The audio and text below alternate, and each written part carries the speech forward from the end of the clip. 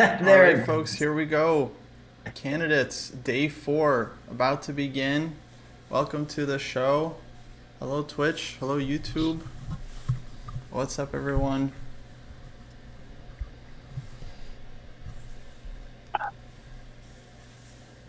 We are So, in boss, for another day of um, excitement. yeah, for sure. So when I left I think things are yesterday, just going to get crazier and crazier.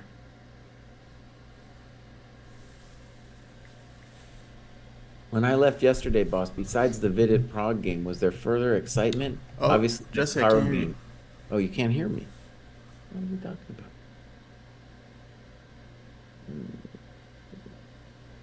What do you mean you can't hear me? Should be able to hear me, boss. Ba, ba, ba. Yeah, you should be able to hear Oh, me. wait. No, you're fine, Jesse. Hold on. Yeah. It's my fault. Um, He oh, was just tuning me out. yes. That's all. This issue with Mitch. Okay, now we should be good. Oh, okay, Apologies. cool. Nope, no problem. So, besides the drama in the Vidit Prague game, which was like game of the tournament so far, was there other stuff? Obviously, Naka's game was dumb, but was there more drama in the other games, or it is pretty basic? Well, Gukesh actually had a big advantage against Nepo. Like, Mhm. uh, like serious advantage. But he kind of let it slip. David was disappointed. Actually, it was this whole thing yesterday. We had this big argument where I thought Gukesh is going to trade rooks, and then David and Eugene were saying that he shouldn't trade rooks, and then Uh-huh. he traded rooks. But they were probably right. That probably gave away a lot of his winning chances. Yeah, I'm looking at that position. Yeah, looked I really mean, nice. I would say that's an advantage to white, but it's not like it's crushing or nothing, you know? Mm-hmm. Yeah. Abdul is still mad about Rook D1. Look at Rook D1. Is it really? I mean, it's the thing is, if you don't play Rook D1, you still have to come up with a plan.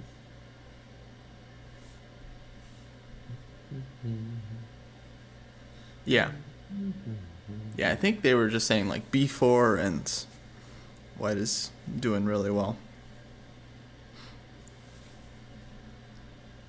Well, I can imagine thinking that White's doing pretty well even after Rook D1. Yeah.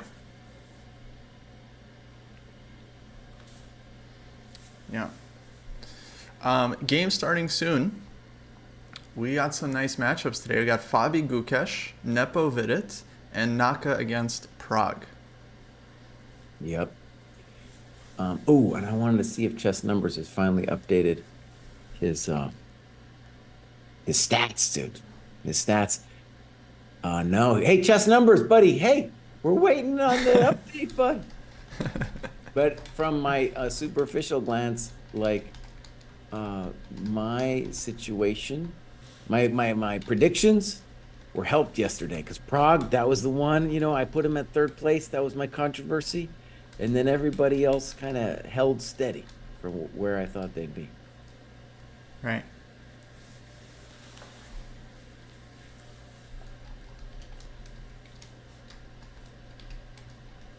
I don't really care too much about being right. I just want to be more right than you and David. That's all.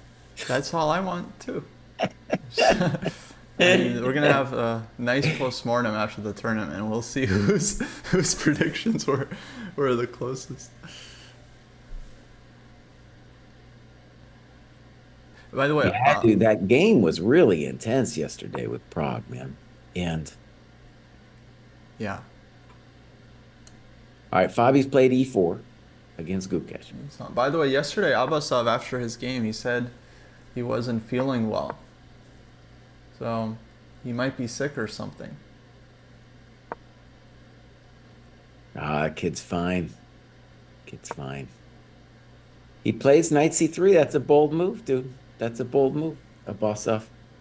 Allowing bishop B4 equality for black. Ooh, Queen C2, there it comes. All Oh, right, Queen this C2. Here we this will go. be fun. This will be a rich game. Maybe. What We'll do you see mean, what. baby? Well, Queen C2 Nimzos are like. They often lead to these lines where either black makes a draw or black is like worse. Oh no, So, I think black has so many good moves here. You can play D6, you can play D5, you can castle, you can play B6. There's yeah. so many ways to play this position. Yeah, but you've seen all these like Naka Wesley So games, right? Like Queen C2, Castles E4, and then they make like a million draws from there, like Mamedyarov and all these guys. All I know is that that's not my, I mean, at chump GM level, I just know there's a lot of different moves, and I know having looked at the engine is just like it's a mess. Yeah. But I Um, think it's up to Faruja to determine how much risk he's going to want to take here. So that'll be interesting. Farouja's always taking risks. It's not a question. It's not a question for Farouja, man. That kid's That's fair. insane. That's fair. Now, Fabi continues to play his let's call it the solid attacking setups, dude, that he's been doing so far. It's really weird, right? That he's got 3 out of 4 whites. I mean, yeah, a little strange for me.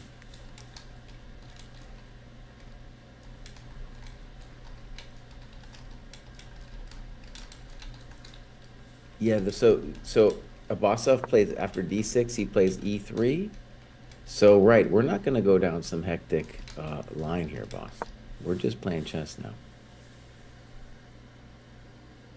A D6, yeah, that's definitely one of like.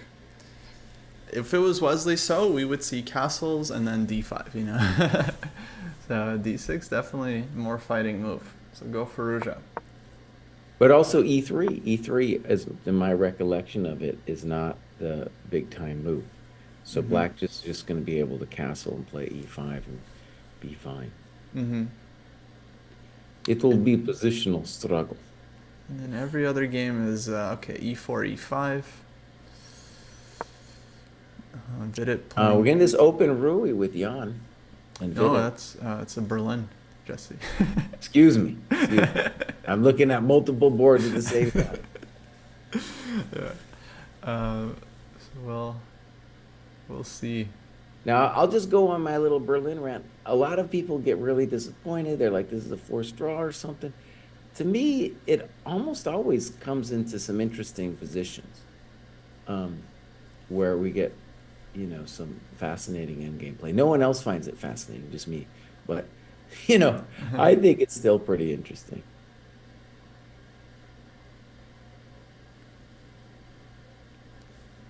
Yeah, well, we'll see. I mean, I'm sure Nepo has something up his sleeve for the Berlin, Yep. going for the end game.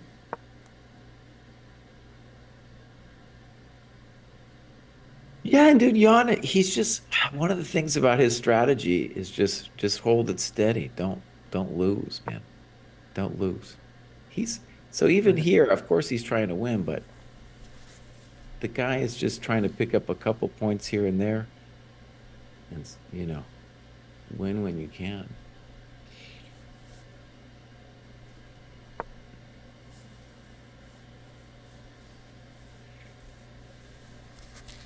Now, Fallujah plays C5, which I know that moves exist, but it's not my intuition of how to play the position.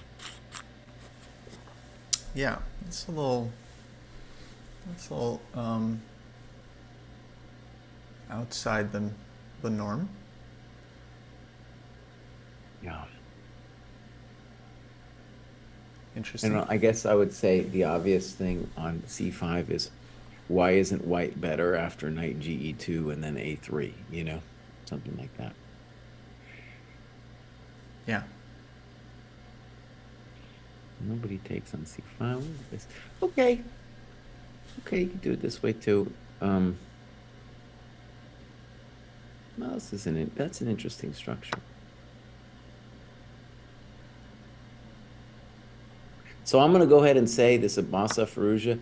You could know a little bit of theory in this position, but really right away we're just playing a game.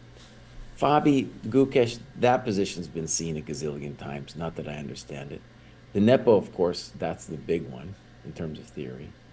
And Naka's position, let's call that very theoretical too, right? Prague doesn't do anything wacky though. No Schliemann today, buddy.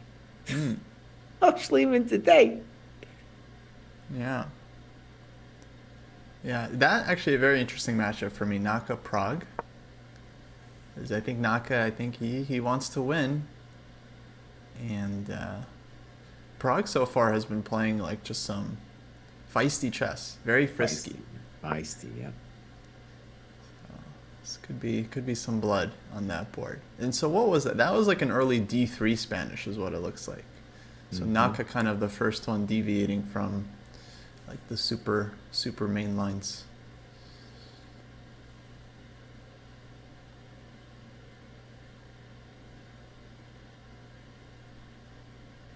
That's fine. I mean, Fabi's basically doing a similar thing here, just with the bishop on c4.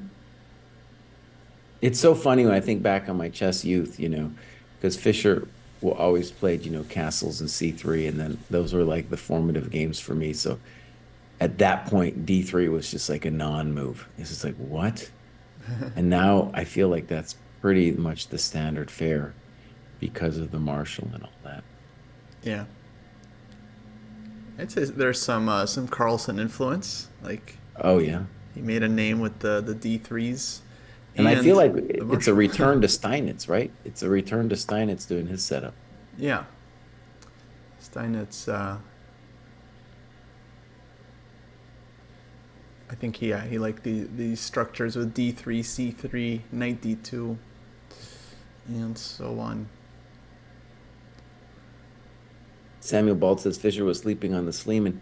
There was some great anecdotes in John Donaldson's book about the Schliemann, and there was these Latvian dudes who were really just going for it in the analysis, and they were up all night trying to refute it and going back and forth, man. And like, it was interesting to me because I've never in any kind of early F5 from Black. I'm like, no, that isn't it. So it's really interesting to me that it's playable. I still don't actually think it's playable, but there you go. Maybe Naka even chose this to be like, well, I know what I'm going to do against your weird Schliemann thing. So now we're just going to get a game and see what else you got. I.e., right? You could say to yourself, well, he had that prepped for the tournament, and he might not have a plan B quite yet available. Right. Sorry, I'm just posting our deal on Twitter because we got the 20% off for the dojo training program, and we forgot to let Twitter know that that's happening.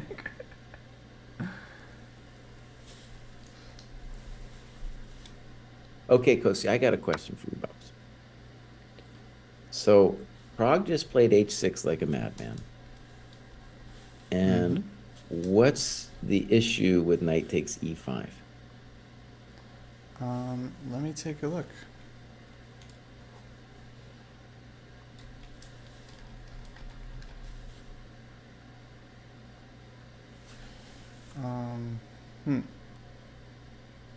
Knight e5. Let's go to Because that Mama board. what's that? Let's go to that board. Let me Yeah. make it bigger. Mama used to say that was a thing in these positions. That's why I thought Black was going to play d6. I don't see any problem with d6 either. What are you doing, Prague? What are you doing, man? I imagine h6 is fine. So you're saying knight e5 right now, and then d4? Right. I mean, this is a line, like in the Archangel and stuff. Black usually goes bishop takes d4, queen d4, and then d6. And I think it's always considered playable. White goes f4, black goes c5. And game continues. I think it's normal. But let's just say this move h6 is not normal. No, come on. The kid is already going on his crazy adventures, dude. What are we saying? I think h6 is normal. I mean, after d6, you have to deal with bishop g5. And Do you really though? You play h6 and then you could even h6 g5 in. no, I mean, I think it's all playable basically. So it's just a matter of taste, as far as I understand. Let me ask you a question. Just in terms, we're involved in this big war over the eval. It's very surprising to me because we've been doing the no eval forever. But how do you feel about me opening up the database and looking at past games? Is I that mean, cheating? no, that's fine. I feel like Okay. that's useful Well, info, right? it's kind of, I mean, it's a little cheating in the sense that, like, for example, Naka has no idea. I don't think Naka's ever thought deeply about the move h6. I'm gonna guess. That's a weird move. Yeah, probably not. He is thinking. No, I think yeah, database is useful. See like who's played what and when. It's all good. There is a question whether Naka would have prepared for the Schliemann, or if you would just assume that Prague is not going to repeat it. I imagine like he at least had some idea of what to play. Like he at least looked at the game Prague Vidit and had some improvement in mind if Prague were to just repeat. Because it'd be foolish not to at least check it. What if Prague does play it again? Then you look like an absolute idiot if you're not ready for it. So I think he probably checked it, but I think he expected Prague to deviate as we all did. Okay, so I want to do a take back. I said that h6 looked weird. It still looks weird to me. However, it is a big time move where Caruana's played, Mamedyarov, Dubov, all kinds of people have played this bizarre h6 move. Mm-hmm.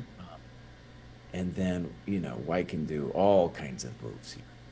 C3, H3, Knight C3, A4, Bishop E3. Loads of things have been played here. And Knight E5 actually scores well, but not too many people have played it. Interesting. The serious people seem to have all played C3, Knight C3, or A4. Now, by the way, this is one of the positions where I feel like when I like am concerned about Naka, not the reason I put him at coming in 5th place or something is like these people have really drilled down not just their openings, but they've been training other parts of their game. And so like Naka has not been doing that. And in the meantime, like Prague is investigating weird moves like H6 and the Schliemann. And yeah, and he's young, so he can remember all that garbage. So it's like at that, do I think Prague's a better player than Naka? They're probably pretty close, but I feel like he has a competitive advantage. It could be true, especially if he's well prepared. Also, I learned something interesting yesterday. So you remember when Vidit, he played knight takes f5 in the opening, and then Prague started thinking, and then he found the sequence with like knight b3 and then d6, which is a very, very strong move. So apparently in that position, the main line for white, which maybe Vidit even knew, instead of taking on f5 is to castle, but that implies a piece sacrifice because then black goes c5 and c4. And so white is committed to sacrificing the bishop on b3. And apparently like that's the critical line of that variation. So it was a very devious choice by Prague because it's like he's kind of banking that Vidit wasn't going to go into the absolute sharpest lines. Mm-hmm. And I think he was right. So I think it was just, absolutely brilliant choice by Prague, maybe Svidler, at least for that game. Yeah.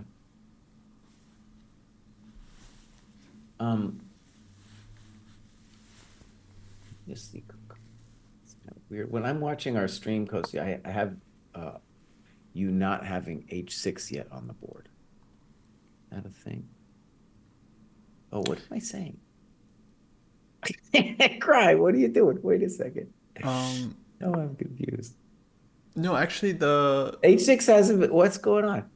Yeah, there's some glitch because there's a glitch. Yeah, we lost like 4 moves that were played. Right. I thought maybe. Yeah. I guess Chess.com just reset. They were like h6. I do a take back. That's too weird. Can't be doing Yeah, h6 a4 it was played, and then now somehow we're. So I think they're like resetting the game, so probably we'll be back to the live position soon. But yeah, it is odd what's happening. Oh, Dosey Dos. I'm a fan of Prague. Of all the Indians, that's my prime dude. Okay, right. They're There we resetting go. it. And a4, rook b8, bishop e3. Yeah, makes some sense. Bishop e3. So is this still following some games? Well, I know, let's see. I know a4 was played a bunch. And then rook b8 was a main. And then bishop e3 is played in 5 games, but just by chumps. Nobody serious had played bishop e3. But bishop e3 makes some sense to me. Yeah. You know. Yeah, typical idea to try to open up the F file for White's rook. Kenny Gray in the chat saying they were there round 2 in person. Kenny, what's the vibe like? Are there a lot of spectators? Is there a lot of interest? Very curious.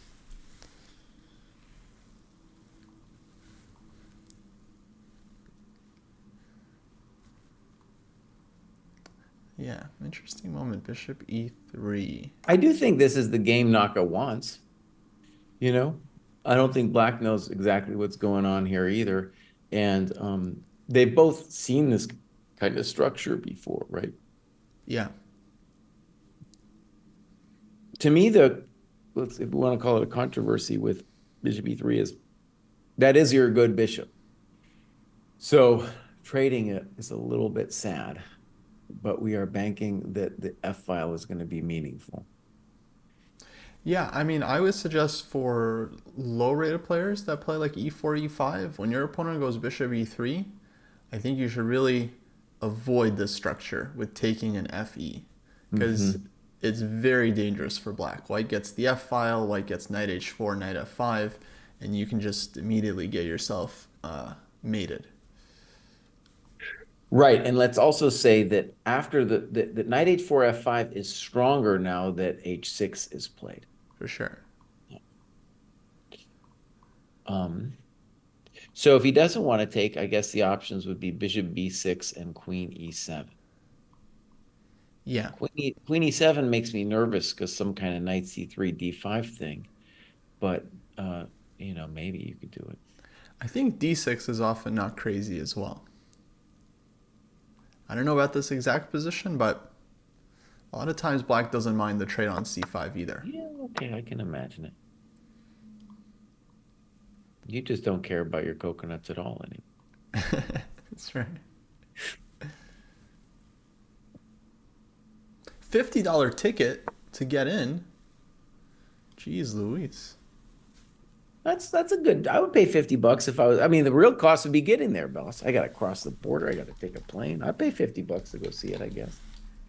But let me ask you something though. When you say $50 to go see it, does that mean you get to go stand in that little gallery above and like spit loogies down onto him? I think that's what you get. Yeah. Yeah. Well, that's pretty good, man. That might be VIP though, is what Samuel's saying. VIP experience.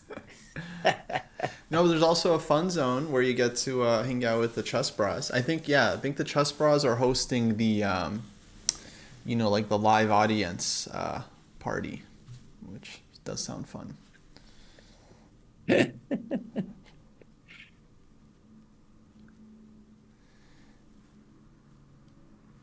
Well, this is going to be fun. I think this Prague game is going to be good. Maybe your weird d6 move. Mm-hmm. Abasov looks like he has a just lame-o game again. Let's go check in on that briefly. Coach just said yesterday that I'm not allowed to hate on Abasov, and I think I'm allowed to hate, dude. This is his big chance, and he's playing weenie moves. You're allowed to hate. You're allowed to hate, but I just feel like the fans aren't allowed to hate. I mean, they're going to. The fans are always allowed to hate, but I just think like people have no idea how hard it is to play at this level, and to play in a tournament where you're the guppy and everyone is a shark. And it's not even like it's not even close. It's not like he just happens to be the lowest rated. He's the lowest rated by far. You know, I mean, everyone is looking at him and salivating for for his points.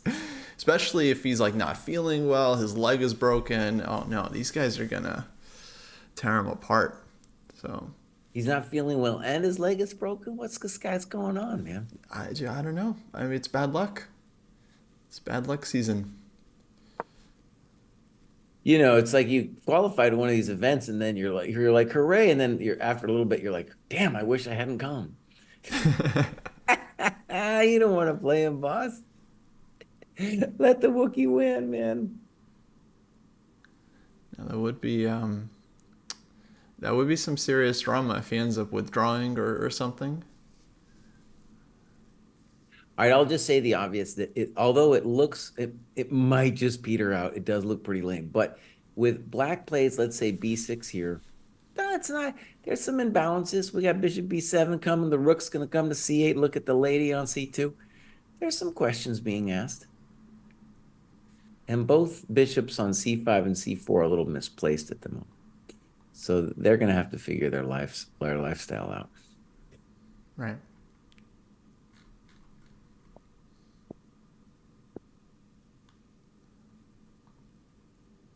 No, Basov isn't playing E4. If he's going to play E4, it would have been on the last.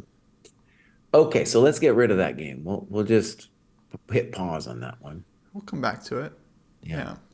And maybe Fabi's game here, boss, you could tell me what you think is happening. We also had a bishop E6 / bishop E3 idea here. Now, take us through it, man. You're the expert. Well, Italian game, C3, A4. All looks pretty normal to me. B4, bishop E6, takes, queen C2. Okay, my understanding of these positions is that this is the new way of playing the Italian, popularized in the last several years. Actually, the first guy I think to really play this consistently was Wesley So. And then, of course, everyone started playing it as well. Magnus, Levon, Fabi, and so on. And I guess what they figured out is that White doesn't necessarily have to only play on the king side in the Italian game, like with this classic plan of rook e1, knight f1, knight g3, knight f5, and so on. But White can also play on the queen side and prepare ideas like b4, b5, and one day push the d pawn to d4 and see some space, see some pressure, and really put the squeeze on black. But in general, it's very solid. Very, very solid.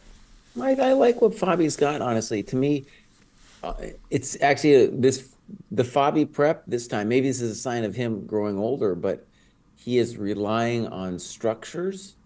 And I'm sure he's still got deep prep, but like this is just a structure the same way he's playing the Rosalimo D3, E4 structure.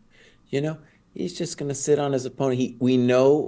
I feel like we know that we're going to get an interesting middle game from this where White is going to have attacking chances, both with knight c4, b5 ideas, and then also some kind of tickle on the king side. So, and Black's got a lot of choices here. Like, do you feel lucky and you want to play d5? Do you want to fix your rook on e6? There's some questions. Yeah, I think d5, queen d7, rook d8 is kind of the plan in some order. Right. Maybe rook back to e8. And with this one, I really believe like it's about plans. It's not about memorizing. Because as Kosi just said, Black can do all kinds of stuff here. Yeah. So Fabi hasn't really spent any time at all. Gukesh, though, he's already tanking. And I'm wondering what the nuance here is. Because queen c2 from Fabi, I think, is a very normal move. I don't think Fabi has done anything that hasn't been seen like 50 times in the last couple of years. But maybe Gukesh is not like 100% clear on this position, and yeah, he's starting to think on his own a bit. Well, honestly, he thought on move 8. He started thinking right there, 6 minutes. Then move 9, he thought a little bit. Bishop e6, he thought a little bit, and now he's tanking. Yeah. And as we've seen, man, we're gonna get some interesting tie pressure. But Ghost, you don't like it. This time control, but I gotta say, it's kind of spicy. It is spicy. It is leading to some results, that's for sure. That's for sure.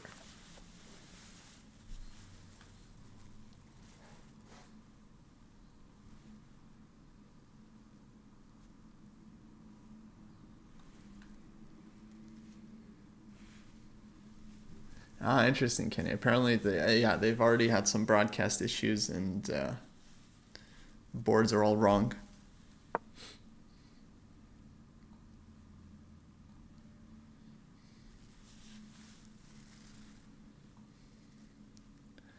Queen C2. Yeah, to me it looks like the women have much more interesting openings today.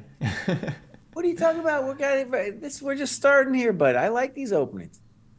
Except for a boss off, dude. And maybe, who knows what's the boss off with his broken leg and broken head, but these other games I like. Really, I don't love all the E4, E5 stuff. I just feel like it's, I don't know, played out. But maybe that's just me. Why don't we go to your the position you hate so badly, and which is the Berlin, and let's just talk through it a little bit, and I'll do a check on, how much it's been played or yada yada. So, by the way, so I'm gonna I am a minority opinion in that I think the Berlin is amazing. I really do. I've thought about playing E4, E5 just so I could get the Berlin. I think it's an amazingly interesting position. King is hanging out there. We're banking on the light square bishop. All kinds of dirty tricks can go down. And in fact, what I'm seeing here, knight H2, is apparently, Jesse February is here, is apparently a new move. Oh, interesting.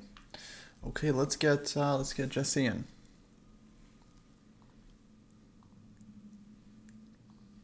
While she's coming in, I'll say, Hi. hi, Hello. Jesse. Welcome. How's it going? Hi, Jesse. Hi, Kostya. Dude, is Oh, this I the first love your time setup. we've had both Jessies on the stream? We had chess talks once upon a time, if you remember, when Yeah. I had a very poor setup and I just kept disconnecting. That was the highlight of my chess career. It was with CoChess, I think. Right. Oh, Right. yeah, the dreaded co-chess. Yep. The Yes. classic Well, bastard. I don't know about the dreaded part, past. but yeah. How are you? All right. I love your setup there. You got a guitar, two guitars. Yes, I've got a uke and a guitar. And what does Heimish mean? Oh, Hamish is the house plant. So that's Hamish on the side there. Oh, okay. And then we have a Nice. fake plant, Imposter, Uh-huh. and then Yeah. the original planty McPlant face over here. Oh, Yeah, they okay. all have names. Nice. I don't know if stream can see that. I should set up as well. Da, da, da, da, da.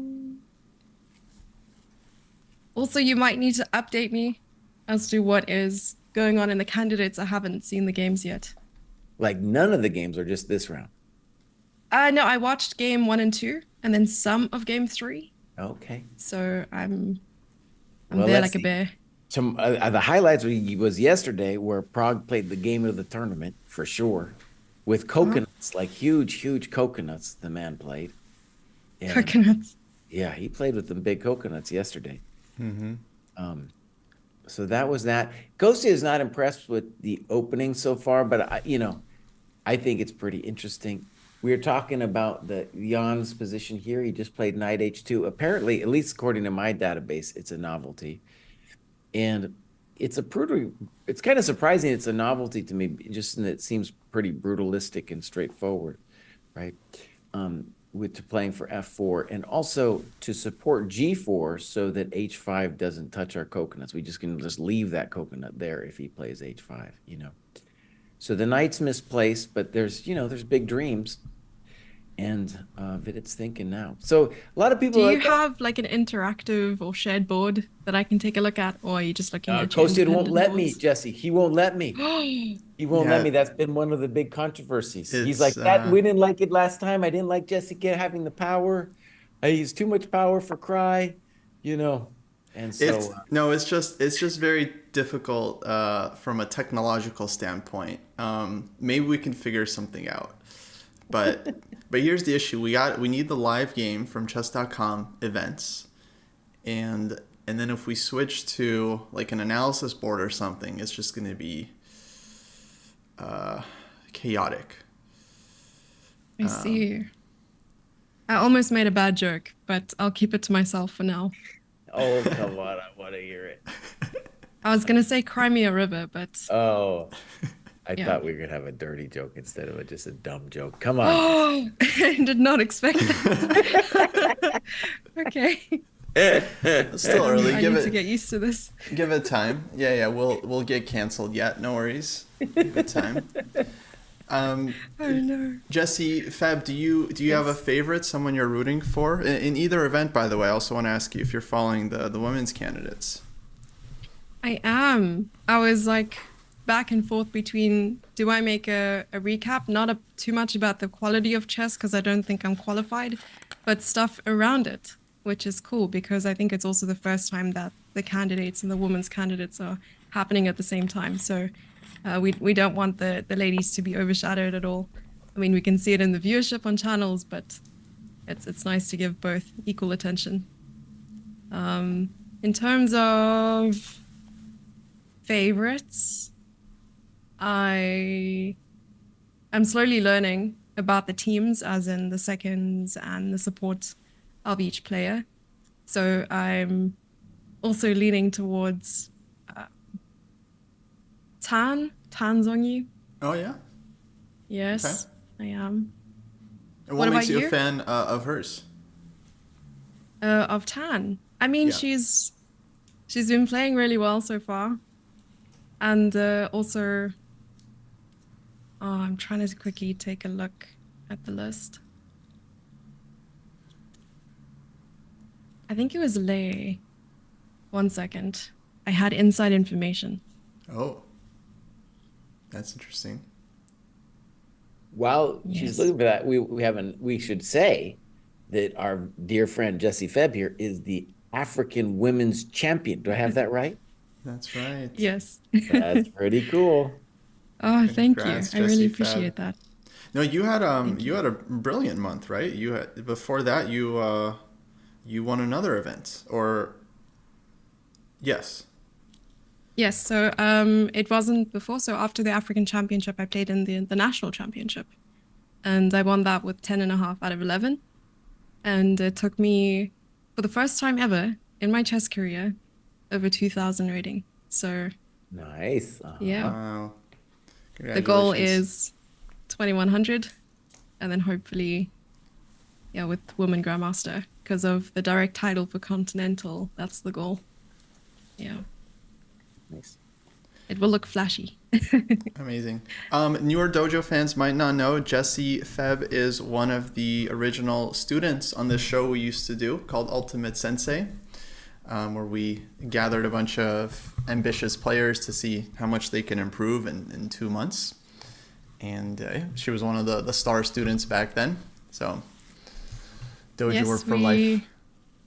Yes, we had some amazing coaching, and then we competed. But the competition, I think, was very nerve-wracking. Like there was a lot to take in there, and I'm Oh, yeah. hoping that hopefully with the next edition, I can be a part of it somehow, either as a commentator or a participant or a coach, just putting my feelers out there. Oh, absolutely. Absolutely. Actually, yeah, we had your coach on yesterday, Eugene Perlstein. He joined the broadcast. Amazing. So Okay. cool. Oh, he was joining for commentary. That's awesome. Yes. Wait, you gave us your favorite in the women's, and who are you rooting for the boys? Oh no. Let's see. I have to take a look at the list again. At first I was like Gukesh all the way. because he's young, he's well prepared, he has a good team behind him. And I mean, in the first game, he was already playing. I think it was I can't remember. I think I was watching a stream at the time as well, discussing Rook A2, Rook D2. Right. That was Gukesh. Yeah, good cash. But I think that out of all the players I think stand a chance of actually winning maybe Fabi or Jan. And I know that in the interview recently, Hikaru said that if he doesn't win, he would like Fabi to win. So that'd be interesting. What about you? What is your take?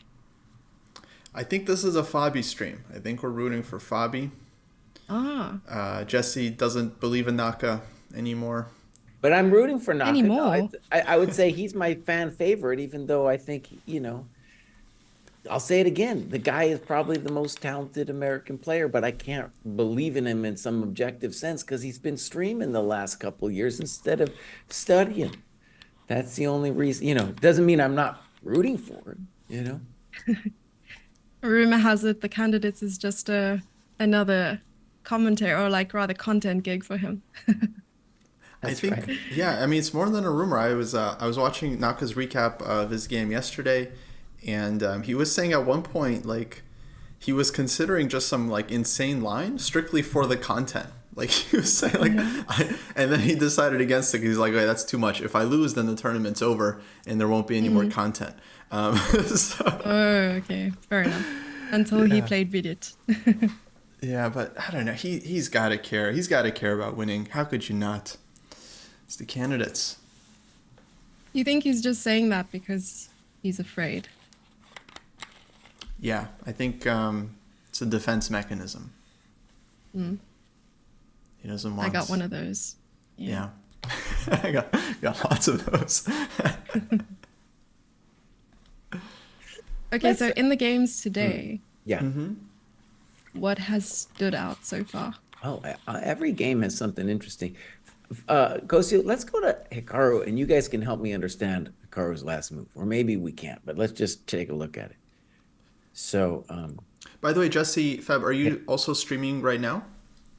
Yes, sorry, I've been a little distracted because I was doing my overlay, but now it's all sorted, so you have my undivided attention. No, you're all good. So I think the way we can try to, because we want both chats to be able to follow. So basically, we'll just be very clear about what game we're looking at, and then we can try to switch. And usually I'm just staying on the live position for the fans to see, and then if Jesse or David's on here, if they give some analysis, I put it on the board or I make some arrows. But we'll just try to be very clear about following the same game in the same position.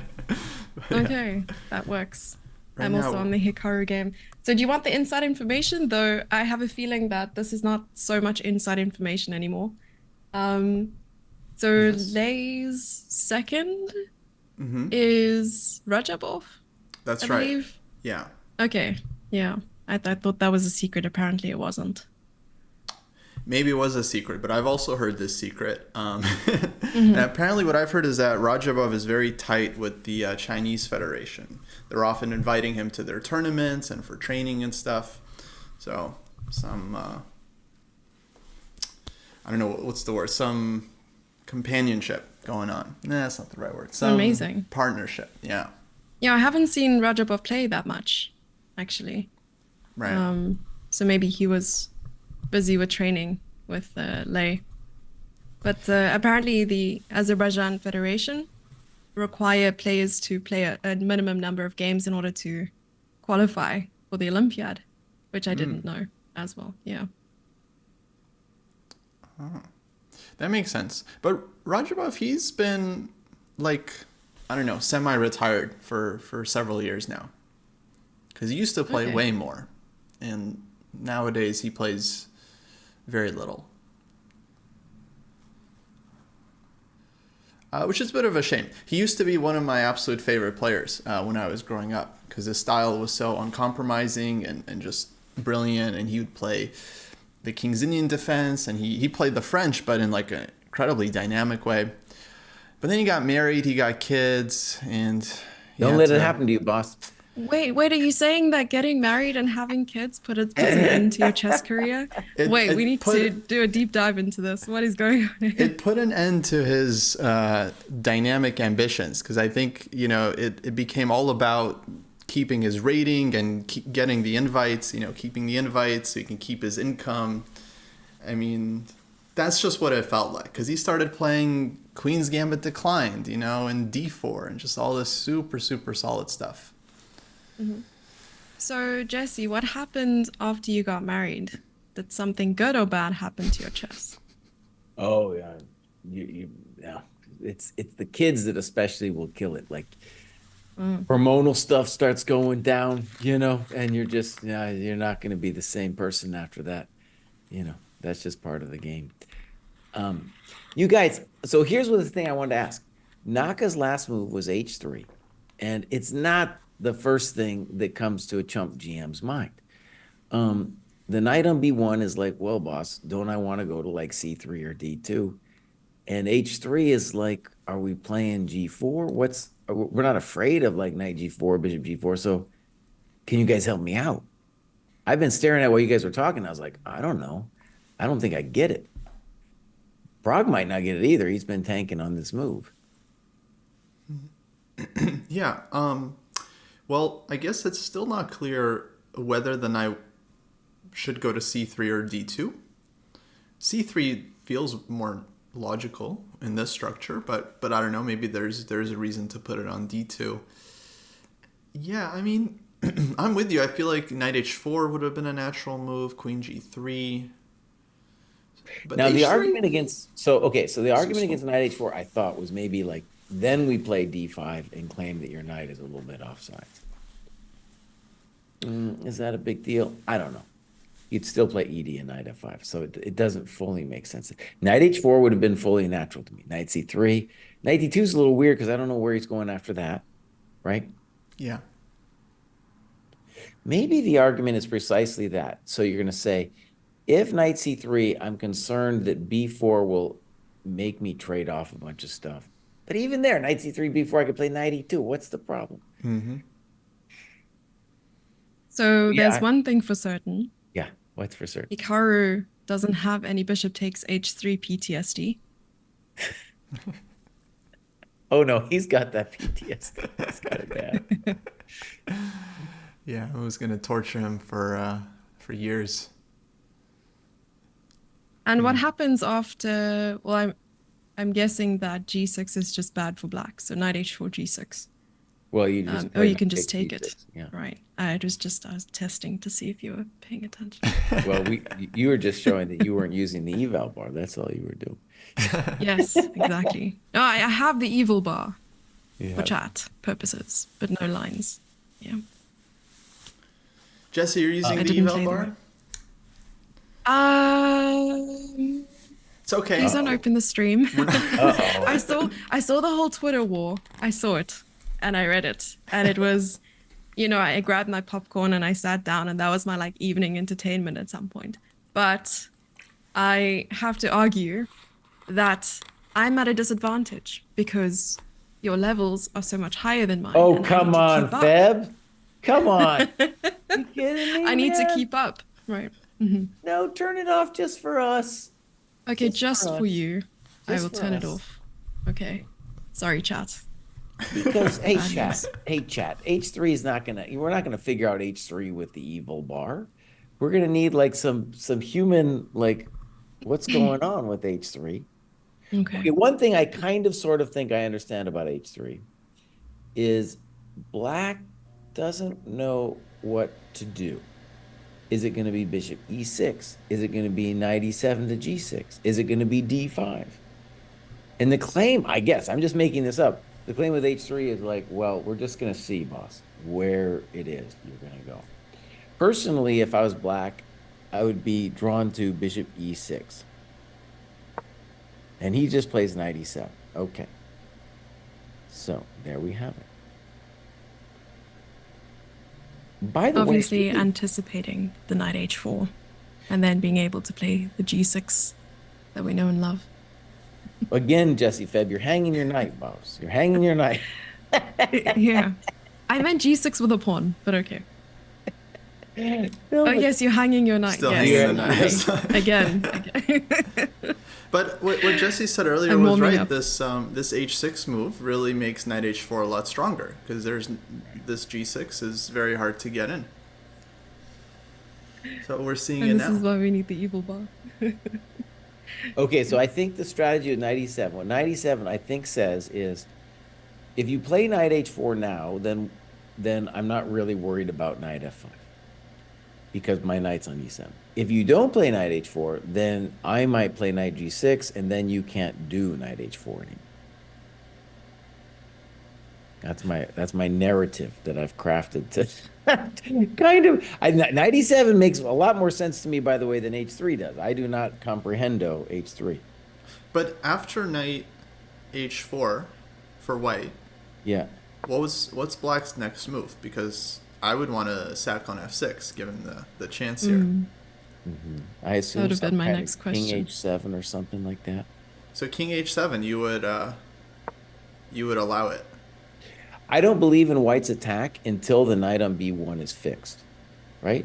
If the knight on b1 somehow got over there, then I would be worried for black. But let's just say the big question for white now is like, well, how does this knight get itself involved? And why was h3 played? Like, knights, like now, I still don't know why you wouldn't play knight c3. I'm with you. Knight c3 feels like the most logical move.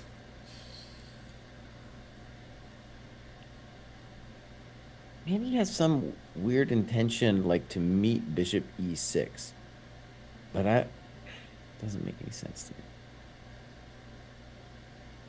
Like I don't see an extra option for us in meeting bishop e6 that knight c3 precludes.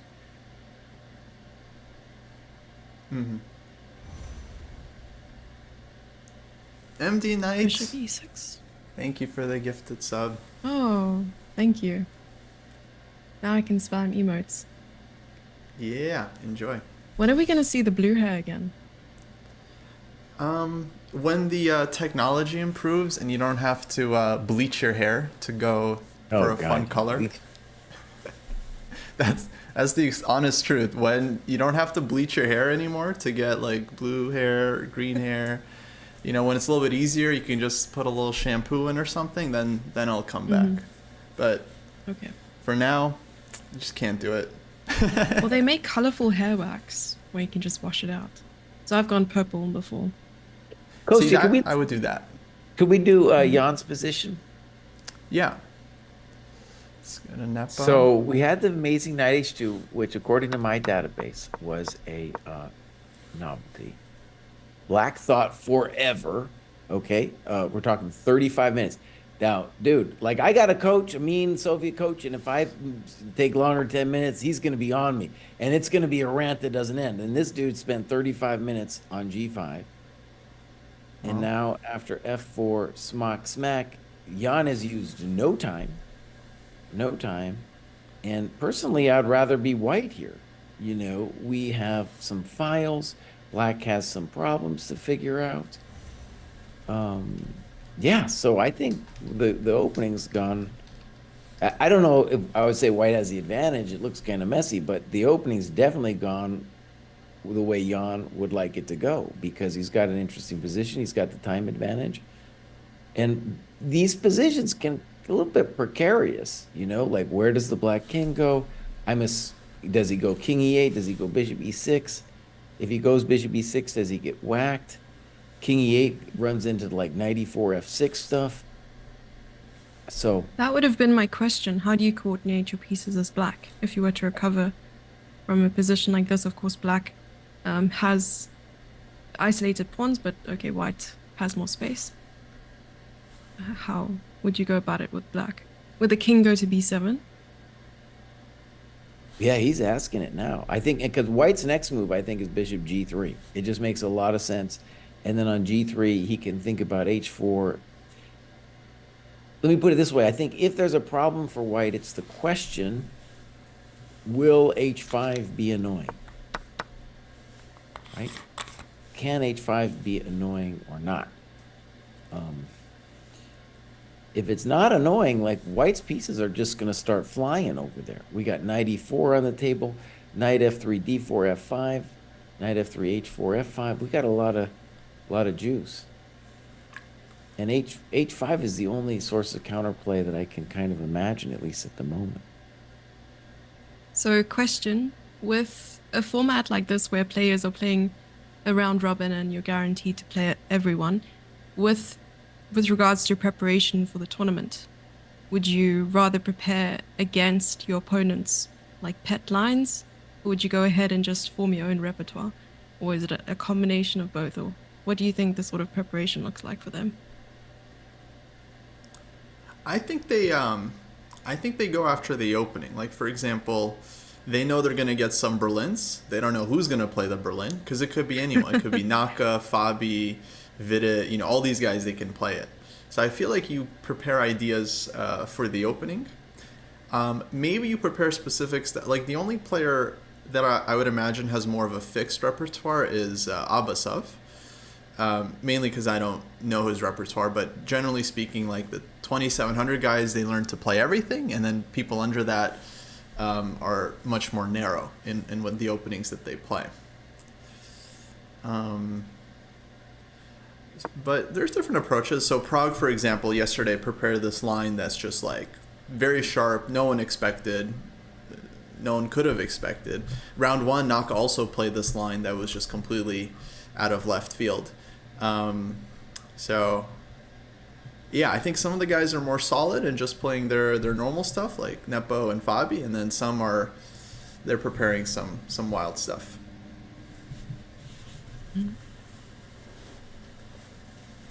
Yeah, and Jan, I think, is really like one of the reasons he's more dangerous here than in other events is he's got like a team using hectic supercomputers, and I don't think he plays his fancy repertoire except here.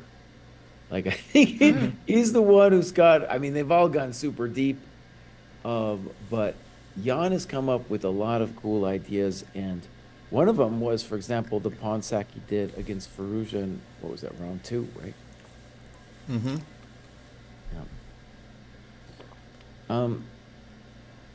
Yeah, I don't think he's going to play his knight to f3 and then, d4 and then b3 and then c5 and all the rest in the candidates. I mean, that was some super well-prepared line to get such a quick draw against Dubov. The World Rapid and Blitz. Yes, sorry, Yes. I pushed time. Yeah, that game was brilliant. Probably we won't see it. Yeah. How about we bounce to the Abasov game? Maybe Abasov at least has been posed a question. Yeah. And with this question, it's not like his coconuts are getting touched, but there's a faint hint of a tickle on the horizon here with knight takes c5. So can I quickly ask, what are coconuts in this context? We had a lot of questions about that yesterday. People were asking, is that Jesse's ego? Is it pieces? Is it Okay. squares? So there's kind of a big debate yesterday about the exact nature of coconuts. And in this Because case, you should not leave it up to my imagination. yeah. In this case, it's the questions for white are like, am I afraid of bishop f3? Am I afraid of the light square bishop? How do I resolve it? Like, let's say you play rook d1, knight d3, rook d3 here. Well, maybe black's a little bit better there. Maybe. By all means, I think black has to be happy with the setup. Now, also we should say that implicit in this is that Firouzja is sacking a pawn because white could play bishop h7, knight h7, queen c5. Though, to me, that looks like really good compensation for black with rook c8 after that. Yeah. And if I'm really craving the evil bar or lines right now, so Don't do it. yeah, I'm having withdrawal symptoms. It's a tough time. Actually, let me just say, this is a great position to talk about why the eval bar doesn't help, because If you don't have the eval bar, you can just sink yourself into a Bossov shoes and start thinking like, oh, did the game just go bad for me? Because bishop e2, you want to preserve your bishop. Rook c8, we know you're worse. Just there's black's pieces are all over your face. You're not lost or anything, right? Bishop h7, knight h7, queen c5. Well, you got to wonder about that. Who knows what the eval bar would say? But from a human perspective, you look at that, unless you find something right away, you're going to be like, oh, dude, that wasn't for me. You know, that wasn't for me. And then we have just a simple development problem all of a sudden for white. And this I mean, queen I'm seeing c2, the queen. Go Sorry, ahead. I'm seeing the queen go all the way to h5. So if rook c8 after all of that, so bishop h7, knight h7, Yeah. queen c5, rook c8. Mhm. I'm assuming Mm-hmm. queen h5, unless you take on f3 first with black, No, we'll leave it. but We'll you leave wouldn't give the bishop I mean, we can think about it later, but let's just put your queen on h5 and stare at it. h5, because now there's bishop b2. Like, I'd be scared to give white this kind of pressure on the king, Oh. or even bishop a3. I don't know. Well, I know 95. black's got a lot of moves. Rook c2 is a simple one to play. Mm. We could think about knight f6, of course, too. Well, I think black has good compensation. The other thing that's interesting about this to me is whenever there are opposite color bishops, it means that the side with the initiative is going to have more power than the normal initiative would have simply because of black creates initiative on the light squares. Black will just be like, sorry, buddy, because you don't have any pieces on the light squares. So, for example, in this position, right away, knight f6, e4 is another tantalizing option where I've got knight c3 on the horizon. Yeah, so that also looks tantalizing. So are you reading chats, or is that closely linked to looking at the evil bar? We have so much going on in chat. So I just want to apologize to chat right away. Sometimes I read the thing, okay, but there's chat in YouTube and there's chat in Twitch, so I don't always get to it, okay? And I'm obsessed with the games. I'm obsessed. So I'm just like looking. So I don't always read the chat. I'm Hi, watching the YouTube. chat. I'm watching the chat, and actually, that's the thing about having a non-engine stream is that if something big happens, chat will find a way to let us know. So Okay, I understand. we got enough people Only if you miss watching that it. someone's keeping an eye on everything. Yeah. So when something happens, we're not that late to learning about it. It's at a very helpful chat. They're like, oh, these guys aren't using engines. I'll help them and tell them when the engine says something. Oh, I see. Okay, so chat yeah. says GMs don't check chats. Confirmed. Okay, Jesse doesn't love you. Confirmed. All right. It's not all the time, but I am guilty. And I do several streams during the week, and I'm looking at some position, so it's hard. It's hard to be looking all over the place. Maybe let's go to Jan's position, Kostya. And Jan just played 94, blitzing it out. He's still in his prep with his. So again, Jan came up with this idea of knight h2 f4. Not in my database, not in Vidit's mind either. And blitzing out this 94. But regardless of him being well prepared, is it not in his nature to move fast anyway? He is an impulsive player, and that's been the problem with his why he isn't world champion right now. I remember in one of the conference interviews or post-game interviews, he mentioned how his impulsivity is what caused him to not be able to convert some of his winning positions against Ding. Absolutely. So that's something I'd only learnt when watching the conferences, and then I didn't know that he had played so quickly usually. How do you overcome something like that? It's just mental. Right. Yeah, it's weird because it's also one of the things that makes him extremely strong, because he's able to make very difficult decisions, but without spending a lot of time. That gives him more time later when the game gets really tactical and he needs it to calculate. I think this was critical in his game against Fallujah, actually, because their game was wild and chaotic, And Jan at some point I think had maybe 30 or 40 extra minutes, and then that allowed him to find some precise moves and win an excellent game. So it's kind of like a live by the sword, die by the sword kind of thing.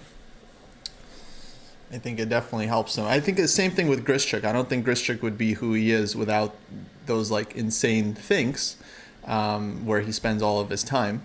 But yeah, people can't help but wonder how good would he be if he could avoid time trouble in at least some of his games.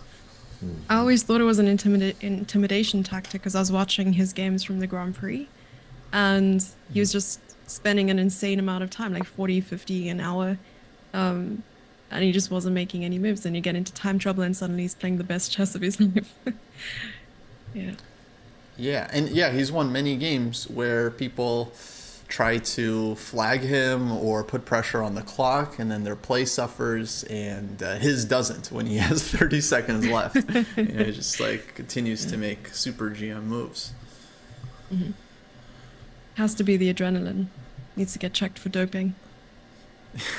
Ostya, let me guess. Let me just try to put a narrative on this position here. So b6 takes away knight c5, enables like a king c8.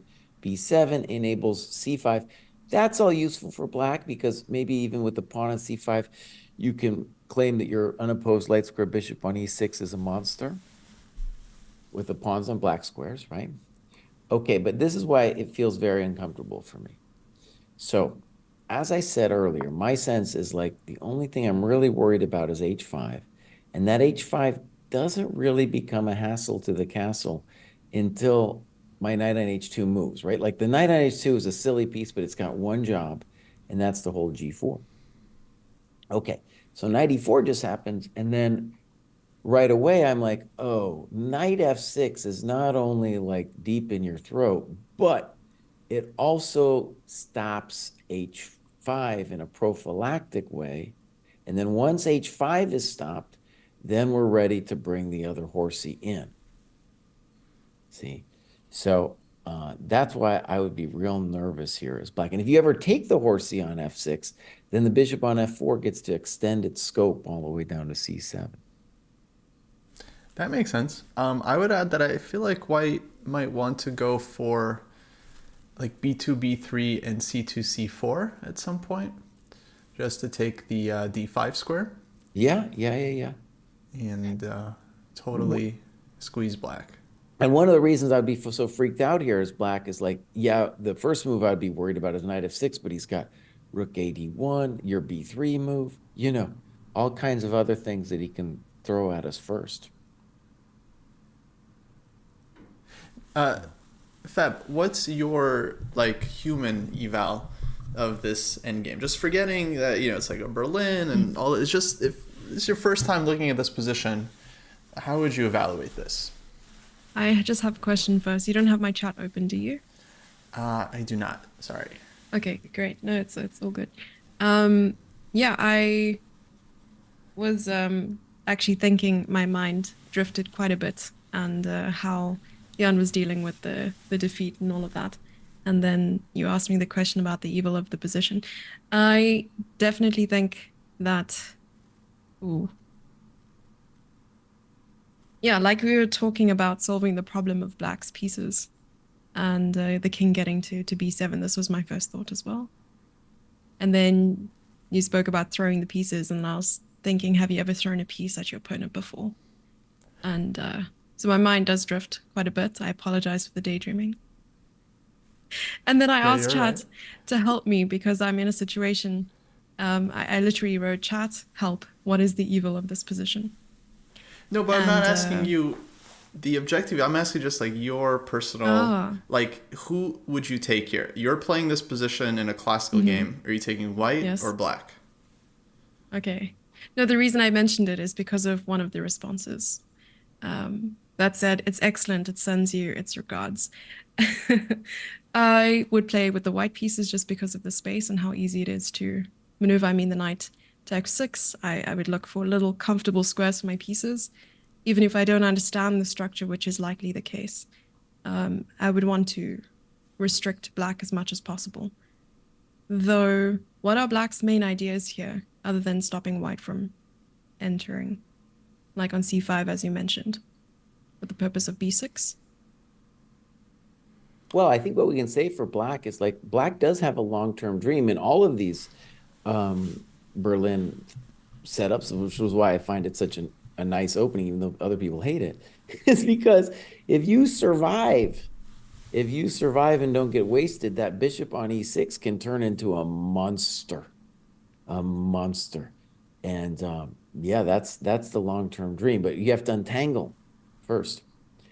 Another nice building move that I was thinking Jan could play here is just bishop g3.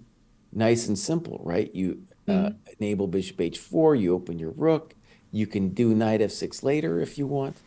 So I feel like he's a little bit spoiled for choice in this position. But if Jan spots Ooh, that this bishop on e6 could be strong, like I was going to mention here, knight f3 to d4, and suddenly you're having problems again. So he just played knight f3. And the reason I was hesitant about that is I was like, well, boss, what's happening? What's happening if Black plays h5 now? So he has some answer to h5, which if there's an answer to h5, it's really bad news for Black, because that means the knight on h5, f3. knight g5? We should talk about that. But if that knight gets active, that was like White's only poor piece. And Jan is like, I'm afraid of h5. By the way, whatever variations we say about h5, the reason it's mildly implausible, right, is because Black just isn't developed yet and is going to be opening up the position and doesn't even ponder it and plays c5 directly. So quickly. So quickly. Yeah. Why? I think c5 is, well, first of all, it's a standard move, and they both somehow understand what the problem with h5 is, even if I don't. Well, with c5, he stops knight d4 immediately. So Vidit was likely anticipating this move. But Jesse Feb, I'm with you. You know, like optically, I'm not a Berlin player from either side. Optically, the position, Black's position doesn't make that much sense to me right now. It just feels like his pieces are scattered, he's uncastled, and White just has all this development.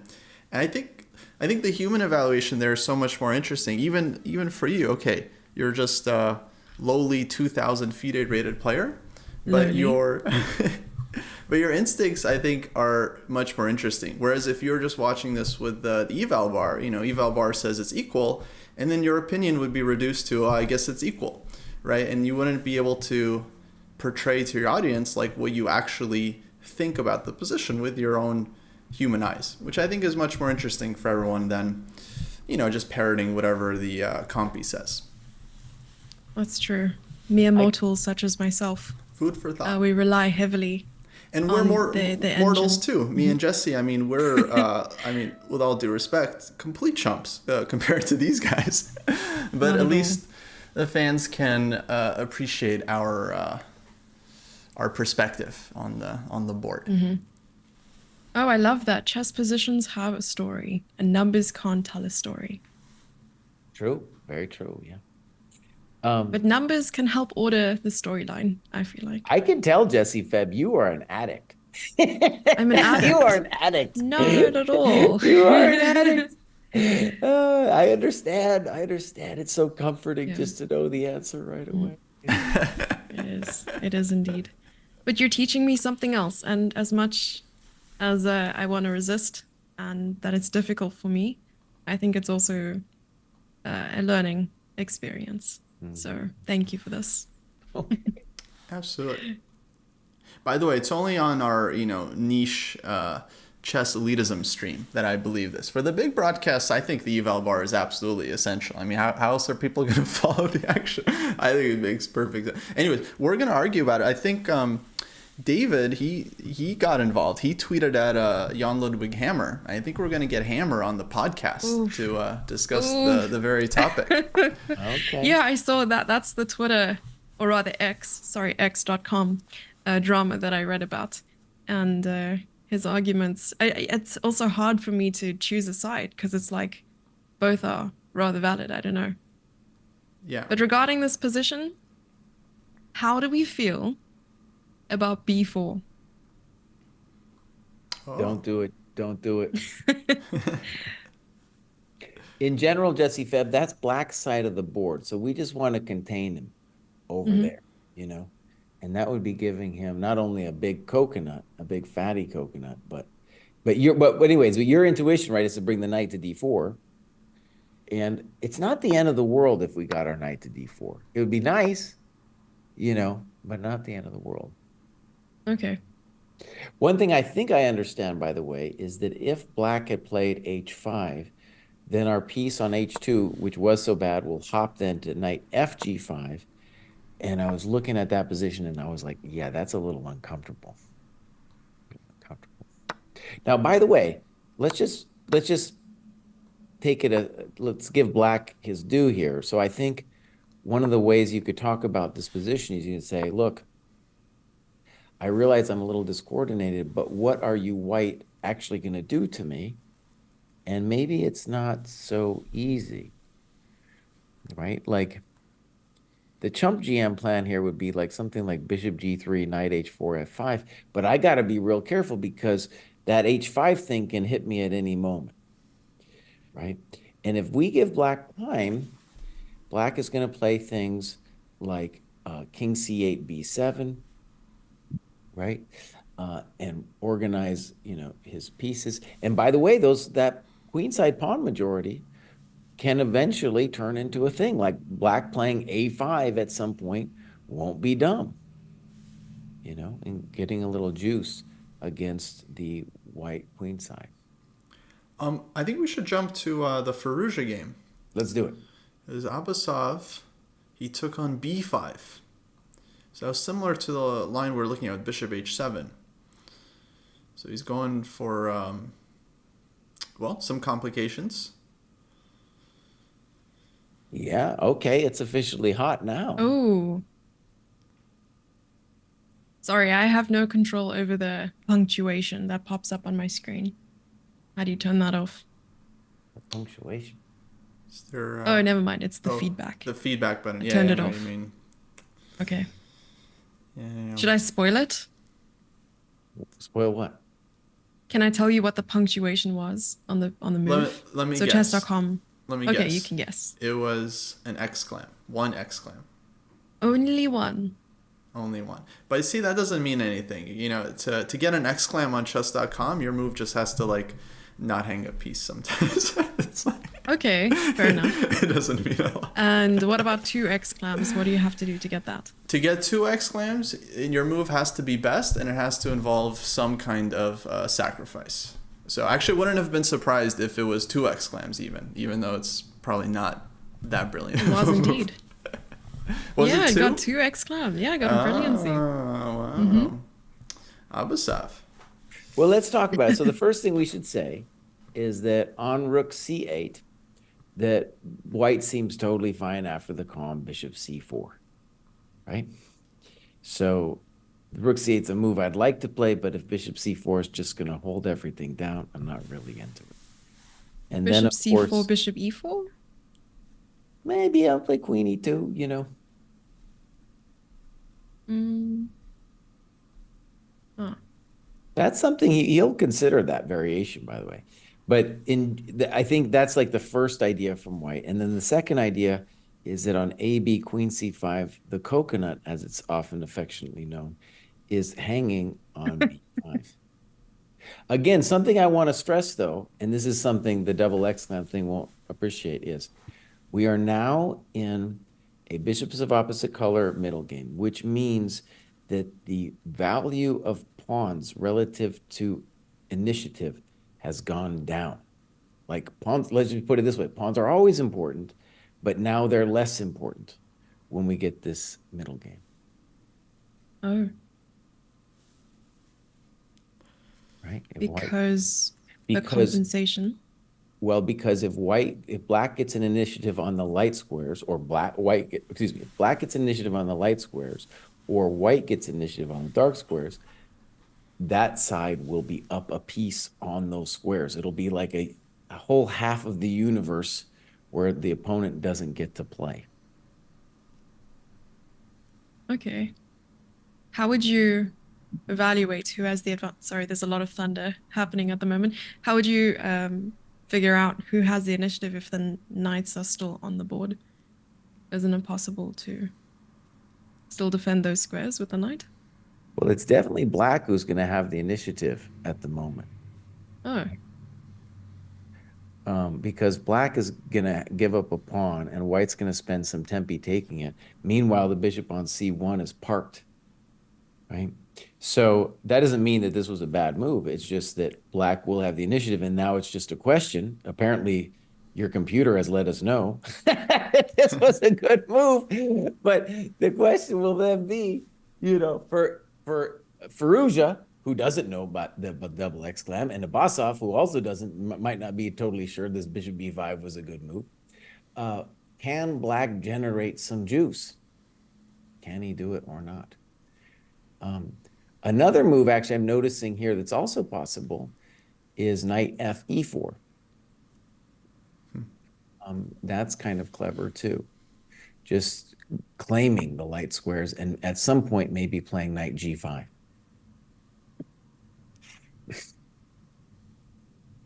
Interesting. Let's go down some lines. Let's say black plays AB. Right. White goes queen takes c5. Mm-hmm. And I was thinking maybe something like queen d3 for black. Okay, makes sense. And yeah, I was trying to think like how much compensation there, because there's definitely some compensation for the pawn.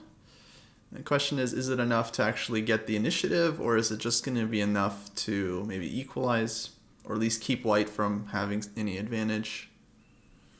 It's always super hard to judge for me. Yeah. Oh, knight b3 played from Firouzja. Holy moly. Firouzja wants some exclams too. That wasn't on my bingo card right there. okay. I quickly checked the feedback. You want to see? It's not cheating. sorry, Jesse. See, you're just apologizing to yourself. That's what it sounds like. Yeah, it's how it sounds in the mirror every day. Okay. I'm sorry, Jesse. So he immediately took back queen takes b3. And we are now anticipating AB. Oh, it's going to be... So it'll still be the same dynamic that we just discussed. Right? But AB white can't actually take the pawn because of bishop a6, right? Right. Ooh, spicy. Yeah, I didn't need the engine for that one. That's There you go, buddy. Then do you play rook d1? That looks normal. Bishop b2 would also be a pretty basic move to play. Mm-hmm. Because the pawn on b5 is weak anyway. Or bishop a3. And then rook d1.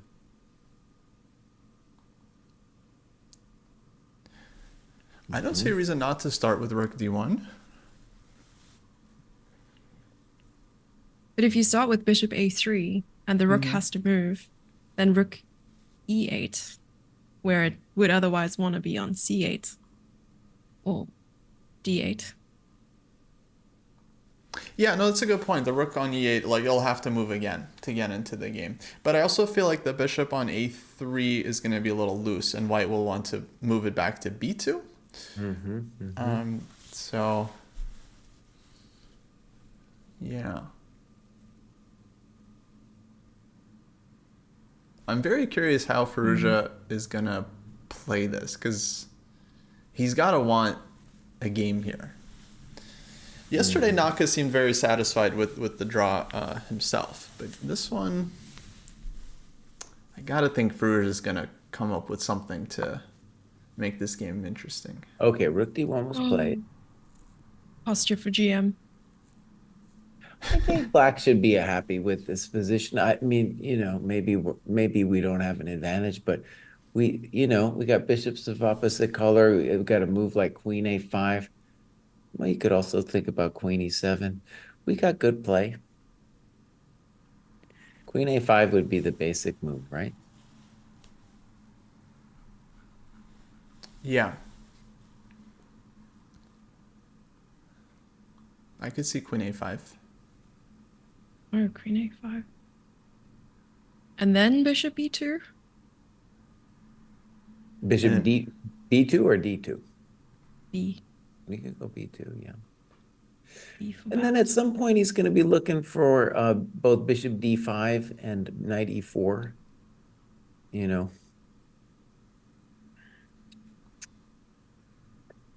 I guess I'd rather be black. well, is black ahead, like in development? Like after queen a5, bishop b2, everything is developed, but it's black to play. Right. So it's almost like he's like a half tempo up. Center pawn. Yeah. Sorry, wrong website.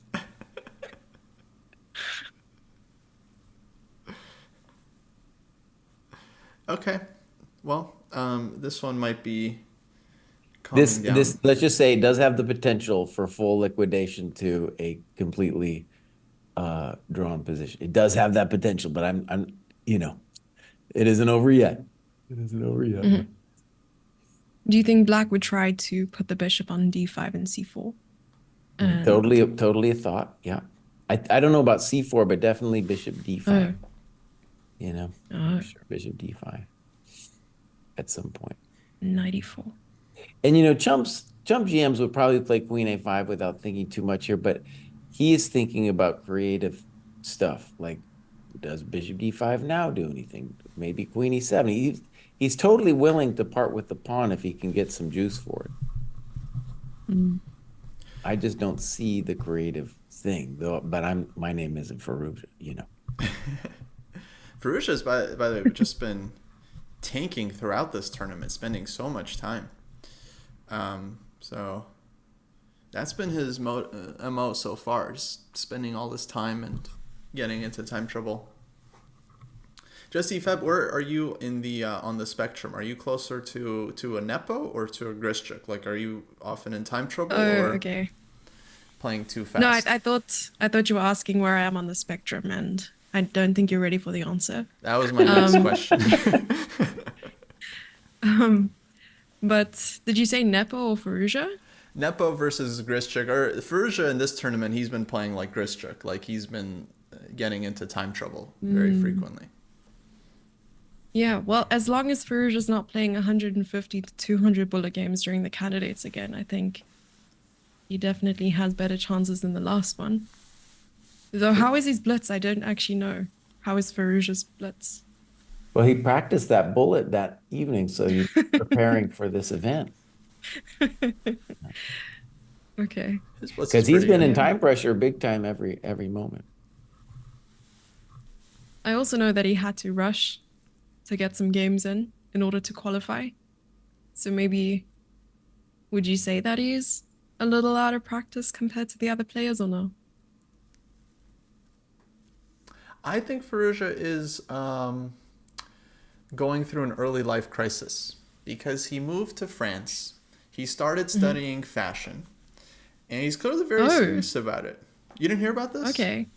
Well, he hasn't bought a Maserati yet, so Not yet. I think we're still safe. He's still young. So for me, it's very much a question of his motivation, because he gave all these interviews where he's like, no, the fashion thing is quite serious.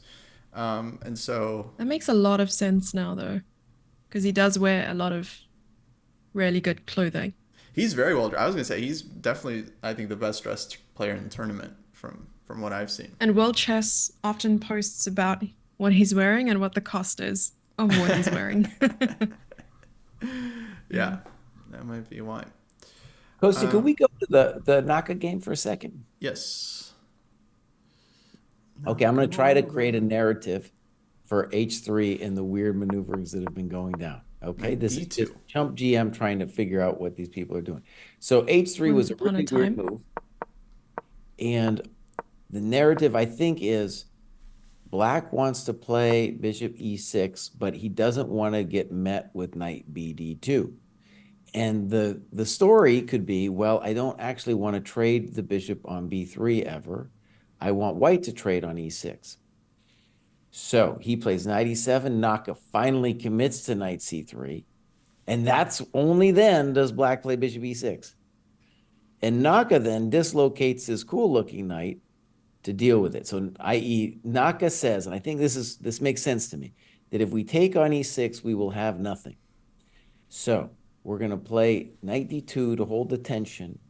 And even though on bishop b3, knight b3, our knight on b3 will be a funky misplaced piece, we will have gotten rid of black's best piece, the bishop, the light square bishop.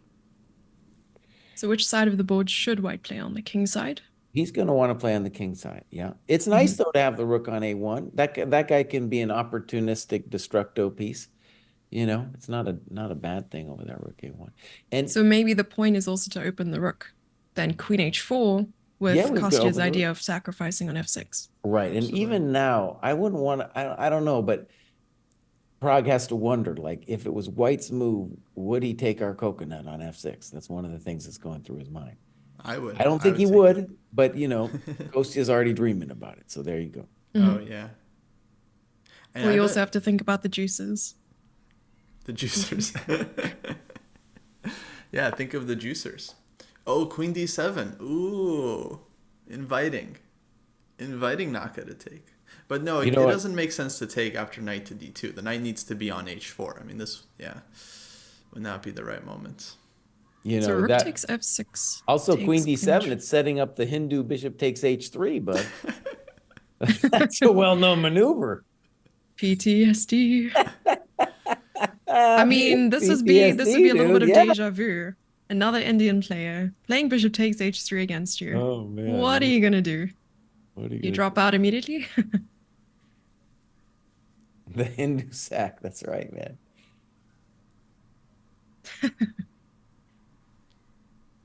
So a sacrifice on h2 or h7 is the Greek gift, and a sacrifice on h3 is the Hindu gift. I think that's what it's going to be renamed to. Yeah. There was the Okay. Greek gift, and now there's the Hindu gift. All right. I think we We just are gonna I think we creating just named it history. right there. Baptized. Yeah, there will be books written about you. That's yeah. Well, not about me, about the Hindu sack. Okay, just for experiment's sake, can we just play this out? I'll take white. Let's say I go rook takes f6. Don't do it, boss. You go gf. I'm gonna go queen h4. How is black? Let's just play a sample game. So We can have to understand. King entertain G7, all King the G7. possibilities to Okay. wake up chat. So king King g7. G7, I'm gonna go rook rook F1. f1. Exactly. Can I just go knight G8 and go to sleep? You can go knight g8. Like rook f3. Rook f3 is interesting for sure. Okay, sorry, I got too excited. No, Continue. let's try it. Rook f3. Yeah, it reminds me of the knight on g8. They'll never be mate. F5? Where's that f8? f5. I didn't know what your threat was, by the way, but I just played F5. My threat is, well, I want a knight f1, knight g3, knight h5, and checkmate. Oh, you're writing a That's a novel, lot. dude. Yeah, that's a lot. Okay, f5 is a good resource. So this is helping me understand like why this sack doesn't just win in every position. At some point, yeah, let me just say, I think if White's knights were closer to the king, if they had, you know, the whole problem of that knight d2, babysitting the bishop b3 trade, is it's not on the attack, right? Okay, how about knight d5? After f5. f5, knight d5. Mm-hmm. He's probably going to play something like f6 just to get that lateral protection. Oh, Okay, yeah, I can see Black's defenses there, but that's starting to make sense to me. All right, so he's probably not going to take on f6 right now. However, we have, you know, I don't know what the rook f6 is called, but we do now have the bishop h3 Hindu sack. But bishop h3 here is not a threat. If it was Black to play, I mean, Naka's way. calculating it, though. I'll tell you that, buddy. nah. Indian By the gift. way, you know, with my little narrative, I want to say Naka took forever on knight d2, 17 minutes. And I get it. It's like, it's not a happy move, but you don't want to take on e6 and you don't want to allow bishop takes, c takes. So that commits the knight on d2 for the foreseeable future to being a babysitter of the exchange on b3, right? Yeah. Also kind of, I think, implies the hope anyway that someday we'll get to play Kostya's rook takes f6 move. You know, whether we can do it or not, I don't call it a hope. There's always hope. There's always hope. So who's running the Chess Dojo live account on Twitch right now? That's David. Is it David? That's Oh, hi, David. David. So he Where suggested are you, EF, buddy? bishop f5, knight takes c7 at the end. And I was thinking knight takes c7 immediately, but that just runs into bishop takes b3. So take the pawn on f5, bishop takes. So this is after f6. Sorry, we're still trying to fight Jesse on this. And then take on c7. Yeah, that's true. F6. I think F6 wasn't accurate, but Black had a lot of moves there. Like C6, for example, maybe would have been a problem.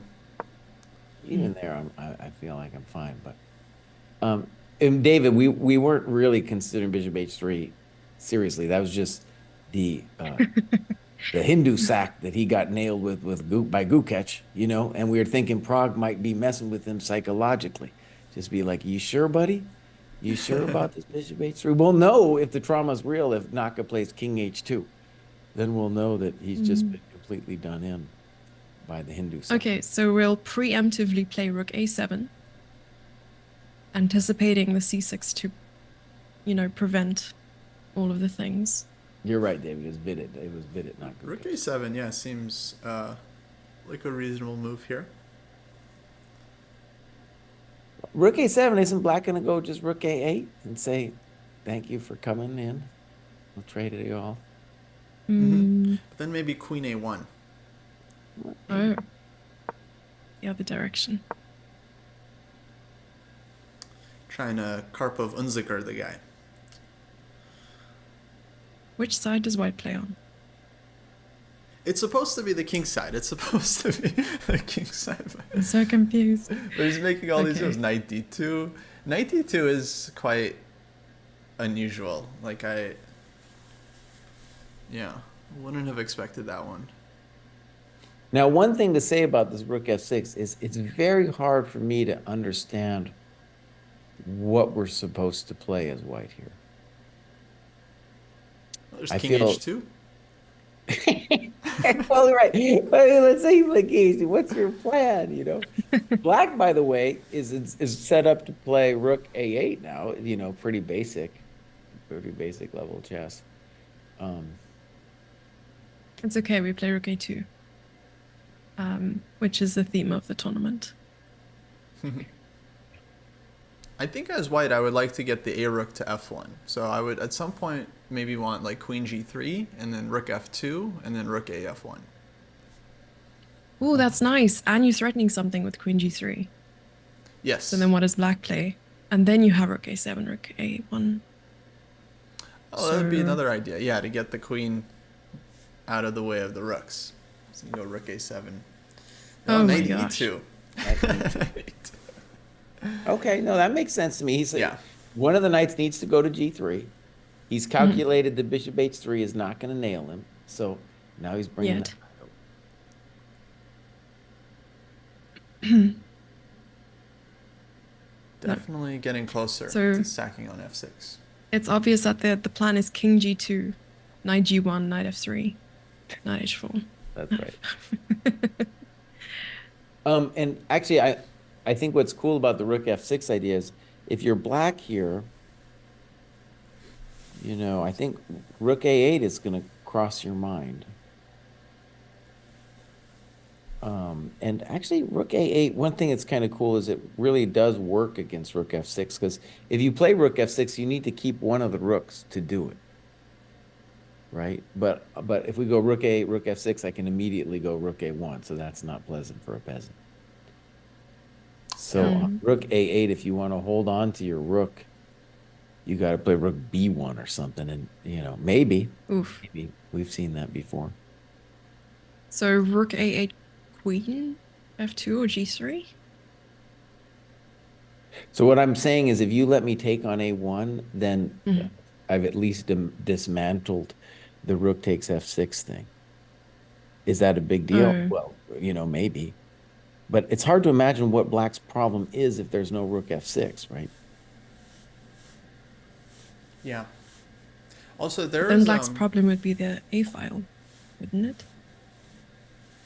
I honestly think if rook a8, that Naka's going to play rook b1. Oh, No trades. sorry, I cut you off, Kostya. oh, no, it's okay. I was gonna say there was a famous game I remember. Maybe not that famous, but uh, several years ago, Magnus had a game against Naka. I think it was in the London Chess Classic. This was years ago. This was before streaming was a thing, Twitch wasn't around. And I remember Magnus rocked Naka with this rook takes f6 sack in Italian game. Very, very similar structure. And he won a brilliant game. I would think Naka has memories from that game, actually, because of how badly he got rocked by Carlsen. Maybe David or someone in the chat remembers this game. But it was a great example of the rook f6 sack. One of these like positional ones where you sack and then there's no like immediate attack. You just bring the pieces in. Queen h4, rook f1, knight g3, and yeah, the kingside collapses. I'm going to watch the Naka recap later to see if he mentions this, because I feel like if He's I was recapping him, his games. he is. Yeah. Oh, yeah, dude. Okay. Wow, the dedication. Yeah, and I heard Naka, he even called out Fabi, and he was saying like the other players should be recapping their vids, their games. Oh. Oh, wow. Okay, but we spoke about the king side and we spoke about the queen side, but what about the center? Center. What about d4? D4 is always like, I would say, a resource in these positions if white needs to, if white wants to create more drama in the position. But I would think he's going to sit on the center for a while. That's kind of one of the nice things about the doubled E pawns, is that even if black goes d5 and tries to trade one off, you always have the second to take its place, which is nice. I mean, you can't play the Spanish and not turn it into a telenovela, so we need the drama. Yeah, I do need the. I think we're going to get it too. I think this game is still. Because these kids, they have no fear. They're not like me. Like, I wouldn't allow rook f6 in any position, because I know half the time it's going to work and I'm going to die. But these kids are so concrete. They're like, oh, if it doesn't work, go ahead. Give me your exchange. I don't care. Thank you You make very it much. sound like you're approaching 40s. He's getting there. He's getting there. Yeah, I'm gone. Rook a8 on the board. Oh, I'm a We GM today, boss. We I'm see a rook GM today. b1. I'm with you, Jesse. I think rook b1 is very Let me possible. just say something about rook b1. So it might not be the engine move, but if white wants to win, I think you got to keep one of the rooks on the board, because without that rook, there's no rook f6. And, the rook b1 also preemptively deals with any kind of rook a2. So the rook could come to a2 and we could just call it a tourist if it gets there, right? And in addition to rook f6, we want ideas like obviously knight g3 f5, but also g4 knight g3 f5 with some juice over there. By the way, the other games are really heating up, and why don't we start with a Basov, boss? Okay. So, as expected, he did not play, Firouzja did not play the chump GM move, queen a5 on move 17. And he went into a little think and played queen c7. This introduces the idea of knight g4, intending bishop takes f3, and with a deep touch to the coconuts, as they say. So on queen takes b5, do you think you want a knight g4? I think that was the intention. Am I 100%? No, but I think that was the intention. Ah, interesting. This guy believed in bishop b2, and now... No, there's rook d7, Jesse. Right? Well, okay, let's try to figure it out then. Yeah, I mean, it was a pawn was up for grabs, and the dude did not take it.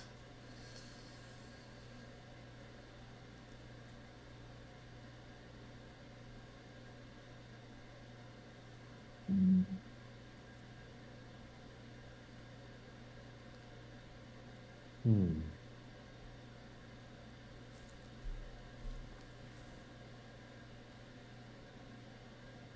Bishop a6.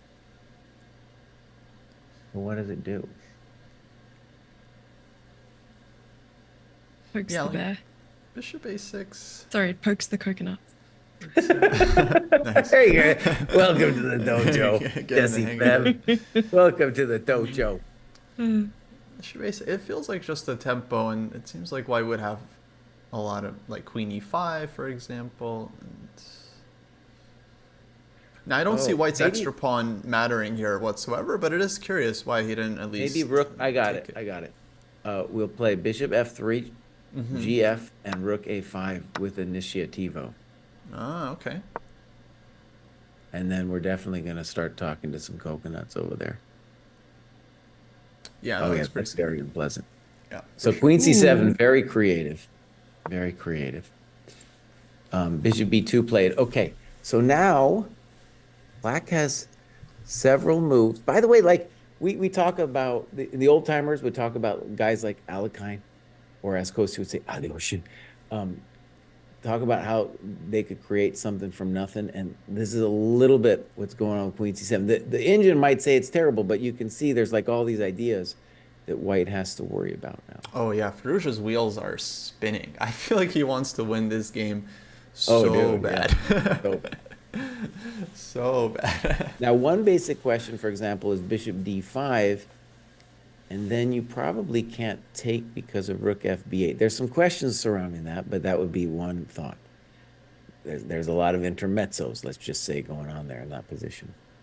Yeah, you know, I'm starting to feel the danger here. Like if black gets just a tiny initiative, Oh, yeah. with the presence of opposite colored bishops, Right, that could really right. snowball into a big thing. Mm-hmm. And it's also, I've had this experience many times where I'm playing white against a GM, and I know the position is equal, and I don't want to lose. I don't want to take any risk, and I know the position is equal, but you still have to, you start going crazy because you're like, you know you have a lot of moves, but everything feels a little like nothing is a clear draw. And so you still have to play, and you often just get into trouble because you're trying to play too solidly. But let me tell you, when you're at a weenie, this is what you bank on. His intention after knight g4 is queen c3, forcing the queens off. Nice. That's a maneuver. You know, we got the Hindu sack, and then we got the Abbasov, you know? That's the Abbasov right there, just sucking all the energy out of the position. Sucking it I'm out. sure he would love to know what the definition of Abbasov is. Sucking Using his energy. calculation for good. No, I was looking at bishop d5. Yeah, bishop d5 Queen is definitely b4. a contender. Yeah. Maybe queen b4, and then if rook takes a2. I don't think that's... No, we're not. But Super. let's imagine bishop b5, queen b4, and then black is going to say like something like queen b7, and we're definitely talking to the light squares. Or even rook a4, Rook a4, that even better. queen takes b5, rook Ooh. g4, with There a you threat go, of Bob. bishop f3 and rook b8. Okay. Strider, thank you for the raid. Hello, hello, folks. We are covering the FIDE candidates. Special guest, Jesse Feb. Oh, let's give you a shout out. Can we get a shout out for Jesse Feb? Folks, Thank go you. follow her on Twitch Yeah, for the memes. for the memes and some great content. Also, we didn't mention this, Jesse, you're on the tail end of a 12-hour stream. Holy I moly, am. really? Yes. I think What? I've been live for, let's see. What? Mind-blowing. Yeah. So you know. Yeah, it's been almost 7 hours. Wow. What's Yeah, going so it's on, okay. Jesse Feb? What do you mean? What have you been doing on all this time? How come you still look fresh? Oh, thank you. No, I'm just, you know, with my age being, 27 now, I'm just limit testing my energy, so it's good to know where the cutoff is. Yeah, I could not do a 12-hour stream. I would go crazy. I would just lose my mind. wow. So we're bewildered. You'll have to teach us how to stream for more than 3 hours at a time. Oh, yeah. Well, you guys are making the time go really fast since I'm learning a lot, and I'm also starstruck, so it's going well. Beautiful. All right, Um, which one do you want to jump let's to? You want to switch go over. Gukesh or you want to go Jan, buddy? Jesse, why don't Jesse Feb, why don't you pick a game? There you go. Ooh, that's dangerous. You have your Yeah, pick. I wanted to see Fabiano versus Gukesh Let's do because it. I Let's don't go. think we've Let's seen go. it. Because now we see a variation where the knight actually made it to f5 Hmm. safely. Yeah. Unfortunately, he's getting asked the question. Oh, 95 played. Oh, Okay, Wow. here we go. oh my gosh. Oh, good time to switch. We just this game's heating up. So it looks like Fabi just won a pawn. We're gonna see what the retribution is here in a Yeah. second. Benjamin Bach, thank you for the raid. Hello, hello, folks. Yeah, thank you, Welcome, man. welcome.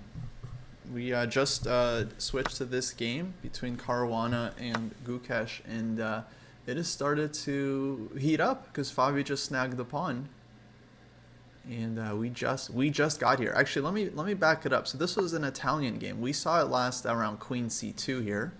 Rook E8 was played, Rook E1, H6. Gukesh was actually way down on the clock, and now Fabi is much lower, which is interesting.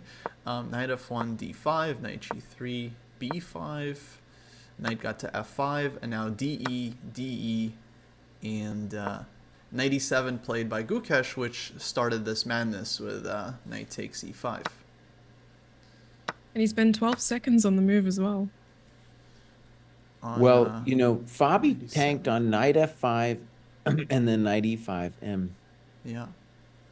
one thing that's interesting about that is I think in order for knight f5 to work, it really has to, like, he doesn't want to get kicked out by knight e7. And so the price that Gukesh is paying is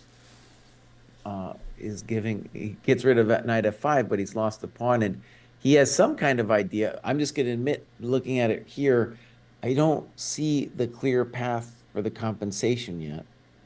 There's probably some idea I'm missing, but I just don't see it yet. I wonder if Gukesh and Vashali, or not Gukesh rather, sorry, Prague and Vashali prepped together. That'd be funny. By the way, it's so crazy. They were the only winners yesterday, which is so adorable. They're the only two, and they both won very nice games. Actually, Vaishali's game was really, really nice. It was a big win for Prague. Yeah, yeah, for Prague, absolutely. But I also saw the news. Sorry if I may. Queen D5. The news of Yes. the Indian players sort of taking turns, who's number one in the live rankings at which point. So it's very entertaining to see. Oh, absolutely. Yeah, no, I saw Arjun is now up to number 5 in the world, which Oh. is What? yeah, Wow. yeah, exactly. Arjun Erigaisi, number 5 player in the world right now. Okay. Insane. So Yeah, we got yeah. a comment about Tournament queen Minorca. d5, knight f3. I don't think white should play knight f3 unless he really has to. But on queen d5, I don't see what black has after bishop f4. That's my question. I don't get it. It just seems like we're developing and we're holding this beautiful knight. So yeah, black has to come up with something interesting here. How about the move knight d5 for black? Just trying to stop white from developing the bishop actively. Okay. I was looking at c5. Trying to take the c5. dark squares. Queen c7, maybe bishop e8 if necessary. C5, I don't know. I mean, could be a thing as well, just to open it up. C5 and then rook c8. What I like about your move, Kosi, is I feel like if I'm white here and if I achieve bishop f4, it's going to be a really hard. I don't know what you're supposed to do because both the minors are so good. But knight d5, it's true. Then at least I have questions about where I put my bishop, and it's not so easy because, like, next move, if I don't come up with something cool, you're going to play like queen h4. Yeah, exactly. queen can come out. Oh, that's a good move, Ghosty. Let's predict. Let's predict knight d5. I don't know what white does there, but it does look like at least you're setting white some questions. Yeah. But okay, One, based oh, on the go ahead. time usage, I think Gukesh, he spent his time on DE4, and then he went knight e7 very quickly. So he, Mm-hmm. I mean, very intentionally gave up this pawn. But now he's thinking after knight f5, e5, so that's like, yeah, it's, I guess he's, it doesn't mean he didn't have an idea, but it's a little perplexing. Well, maybe he said to himself, "This is the right move," and it's. Anyways, I was thinking maybe you're just ruling out knight c6. Knight c6 though seems like to just lose on the spot. So I don't want to talk about it anymore. So yeah, yeah, you're right. You're right. Yeah, it seems like knight d5 goes. I like that move. I don't know what white does after that. Same.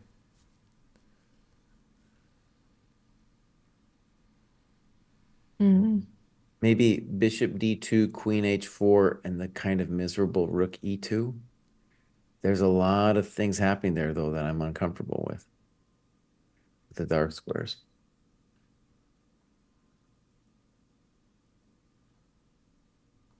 Yeah. Interesting. Also, it's kind of sad, but maybe after knight d5, I just have to commit and play bishop b2. Maybe throw in ab first. And just claim that a pawn is a pawn, and a bishop on b2 is sad, but at least it's developed. And also, let's say the obvious. After AB, the bishop on a7 is a little sorrowful. Yeah, it's a target.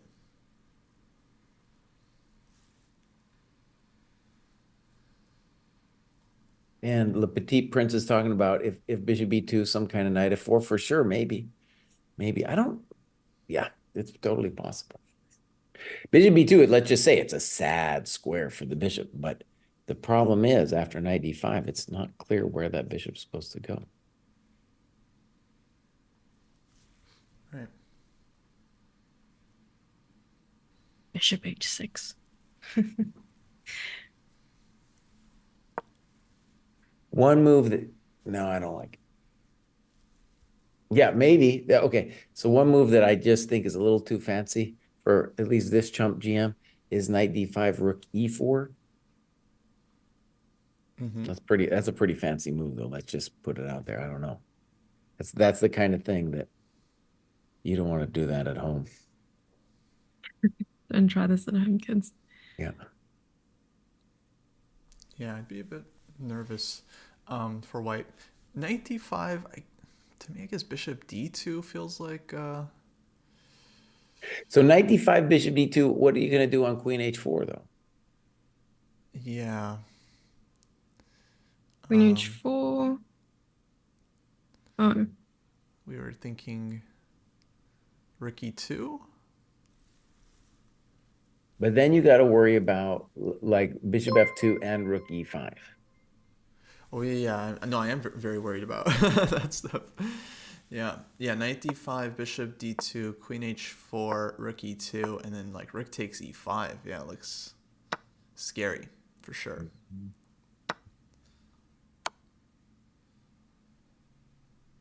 And I'm not sure what's happening, but yeah. Oh, yeah, and the knight comes to f4. Yeah, this could be really bad.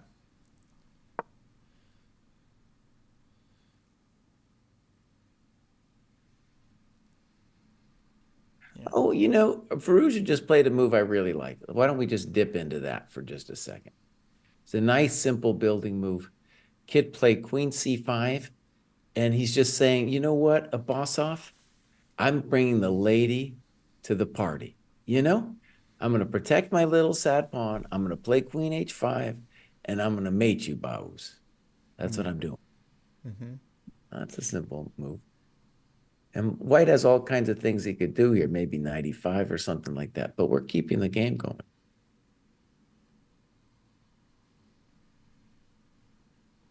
Yeah.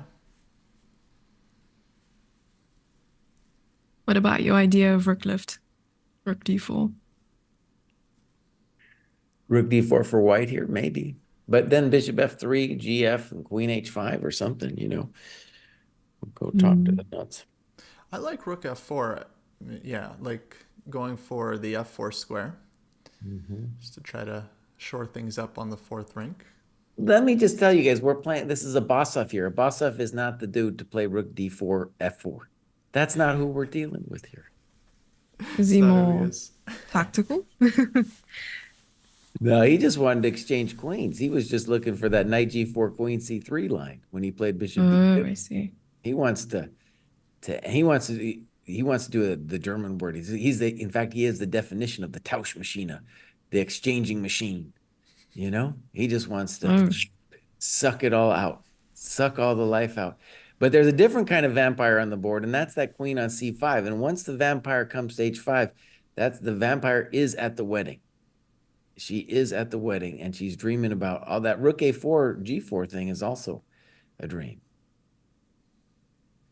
And the only thing if I was black that I wouldn't, my concern is knight e5. So I don't have an answer to knight e5 yet. Knight e5. Just stick that bad boy in there, prevent queen h5 from happening, Knight e5 makes sense. Maybe knight e5, rook a4. And try to come in. You're going to get whacked with rook ac1.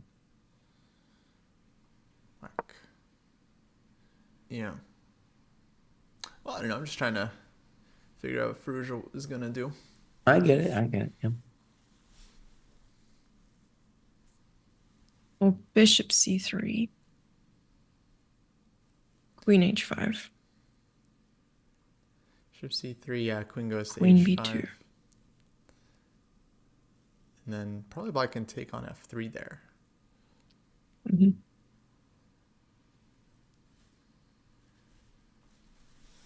Yeah. It's not pleasant for white. I was trying to make queen c3 work, Tauschmaschine style. But then queen h5. And if queen e5, black is in time to take on f3, it looks like. What about bishop e5 or d6? Bishop e5. Oh, then bishop takes f3. I think bishop f3 is a problem, yeah, because if bishop d6, then there's queen g5. Mm-hmm.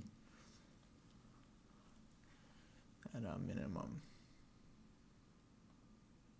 But we can feel it's not easy for white here. It's not easy to...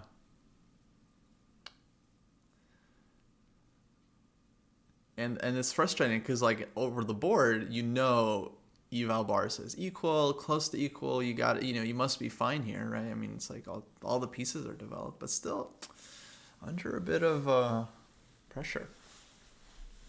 So I'm going to just give an update. We don't have to go there right away, but Naka took on e6 after this rook a thing, and I think that just signals that Naka doesn't have anything, and he's now playing for a draw, I think. Naka.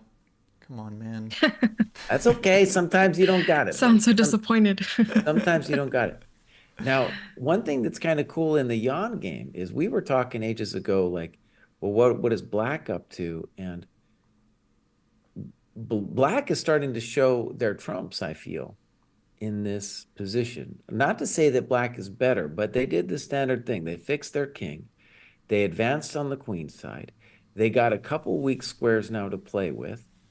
And black definitely owns the light squares now. And it's not obvious how white is supposed to actually do anything. The h6 pawn nicely is taking care of the knight on f3. The beautiful central control of c5. Yeah, very difficult to actually do anything for white. And then so slowly, well, black might end up being better. I'm not saying black's better here. I'm just saying this is the nature of this beautiful Berlin business. This is how Kramnik beat. It's hard even to take Kramnik's name in my mouth. The one sainted who's gone insane. Anyways, this is how Kramnik beat Mm. Kasparov in these positions. It's like really interesting. There's a lot going on. Yeah. No, I definitely I agree with everything you said. I think Black's position looks a lot better than it did several moves ago. You got his stuff out. Um, What doesn't look good is this clock. it reminds me actually of some of the games in the Carlsen Anand match. I think the first one they had some really That's sharp right. Yeah. Berlins Mm-hmm. with actually both sides playing the black side and the white side, obviously.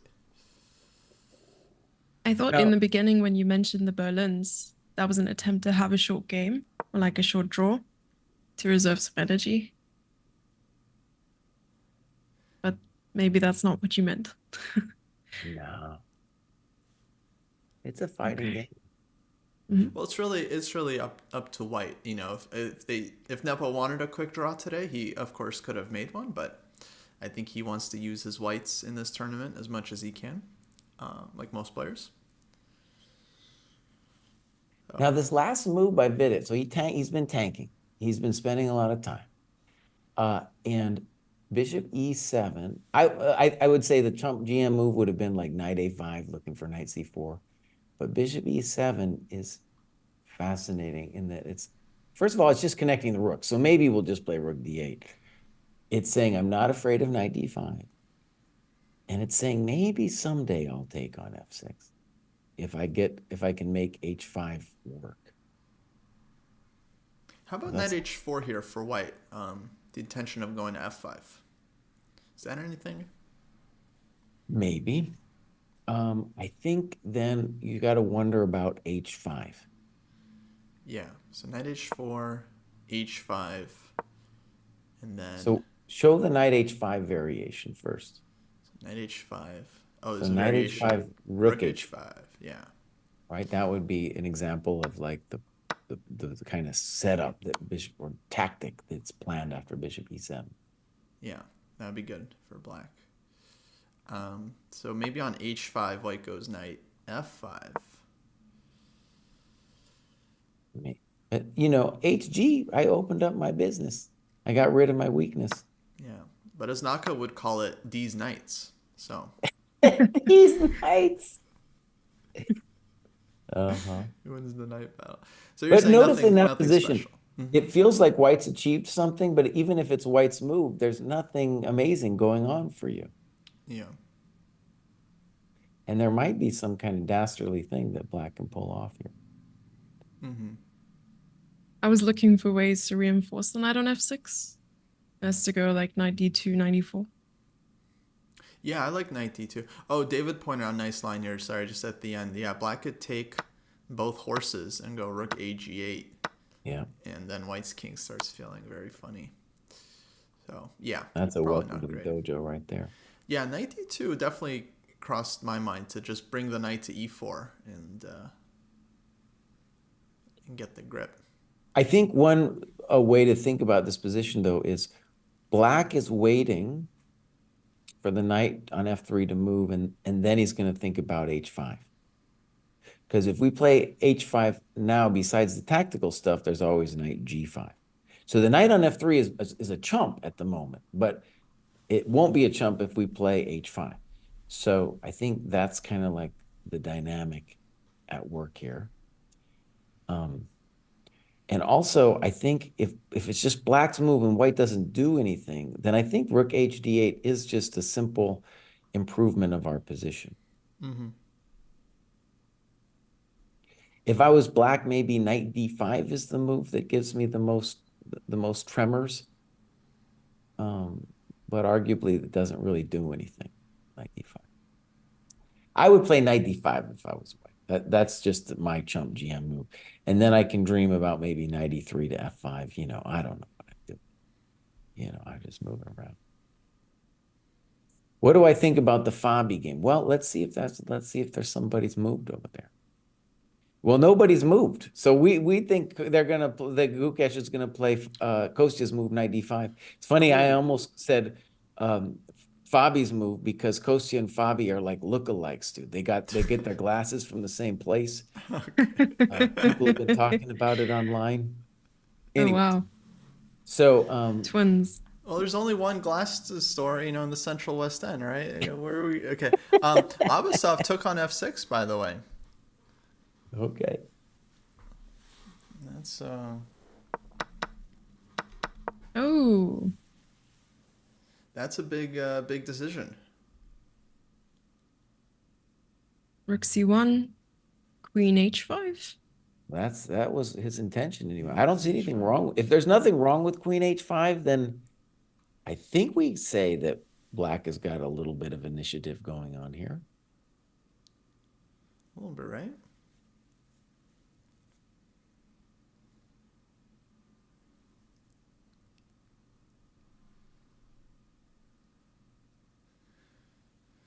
I mean, do you think that white might move the knight or give up the pawn? I think queen h5, rook d4 looks like a move. The idea, Bishop takes f3. yeah, if you take twice on f3, white will go rook f4, Oh, okay, maybe and that's a then we keep our draw for the moment. thought.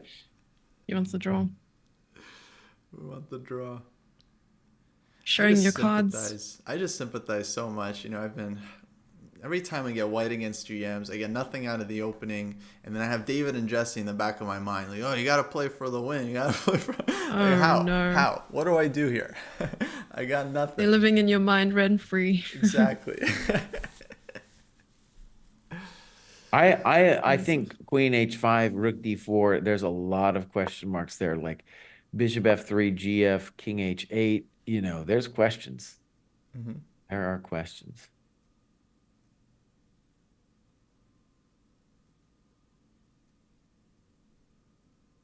Yeah, well, Abasov's Tausch machine, I don't know. He might get some exchanges, but there still might be a machine working against him, if you know what I mean.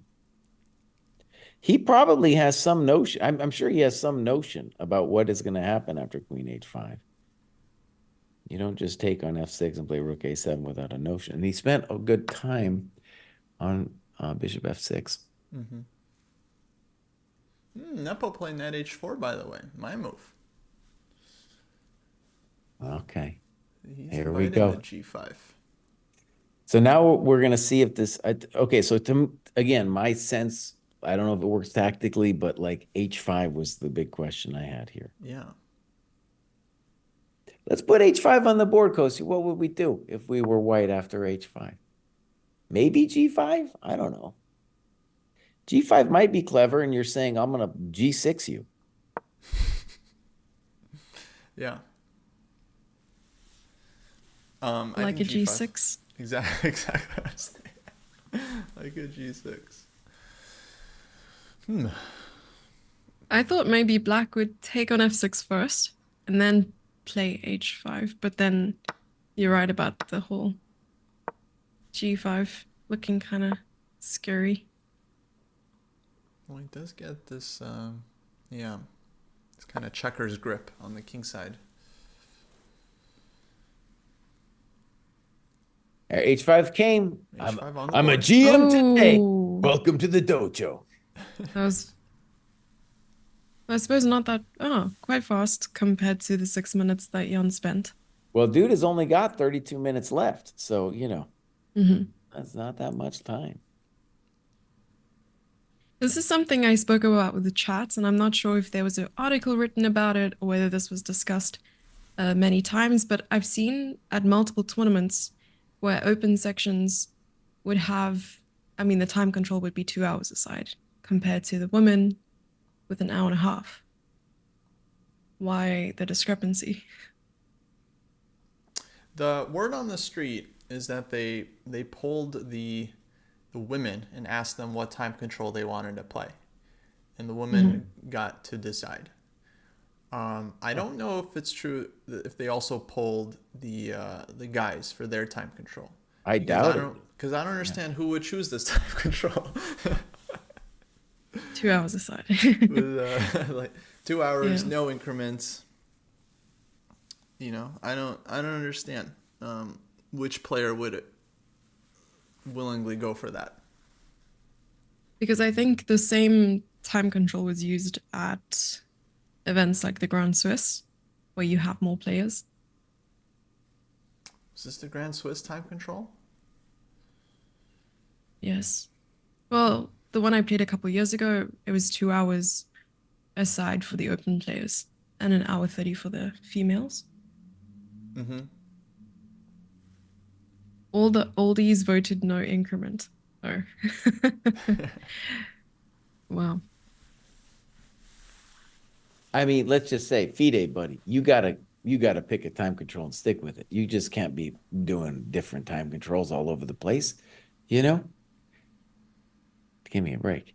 It's funny with the different time controls. It's kind of like reminiscent of the weird thing in tennis where the women play they play 3 sets and the dudes play 5. It's like, what are we talking about? Keep it uniform. Come on. Yeah. Chat says, my good friend Fide. Oh, okay. Oh, a couple voted to bring back adjournments. That's got to be a joke, though. It was 2 years ago. They wanted to, because of load shedding, our scheduled power outages meant that we'd have to play some of our games at the national championship over candlelight. And I was like, ooh, romantic. But then our national president wanted to implement adjournments, which is ridiculous today. Yeah. And he was serious about it. We called G5, so we won that battle.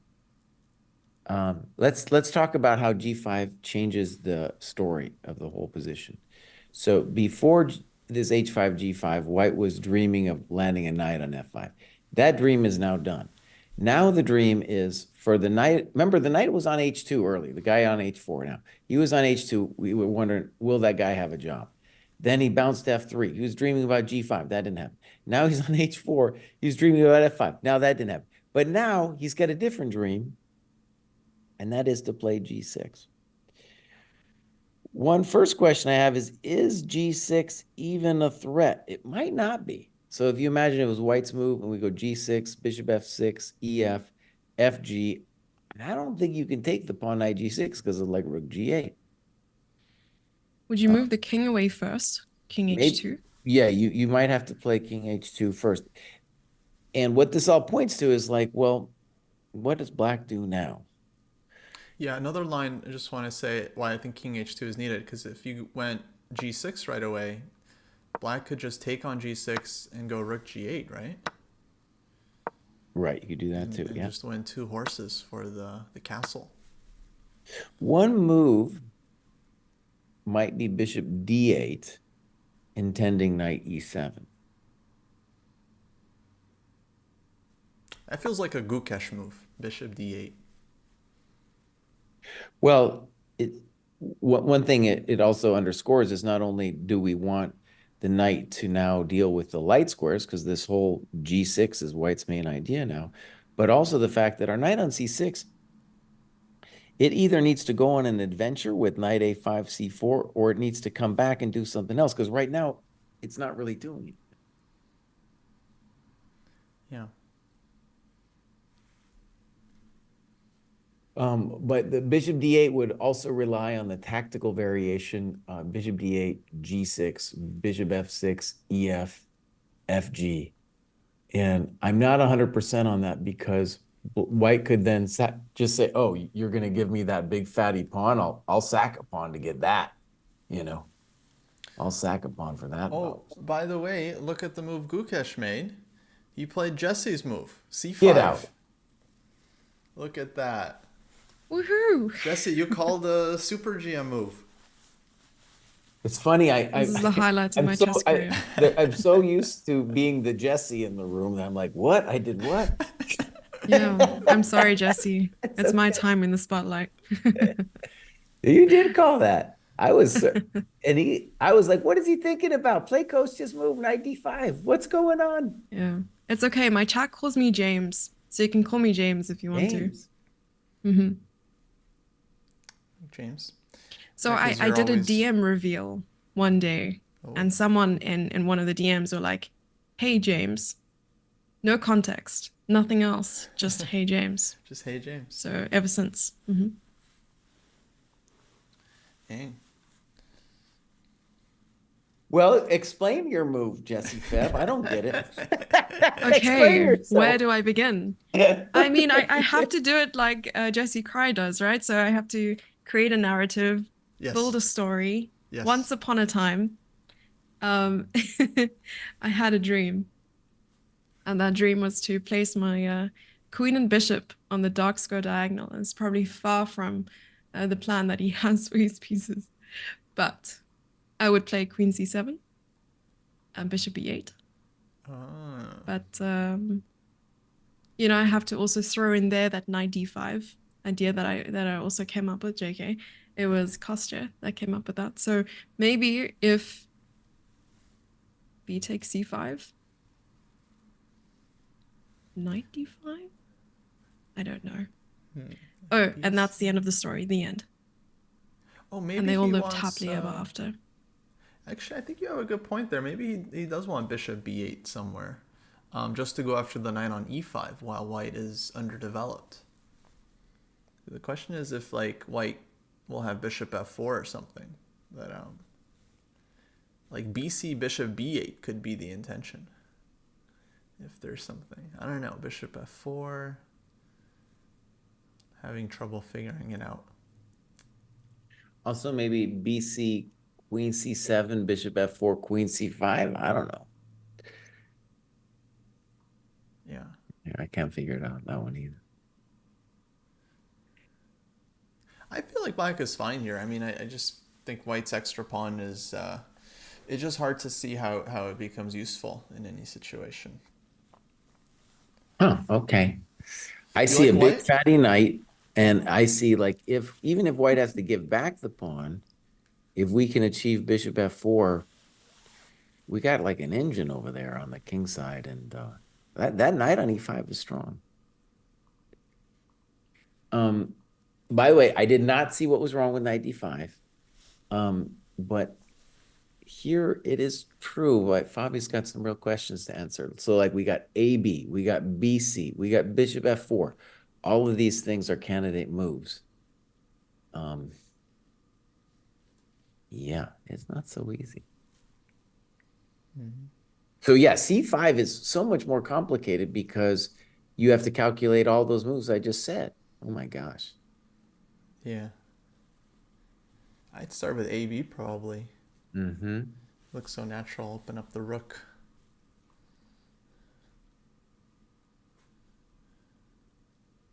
Yeah, if we imagine like AB, let's just pretend AB is forced, right? AB, bishop f4, then I'm threatening knight c6. I don't know what we're doing. Yeah, the bishop on a7 is a problem.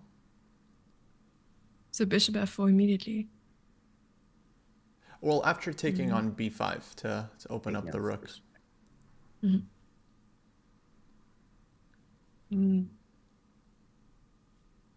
But does black have to capture back? Dun, dun, I dun. think on AB, yeah, there might be options. There might be CB or something.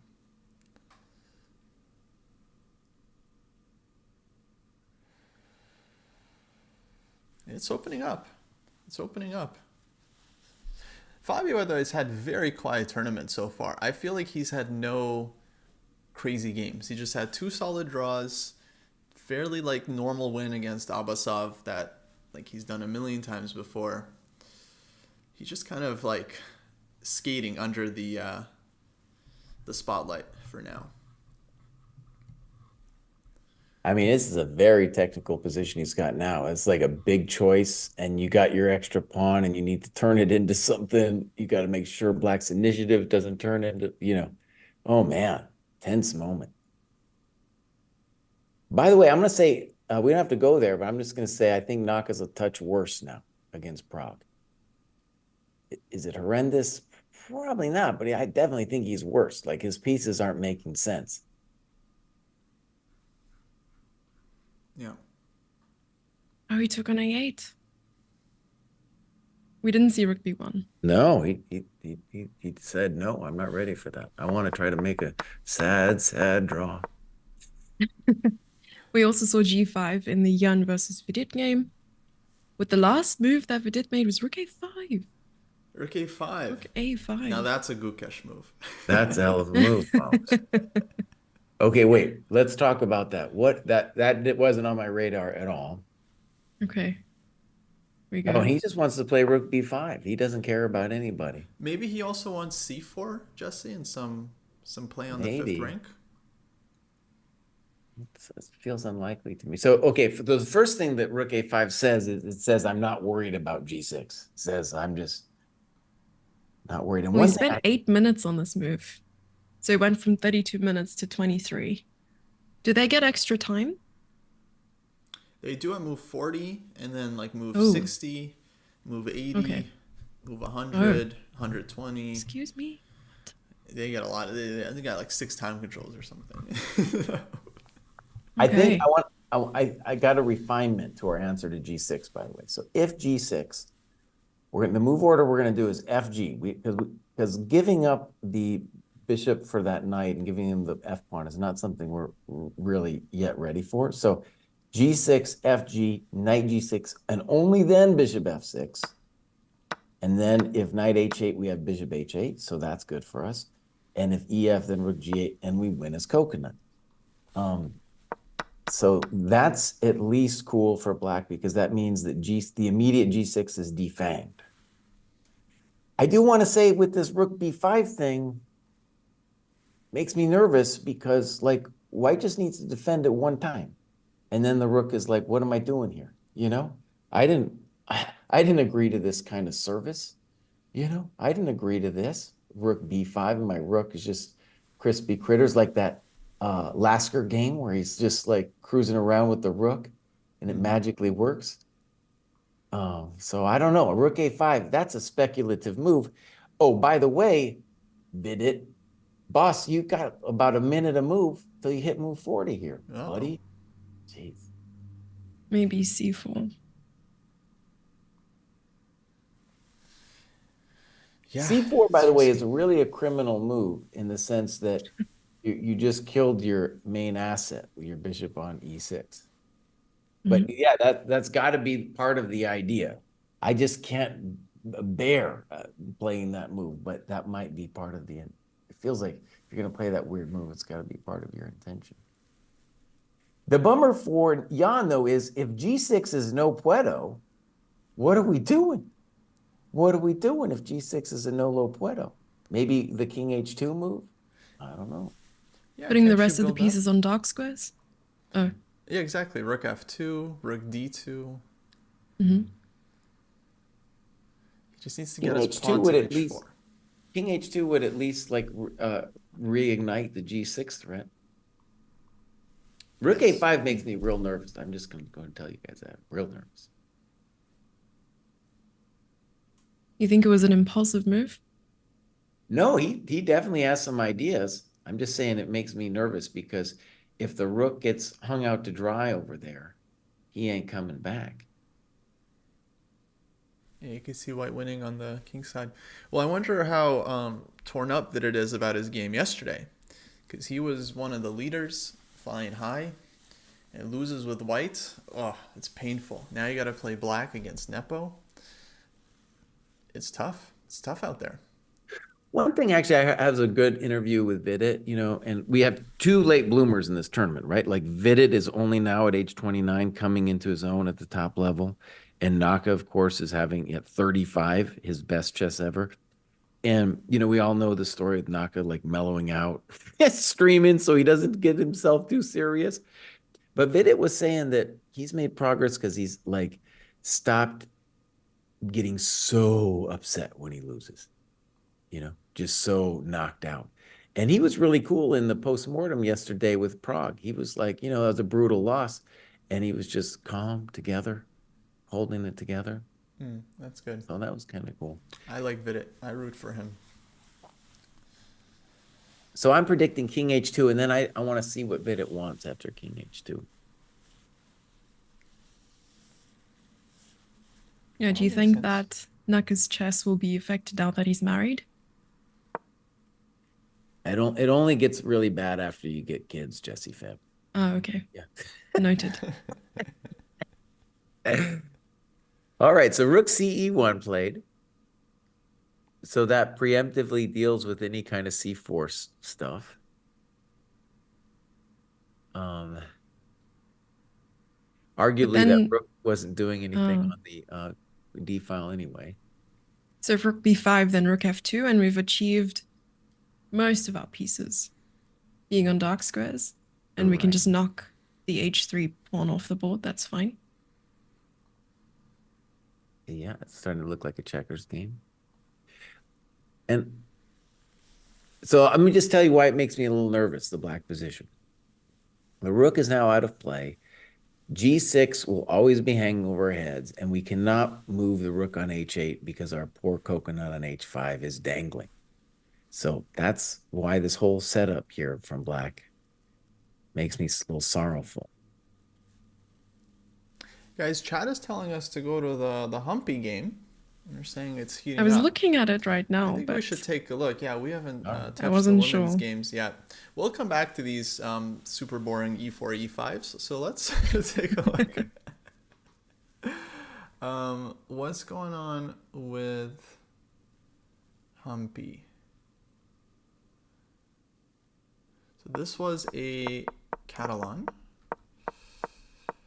And black played, oh yeah, super aggressively here early on. F5 and H5 is kind of stonewall thing. H4. Pretty. Long castles? Question mark. I mean, that would be the, that's like the most logical continuation, but clearly, I mean, on castles, you have to watch out for Queen F4. Okay. You got to make sure, I guess Queen F4, E5 would be the response. Or bishop d8. But not That looks after, ugly.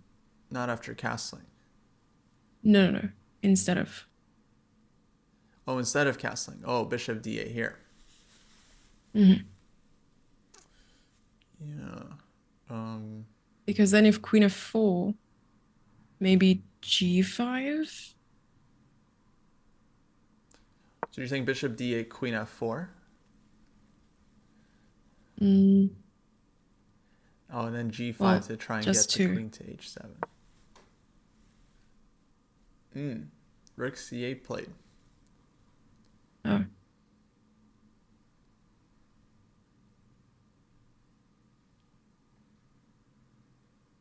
Yeah, this is getting very very sharp. And Rook c8, my first thought is like, ooh, is bishop d6 a move? That would be Oh, no way. Oh, that's pretty though. So bishop d6. yeah. Mm.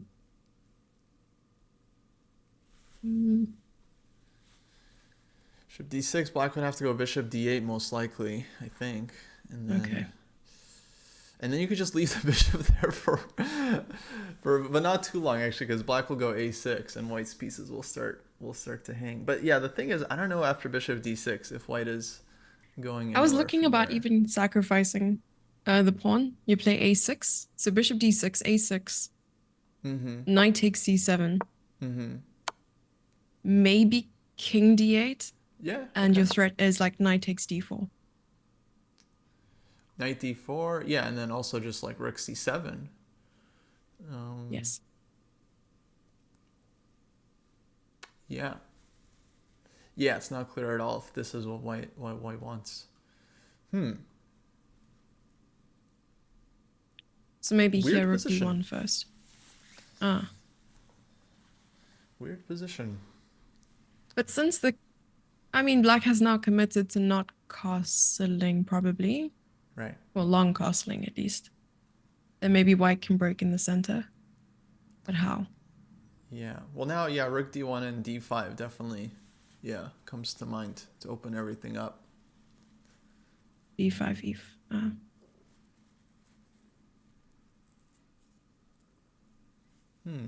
Curious. And I think black still wants g5 And queen h7.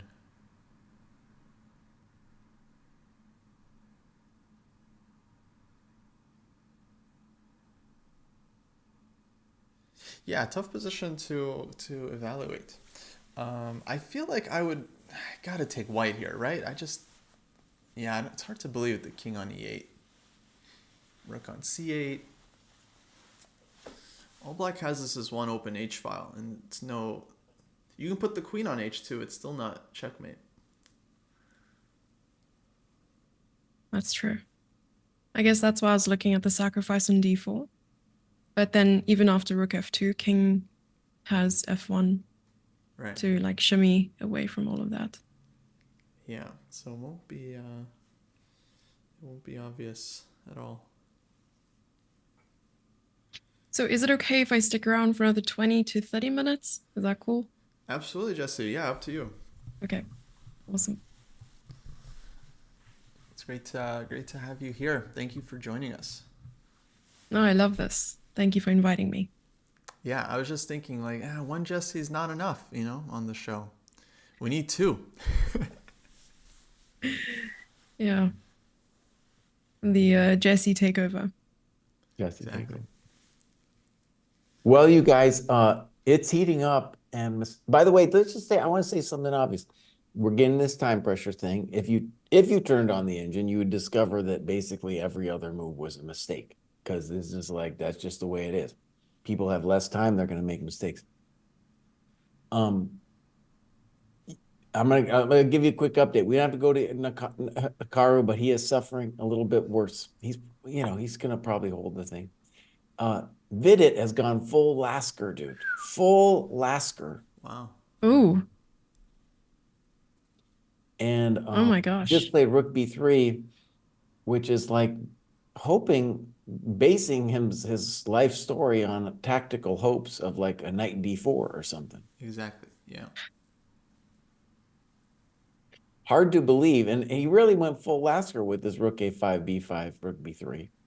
Because my memory is not great, I can't remember which game that was, but that was like, that's in the great predecessors, all kinds of books, you'll find that game where the rook goes on a magical journey that seems implausible. This one seems implausible to me too.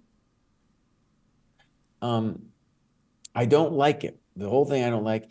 And Jan has several moves here. King h2, knight a5. By the way, he did not play c4, which I think was interesting about bishop f c1, which, threatens knight f5, abandons the e5 pawn. And I believe what it was saying is if you play c4, that will be such a, I was going to say political concession, in a way political, but strategic concession. I mean, then we're saying it's just such a bad thing that then I'll reroute my business and I'm not going to be worried about it with like knight f3 and stuff. Anyways, rook b3, my friends. I don't believe it at all. It's like he's down a piece over there now. Maybe the point is to provoke the king moving to a square like h2, and then taking advantage of the fact that white doesn't have a light squared bishop. So knight a5, knight c4, put pressure on b2. Well, here's a thought. Maybe. On king h2, black can go knight d4 anyway. Oh, that's cool, because knight h4 is hanging. Yeah. Oh, beautiful. I'm with you, Jesse, Grandmaster Jesse. I think Grandmaster Jesse. like this rook It's b3 fine. I'll get there one really day, weird. then you won't be able to differentiate. But it does feel like there's so many pieces on the board, and white's position, it's not like flimsy, but it Nepo is like one blunder away from his position completely collapsing if he blunders a tactic or some kind of explosive thing like knight d4. Which is exactly what happened in that famous Lasker game, where Lasker was, I believe, worse in that position, but his opponent, I think it was like Tarash or someone. They walked into some tricks, and they immediately got into big trouble. So it's like a provocation almost. I love hearing you talk about the classics, because it's something I'm yet to study. So I'm always in awe. That's really cool. Oh yeah, the classics You are said you the picked soul up of from chess. my great predecessors. Mm-hmm. Whoa, G6 was launched, my friends. That means Nepo is pissed. Oh, Mm. Oh, okay, gosh, this is a problematic game. That means that post pissed. Or he need just more thinks chess culture, son. Okay. yeah, he's doing well. So are we happy with G6 or how are we feeling about G6? Well, it's scary. It's definitely scary. G7 is a hell of a drug right there. Okay. So he has to take. He took. He took. But how do you protect? Um, you take on F6 maybe. And then the plan is to take on E5. I think he's just gonna let knight G6 happen here. Yep, knight G6, and then I think we have to move the rook because You can't bishop play. F6 EF Ah. has a discovery on the bishop on E6, Mm. Oh wow. which was a hidden Oh point, by wow. the way, behind rook D E1 ages ago. And Hmm. by the way, like he played rook D1 after G5, so like right, this kind of discovery on the bishop has been on his mind for a while. I think I here just comes see rook a8 and then rook a5 and rook there ab5. you go, buddy. There you go. I just see white being up a rook here, is what I see. That's what I'm looking at. Interesting. Risky. Yeah, And but how here's the time. is Vidette on like the whole comeback? So playing, maybe losing a game or two, and his bounce back. Does he bounce back quite well, or in history? I don't know. Um, I His think personal story at the moment is that he has gotten better just by being more resilient and being a right. bounce backer. Bounce back. Yeah, I Okay. mean, he won the FIDE Grand Swiss after actually like losing the first round, if I remember correctly. So you definitely need some resilience to do that. Losing the first round from a winning position as well, which is the worst thing you can do for your psyche. Oh, rook d8 played. Okay, that's a little bit more logical than rook a8. But let's just say the obvious. After a move like knight F4, I'm sure there's other moves. Black is just in pure pain. Mm. Or perhaps he was overwhelmed by the feedback he received after beating Hikaru in that game. And I mean, I was always told to stay away from social media during tournaments because of what people can say and how it can affect you. Hmm. And obviously, I haven't learned my lesson, even after years and years of chess. But I know that's also not something that you can avoid altogether because you have a phone, you have your notifications on, or maybe you have to delete the apps during the tournament. But it's No, hard to avoid sometimes. that is good advice. Yeah, I would say stay off social media during an event as much as you can. Yeah. That's what I would tell all these players is like don't even because especially during the candidates, I mean, there's so many like memes and craziness and people lying about your seconds and who you're working with. So I would just leave it alone. Don't even look at Twitter. Let the the psychos and the crazies post. It's like the meme they made of who was it? Was it Prague who played F5 yesterday? Yeah. Mm-hmm. Crazy game. Let me just say, when I see this rook on B3, it's kind of like, when that Trump Biden rematch was on the agenda, like, I don't know, a year ago, I was like, nah, no way, those same two guys, no way. They're too old. There's no way it could happen. But now I'm looking at rook B3 and I'm like, oh no, it's Yanding again. It's Yanding again. That's what we're gonna have to see. No, what? Just not that. Not that.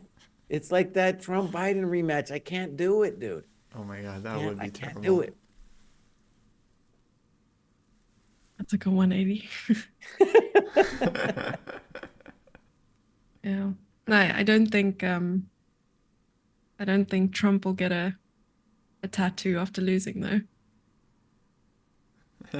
Who got But that? it's Who got that? yeah, I mean Jan's tattoo is pretty cool. It's like a phoenix and it's very symbolic, like phoenix rising through the ashes or That's something like cool. that. I didn't know about that. Yeah. I want to Google image that right now.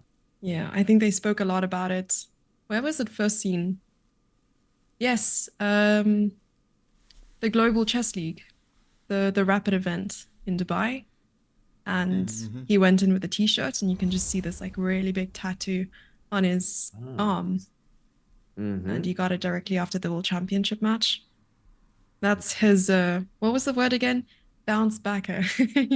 Rise His and way of rise bouncing back. again and again, like the phoenix from the ashes until the lambs become lions, is what it says underneath his amazing tattoo. Oh, that's cool. That's a hectic tattoo to put on your arm, buddy. That's an Mm. announcement. Oh, I think no. it's a warning to all the opponents. Yeah. Imagine you're sitting there, you know, and everyone's got long sleeves on, and then, you know, you're in the 4th hour of play, and he just casually rolls that bad boy down. Have a look at this, buddy. Have a look at this. I carry my scar with pride, you know? But think about what it must feel like to be Jan. Like, you almost win this match. You're literally like half a game away, and you lose the match, and then you see what Ding has done since the World Championship, and you're just like, this is the guy I lost to. I mean, Oh no. I would, I don't know. I would be like, I would just be solemn like every day. I would just be like depressed out of my mind. Like, Oh I no. can't believe it. Yeah. Yeah, I mean, I also got a tattoo after my chess.com win streak, Oh, and then I made a video about it as well. tell us Yeah. about your tattoo. Oh, yeah, so my tattoo was, regarding my chess.com win streak. It's invisible, the tattoo. Well, that's not a Uh, tattoo if it's invisible. Exactly. So is my win streak, but okay. Oh. Yeah. My friends, let's Sorry, it's a briefly bad look at, joke. by the way, Naka drew his game. Prague had pity on him. And so Fabi is playing Gukesh, and he played Bishop F4, sacking everything, which makes a lot of sense. Like, I'm already up a pawn. I am going to play for my own piece coordination. Bishop F4, BA4, Knight C6. I definitely like White's position. Does he have something special? I don't know yet, but I like White's position. We'll probably take the bishop on A7, and we might even be able to hold our pawn advantage. But more importantly, we can make a claim about a better king, because the extra pawn in front of over there on F5, maybe it's not going to turn into a passed pawn, but it will help us like have our king be better. We can claim we have the better minor piece with the bishop. And so in general, yeah, signs looking good for Fabi over here with Knight C6. Chat says Fabi is cooking. Fabi's cooking. Let him cook. Let him cook. How's your Gen Z lingo, Jesse? Oh, I'm working on it. I work on it every day. Okay. Jesse made a ton of progress today. He made a tweet where he like used all kinds of internet lingo to Tell me do his more. favorite thing, which is attack Magnus. Oh, shoot. That's your favorite thing? I need to jump on this spot. I need to put my notifications on. Okay. Tell me more. What was the lingo? Well, it was some, I mean, it's the kids, they call it, I don't know, meme speak. It was just, there was some emojis, there was some misspelled words, but it was a very clear point of view. All right. Jesse blames Magnus for ruining the world championship. Oh, gosh.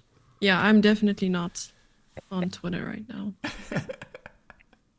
Twitter, by the way, let's just have a moment of silence for Twitter. That thing used to be really cool, and now it's like Instagram or something. It's just popping my feed full of all kinds of funny videos and stuff. Give me a break. I'm sorry, I tried stopping. It's just really hard for me. Yeah, Twitter is a wild place. I gotta say. 8 hours ago. Oh, you're posting quite a bit, so I have to scroll maybe. Come back at Magnus Carlsen. Oh no, you did the whole toggle letter thing. Oh, that is such I didn't even letter, know that's that's what called you a call toggle it. letter. I didn't even know letter. Thank you. yeah, so I just call it it's meme to speak. mock someone that you write in like different, obviously capitalized letters. And That was my it's first do you toggle. do you know the origin of this No. meme? No.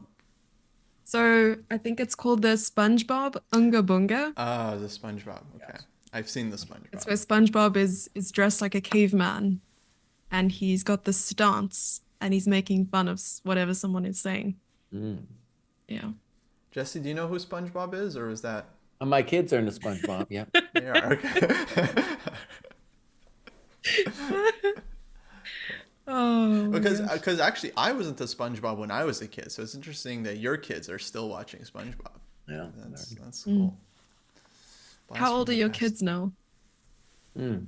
5 and 8. Oh, they're still really young. Yeah. Yep. Yep. Okay, and you guys also there? wrote the yes. Sorry. By the way, some people are alcoholics, and I have a real problem with frozen cherries. I just love frozen cherries. Now, let me just say something about this position. 97, there's some real questions for Black. If you play Queen A7, you got to have an answer to Bishop E3 in addition to BC. Okay, so there's Queen A7, Bishop E3. You could also consider CB, but then you have to have an answer to Bishop E3. In all of those positions, you might have enough with like a rook takes E3 and yada yada, but you got to make sure. And so there's a difference then between CB and Queen A7. And from White's perspective, it's very appealing because on CB, we could, I mean, all these moves, we can just take on A4 and claim that we have an advantage. Okay, so he does play CB. So the easy move for Fabi here, oh, I was going to say it's CB, but then you know what? Black could consider Queen D4 on CB. Ooh. Now that's a win and shield. Queen D4. It's still not over, you know, because you play Queen C1 and you'll probably still have to play Queen A7. So, but the other move, of course, would be just the simple Queen A4 here. Yeah. So Yeah. initially, Mm-hmm. I was going going through some whiplash instances where you know you were talking about alcoholism, and then you jumped to cherries, Mm-hmm. and then you went straight into the game. Yeah. So I wasn't sure what the thought process was going, and now we're back. So I think I was still dealing with that. Sorry about that. And chat It's hard says- here at the dojo, you know. You don't know Yeah. what's going to happen over here at the dojo. You I never. see. Okay, unexpected. Yeah. No, chat says you also chew ice. Oh, sometime in the summertime, yeah, I'll chew ice in the summertime. Sombrero really thinks it's a problem. You know, I agree. So can I It is a ask problem. what your teeth are made out of? my teeth seem so far to be fine. I got other old man problems, but maybe the teeth will start. I'm gonna make a confession. Whenever Jesse starts chewing ice, I turn off the stream because I just can't. I can't handle it. So Good ASMR, no? if he ever wants me to stop heckling him, he just needs to start chewing ice, and yep, I'll get out of there. I see. Okay. We need a Jesse ice chewing ASMR stream, I think. That'll be a good stream. Oh, you like your iced coffee too? Oh yeah, I love iced think coffee. Oh my gosh. Chat is just exposing you left, right, and center. Iced coffee's the best though. So, yeah. Oh, we have a result. There is a result on Hikaru versus Prague. I they said that agreed on about draw. half an hour ago, Jesse. Feb, Okay. come on. Yeah, so listen, sometimes my brain's a little bit slow. And then I just want you to know that I did hear you probably, and then I forgot. And now I'm back again. I'm really sorry. That's okay.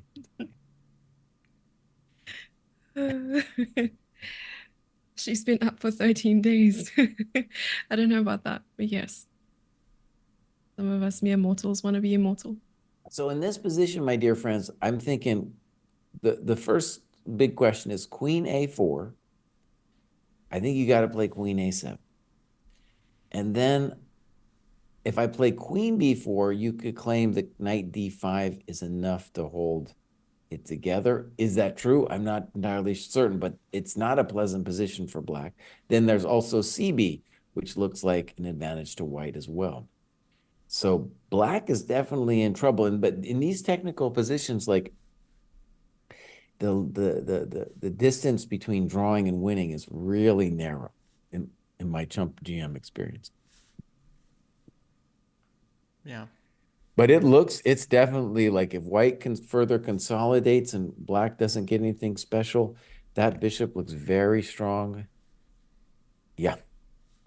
Yeah. So I'm liking Fabi's position right here.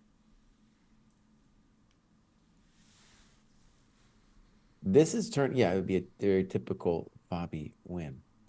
Oh my Lord.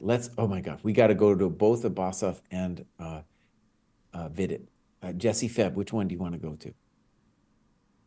I was gonna Hitting say Jan and Vidit, but yeah. Okay, let's go Jan and Vid. So Because I was looking at the last move that was made. mhm. So Jan played knight e7. Yeah. Still craving the engine. Rook d3 check. And then I wasn't sure after that. You could throw that in. You like sprinkle it on top. Probably rook f3 would be the response. Yeah. And then I completely forgot that e5 was already protected because I wanted to take the rook and check. But c'est la vie. But even if you did take the pawn, then you'd lose the recapture on e7. See, he grabbed the bishop. You make a valid point. I think there's a very simple, to me, the story is very simple here. And that is because the rook on b3 is out of the game, white is simply going to win the pawn on h5 because the force count is just too strong. And because the rook is out of the game, we are going to be able to make good counterplay. Now, having said that, I guess, and this is a guess, that if we were going to be hopeful for black, it would be that b5, b4 has to come soon. Right. And maybe that is, I guess that's the grand intention right there. We just said it. It's like he needs to achieve b5, b4. That would be counterplay. But he's got 11 minutes for these next 11 moves. Yep. And they feel very critical. And he has, black has a threat of rook d3. So this is very hot. And honestly, knight e7, well, we'll see what Jan's intention is, but I didn't get knight e7, taking on e7, because this allows the knight, which was on c6, to start dreaming about knight f5. We still have to deal with rook d3. I thought, I don't know, something was wrong with knight f4, but I thought knight f4 was great.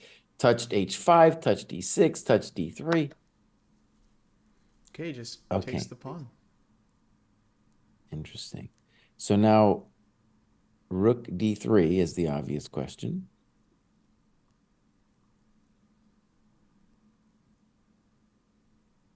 Ooh, chat just gifted me with a clip from the dojo. Ooh.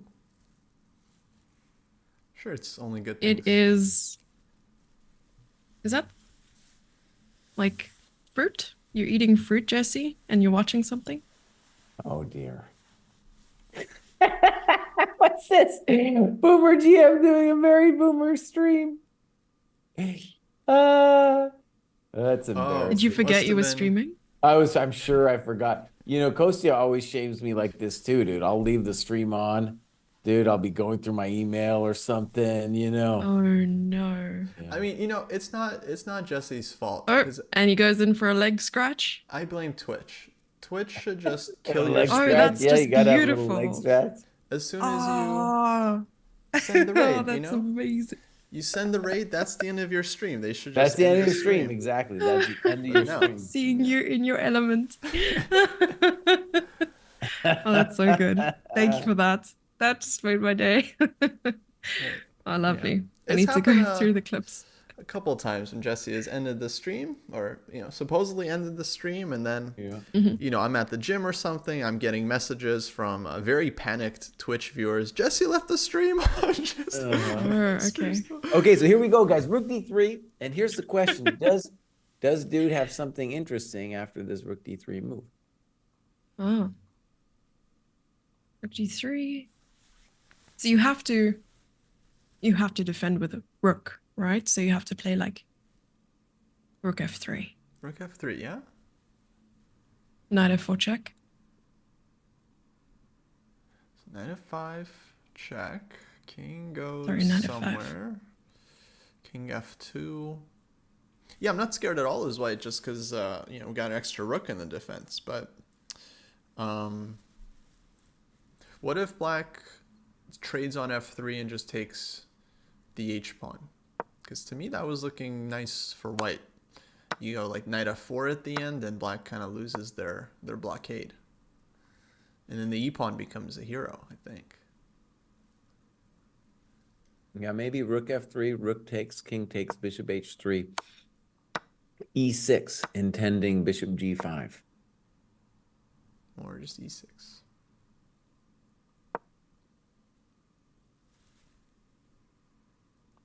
Oh, yeah, this is on the board. Vita just So took we're on going to h3. see this. We're going to see this e6 thing. I think. Do we have a different idea? E6 looks like a nice idea, man. E6 You know, on the here it board. comes. Ooh. Oh, I'm a GM today. Welcome to the dojo. Wow. Let Jesse into the field. Dang. Bishop Which g5 one? looks like a hell of a drug. I mean, what are you going to do? Oh, and the rook is kind of just stuck. Oh, you're just noticing that now, Jesse Feb? No, I've been here the whole time mentally, I promise. Yeah, it's like, but the rook is stuck. So do you play c4 now? C4 and rook b5. Yeah, I like that suggestion. Oh, b5. b5. Oh, He's no. gonna. He has He's 8 gonna. minutes. Do they call this damn the torpedoes or something like that? He's giving the knight. He's just going to give the knight. But it makes sense. I mean, he's giving the knight for a lot of pawns. White's going to run out of pawns. Mm.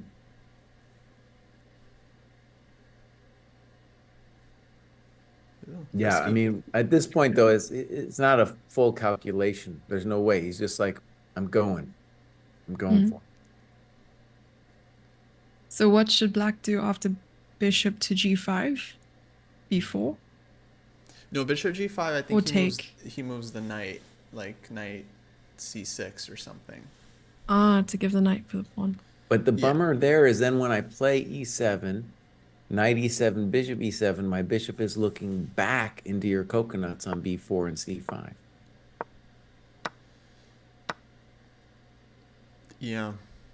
No, I can't say I quite get what Vidit's doing. Panicking. Maybe.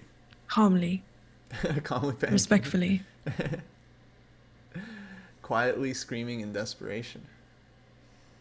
Okay, bishop g5 played. This is the cool thing about watching like without the engine, because you have like your human intuition and you're like, why not just bishop g5? And then Nepo confirms bishop g5. He's like, yeah, bishop g5. If he had thought more on it, then I would think there's more to think about, but apparently not. And let me just say, chat, yes, you caught me eating a cherry off the floor, but I'll be damn sure that's the only fruit I'm eating off the floor, a nice frozen cherry, okay? The 5-second rule. That's okay. Now you got it. I think that's David in the chat asking a very simple question. Why is Nepo blitzing? And this is a problem for Duke. There's no reason for him to be blitzing, but we all actually this is a lesson for the dojo training program, because what's going on? You are excited by your opponent's time pressure, by the problems they're facing, and then you just start blitzing it out. No bueno. Because black has a variety of attempts to give the piece back and somehow survive, and white should, double check all the opportunities for counterplay. Got plenty of time, Nepo. That's called impulsive play. Now, maybe bishop e6 here, for example, right? So instead of letting your bishop in, it would be like bishop e6, rook e6, knight c6. And then I Oh, have, do not let the bishop attack the pawn. yeah, I don't, but honestly, bishop e6, bishop e7. I don't know how you live through that. I really don't. And then you It- check, and then you have It's b2. reaching.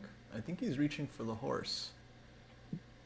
But then, Jesse Feb, then we take bishop c5, you know, Uh-huh. at the end of that. Mm. Mm. Okay, 95. Kosha's move. On e7, maybe bishop d7. Maybe bishop d7 after e7. Hmm. I think that's a nice idea.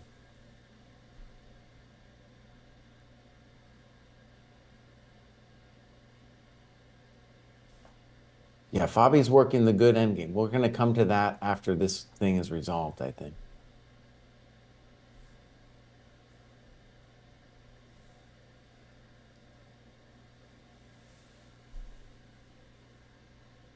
Come on, Nepo, slow down. Slow down, buddy. Hold your horses. Another move we could do here is knight f4.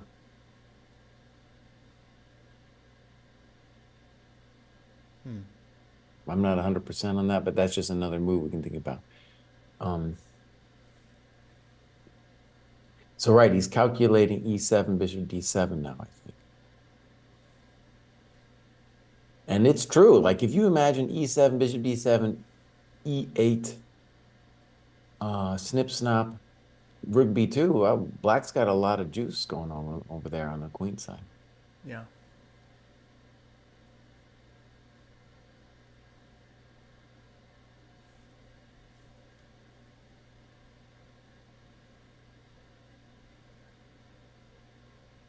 Someone in chat says, please don't slow down, Nepo.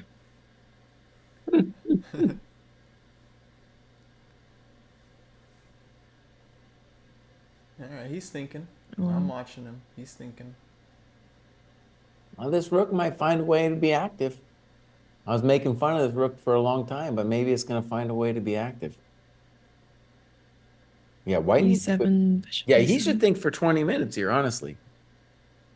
Because there's things to think about. And then you want to have your next couple moves kind of dialed in too. What's the line we're thinking here? What's going on e7? We're So saying black e7, takes? bishop d7, Bishop d7. Okay. Queen. and then bishop takes. Right. And rook b2. And then rook b2. I don't know. It looks like black has some juice. There is juice in the position.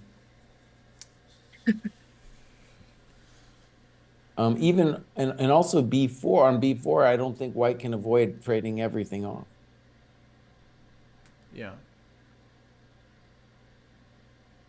I hope it's okay. That'll be all for me today. I hope that I was able to contribute to the human levels of the stream at least. Of course. problem. Jesse. But yeah, I definitely will be checking out the results of the game, and in all honesty, probably watching your stream just because I feel like I'm learning more when you're not using the evil bar. So there you go. Hey, there we go. Yeah, Thank you so much. Jesse, Yeah. thanks so much for joining Thanks for us. coming, yeah. You have a great rest Thanks of your for having stream. me. Folks, go follow Yes. Jessie February on her channel. She streams all the time. One of the best players in Africa. One of the best streamers out there, period. So go. Oh, thank you so much. Thanks, Kostya. Thanks, Jesse. Bye-bye. Bye. Bye. Take care. All right. David, where's David at? Let's get David in here. Waiting in the wings.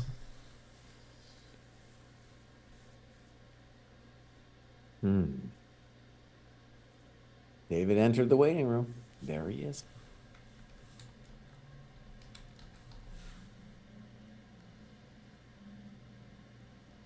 Hey, hey. Hello, hello. Welcome Thank to you. the show. It's been a great one, guys. It's been a great one. Thank you. That was fun. Yeah.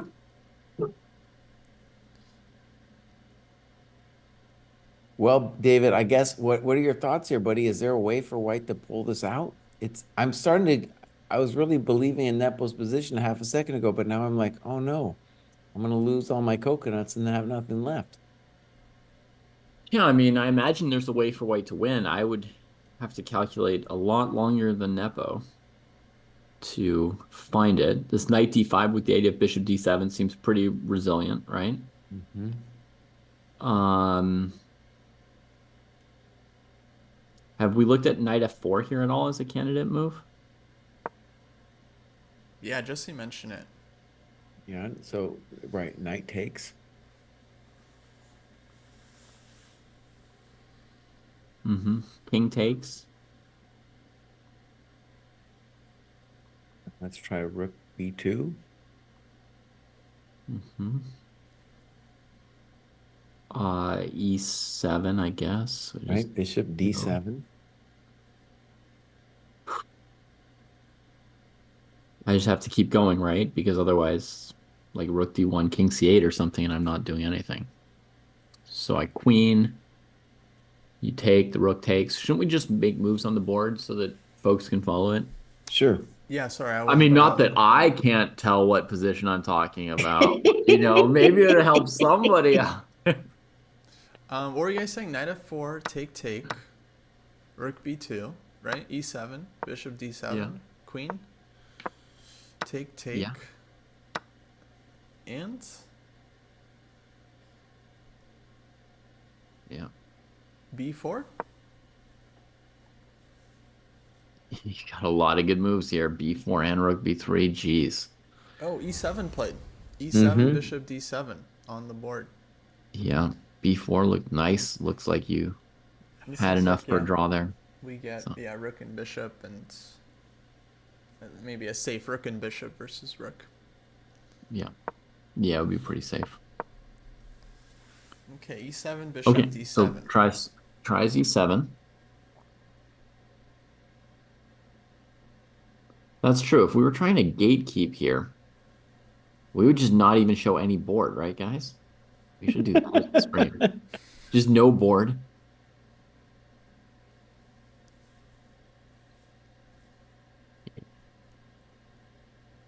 Oh, the ultimate elitism.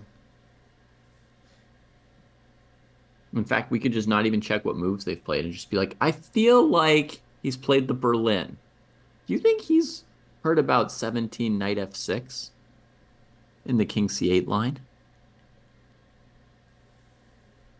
Yeah, probably he knows that. He's probably giving it a try right now. So, David, what's the deal? We're gonna get Hammer on the podcast. That's happening. Yeah. Nice. Yeah. Nice. Yeah. And you can be on too, Coach, if you want. I don't know if you want to be like a child of divorce as your role, or if you want to be the voice of reason moderator. No, or if you just it's want gonna to go full be traitor and join Hammer, and it's I'll gonna beat be the me two of and you down Hammer together. against you two. It's All gonna right. be 2v2. It's gonna be a very, very fair fight. I would take his side. Yeah. Yeah. Maybe rook e5 here. I don't know. There's a lot of different moves that white has. So on rook, Let's say the obvious too. E7 was an impulsive move, played way too quickly. What do you mean? He was thinking there. Yeah, he thought for what? Let's by look his at it. standards, he He thought. Yes. stopped 6 for minutes. 6 minutes. That's an This eternity. this is like definitely like an end game study. If there's a win here, it's going to be in study like fashion. It's not going to be like a guess. Right. It's going to be something like rook e5, king c6, rook e6 check, winning a Yes, tempo, king back to b7, knight f4. Yeah, it's going to be nuts, dude.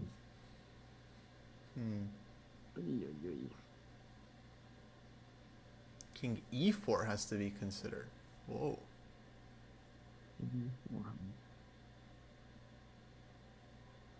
I'm going to say we should have stayed on this one, but to me it looks like Fabi's got a clear advantage. Not winning, but a clear advantage.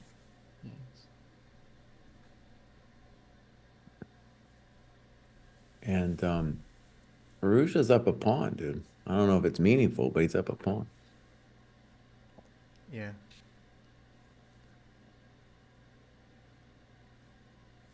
Rook d1 I was also thinking about, but then feel like king c6. And I didn't see the follow-up from there.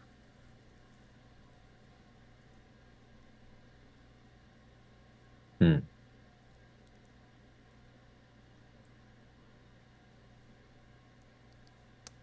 So I don't know. I don't know. All right, let me try rook e5. All right. 5. King c6.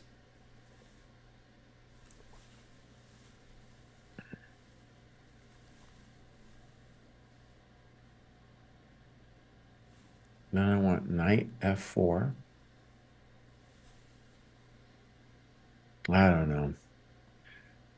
Oh no, never mind. Never mind. It's not something. I don't know.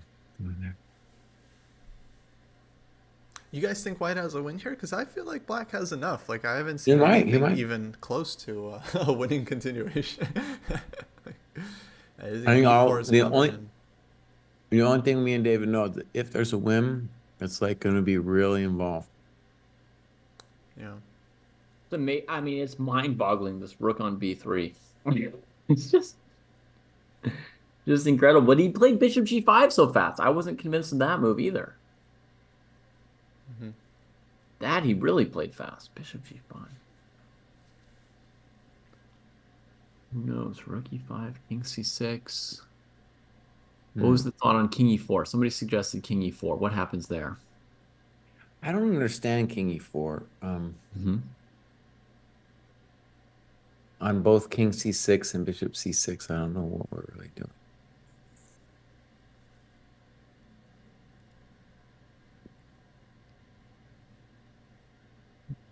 Yeah. I mean, what we want to get at is that light squared bishop. It's not easy to do.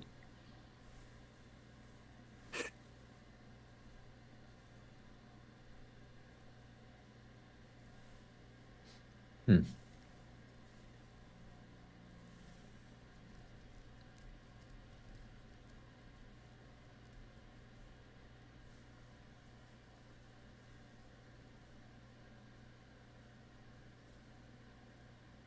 The move I don't really understand, David, is 29 knight takes e7 instead of knight f4. It's like, well, what are you doing over there, buddy? Uh-huh. Yeah, that was confusing too. Host spot on bishop c1. I think black goes b4 b4, right? and things gets traded.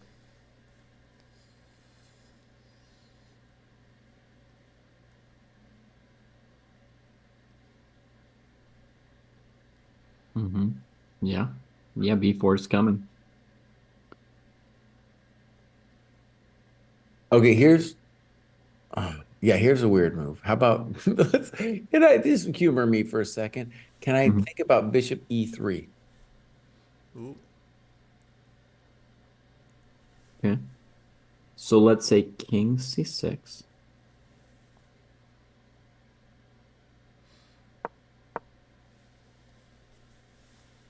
Yeah, in general, dose is dose. They'll all be exhausted after the games, these players. Nepo, I'm not sure because he's not using all his time the way some of the other players do. I He's had all kinds of ideas on bishop e3 and then king c6. yeah, Like, what sorry. are we doing? I don't know. Defending some squares. Host put bishop e3, knight e7. What is the problem? I think Jesse would go bishop takes c5 and then truly trap that rook on b3. Oh, actually, the rook's coming out of b2 also. And I don't know. I would have to be Even able to that, we achieve don't know. after bishop c5. I need to achieve rook e2, and the dream was maybe I can keep this rook toasty Hmm. roasty. I don't know if it's true. Yeah. This is what I'm saying. Like, if there's a solution, it's very study like. Yeah, I mean, it's a very concrete position. I don't really have instincts for this kind of position anymore. And none of the variations I've looked at have looked very promising for white yet. So seems like black's holding a draw at this point, is my feeling. Okay, let's David. You pick a game. You want to go to Fabi or you want to look at Abasov? Let me check on the game. All right, I want to go to Salimova versus Oh, Conero. That's cool. Oh, they have 5 minutes left. It's move 22. Yeah, good Yeah. choice. Yeah. They've got 18 moves to make in 3 to 4 minutes. And the Kings just started to go on the run. I mean, King the Kings are F2. both sort of on the run, but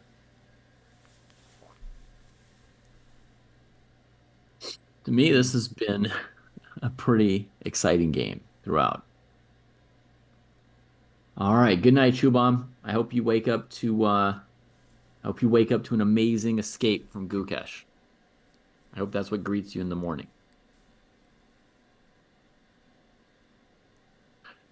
All right. Meanwhile, black, it's logical to go after white's dark squares. So you could go like rook d8, bishop c8, trying to pressure d4 more. Or you could play g4, bishop g5 if it does anything, but I don't see that it does.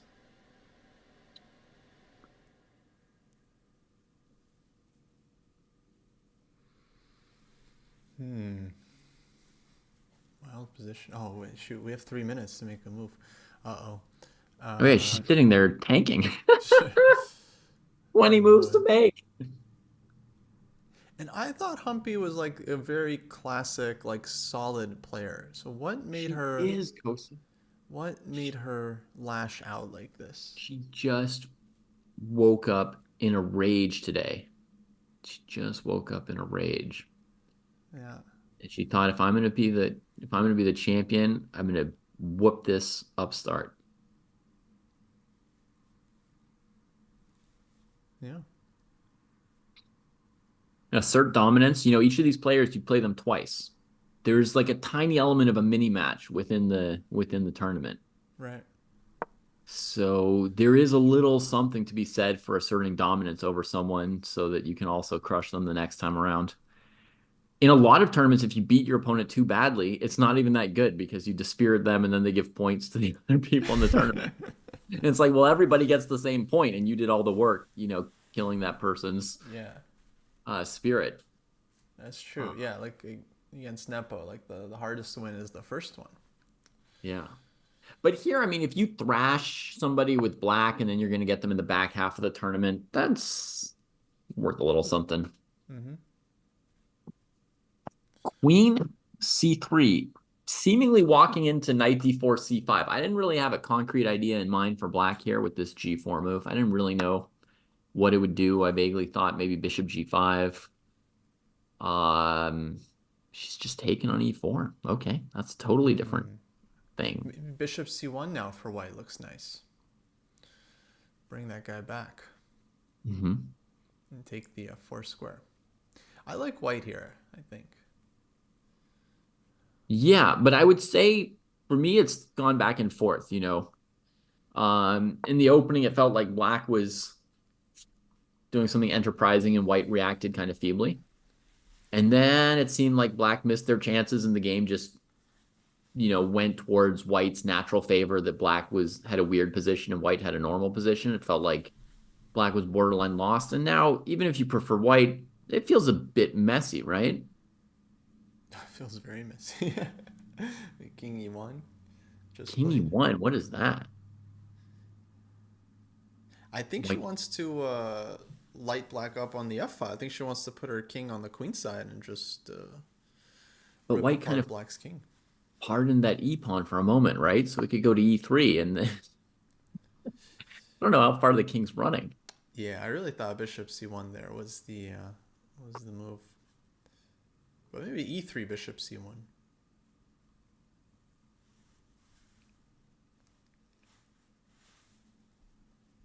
Okay. Yeah. Yeah, I see. Fe4 was a big surprise. Yeah, now we don't have bishop g5. We don't have capturing on d4. Lumpy just plays king g7. Cool as a cucumber that has 6 seconds of move.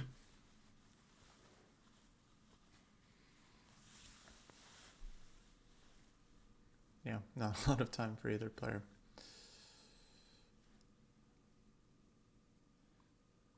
Yeah, bishop c1 looks good.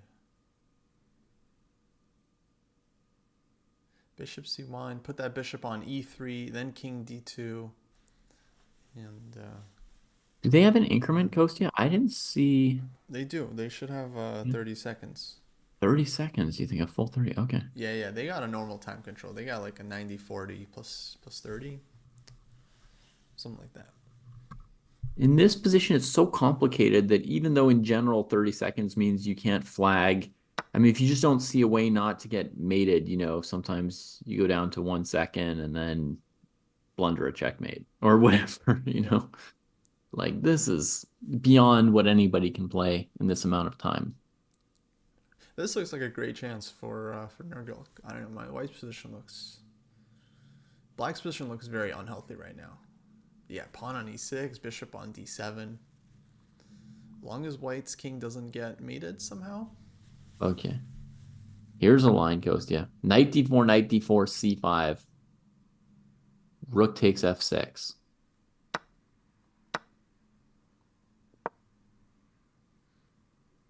And white wins? Yeah. There's like lots of moves. There's like knight f5 check and all Right, kinds but of stuff. I'm setting it up. Rook f6, queen f6, then knight f5, pawn takes, rook f5. Yeah. MBG. Yeah. Then we go here. I don't think black's taking on d4. It's like Okay. no I've got a chance. beautiful like mating attack there. King g6, bishop takes f5. Also, knight takes d4, rook f6 immediately, right? Would just kill it. Oh, that's boring. Okay, you're right. It's no, no. What did she do? Spend She 20 must have just minutes done something. calculating the other line. My other line was super difficult. Queen g5 played. Queen g5, supporting the bishop on f6 against rook f6. Yeah.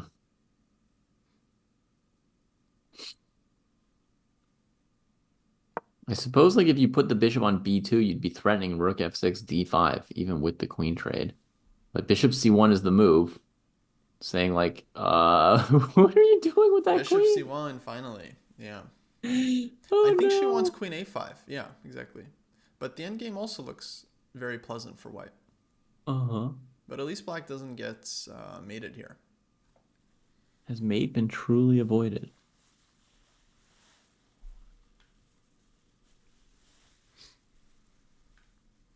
Yeah, I guess there's no checkmate. Amazing.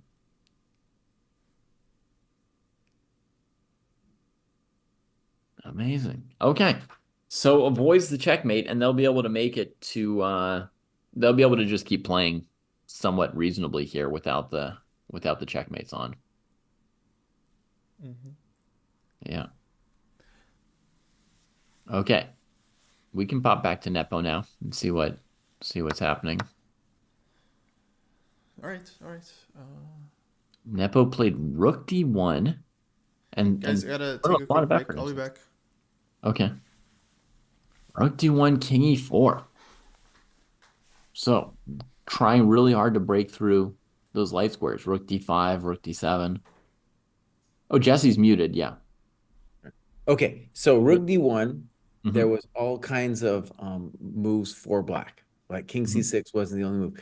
King E4, the problem for black is like the natural move to me would be knight E7, but then bishop E7, Rook B2, Rook D5, and I conquer the dark squares. Sorry, give me the line one more time, Jesse. So if knight E7, bishop E7, then Yeah.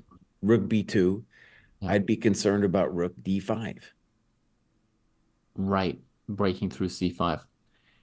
How about this move, Jesse? You can probably refute it in 2 seconds because it's very concrete. Rook takes C3. Rook takes C3. Well, that's a hell of a move, boss. Well, I don't know about 2 seconds, but what's going on with Rook takes D5? I was thinking Rook C4 check. Then King E5. Now I see you have King E5, huh? But I have to admit, I wasn't even considering Rook takes C3.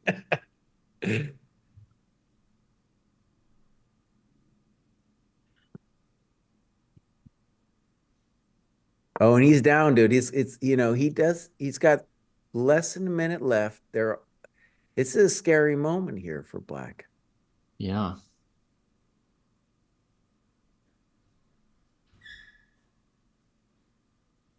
Bishop e8, knight g7, bishop g6, check. There he goes, bishop e8. Five. So we're assuming knight g7. Just a first random move. I mean, there's probably also rook d5, bishop h5, some kind of major branch there. Then bishop e3 maybe. Bishop g6 check. In there, I don't know. King e5. I don't know. It holds together maybe.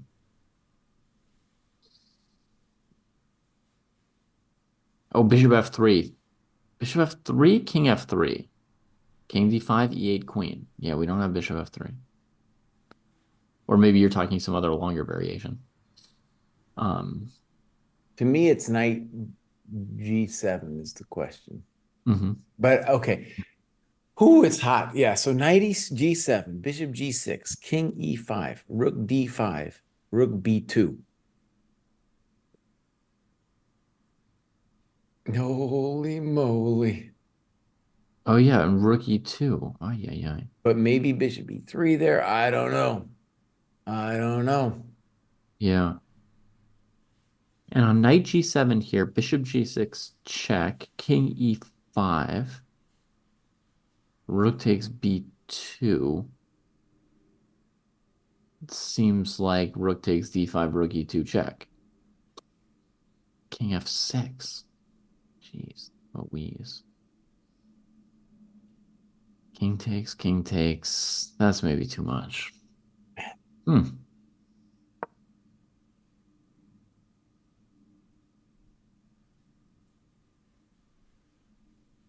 Knight g7 though is the move with the nuts, right? Because rook d5, bishop h5 is a little bit harder to believe. It feels a little bit more like the blockade on the light square is likely to hold. The last Lasker is saying it just wins. Yeah. Yeah. Yeah. Yeah. Interesting suggestion from AJ Van, bishop back to C1 after you trade. Right? So you do the trade thing, then you go bishop C1. Bishop F3 check, we know how it loses. King takes and queening. So bishop G6 check, king E5. And then you still have to fight out with B4 for black.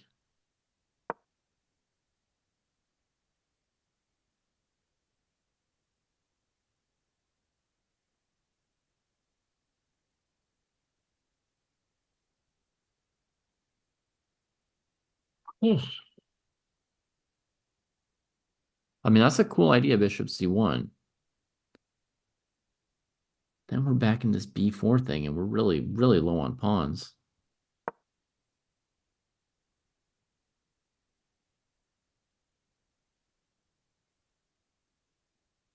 There's a big difference between bishop C1 and rook D2. Yes, I think so, DL Borger. The difference is bishop C1 tempos the bishop, and rook D2 does not. I don't know.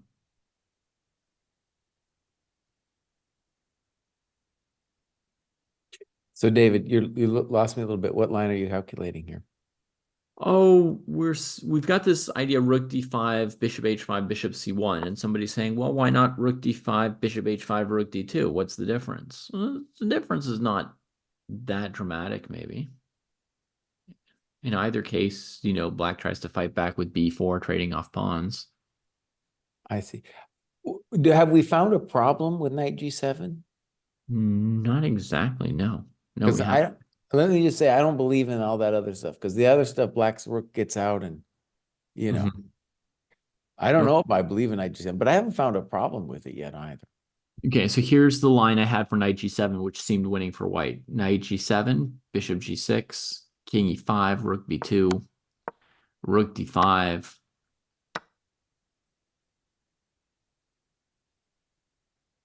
Rook e2, king f6. King f6 is a real bummer. Yeah.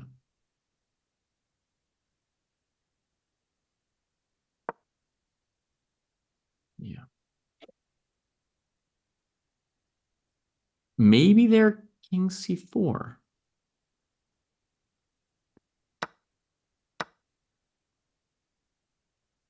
Maybe they're king c4 and you haven't lost yet. I think king f7 would be winning there. Okay. Because I'm threatening knight e6 like a bad boy. Mm-hmm. Right, and you just want to take with the bishop. Yeah. And if I get that bishop on e7, I think I have like the backwards looking monster. Yeah. It does seem that way.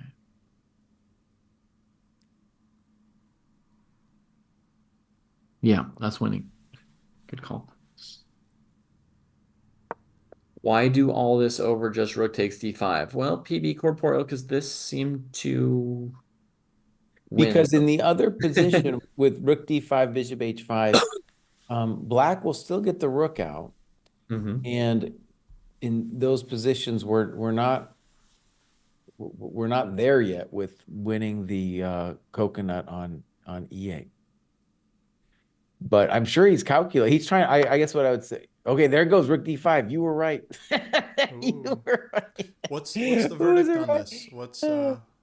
We don't know. What's the action? We don't know. You don't know. What have you guys been doing this whole time? We were thinking about it.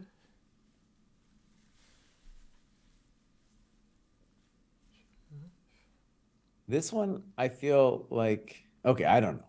Well, let's just keep going here. So there's bishop e3, bishop c1, rook d2. Yeah. Bishop e3, bishop c1, rook d2.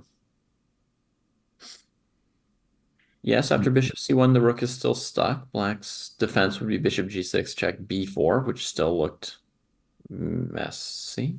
Right. It's going to be really hard to track down that e8 square without losing all your coconuts. Who has more chances here for a win? Well, definitely white. Yeah. I mean, white's got a pawn a step away from queening, and black's got a rook trapped on b3. So black's defense, such as it is sort of miraculous.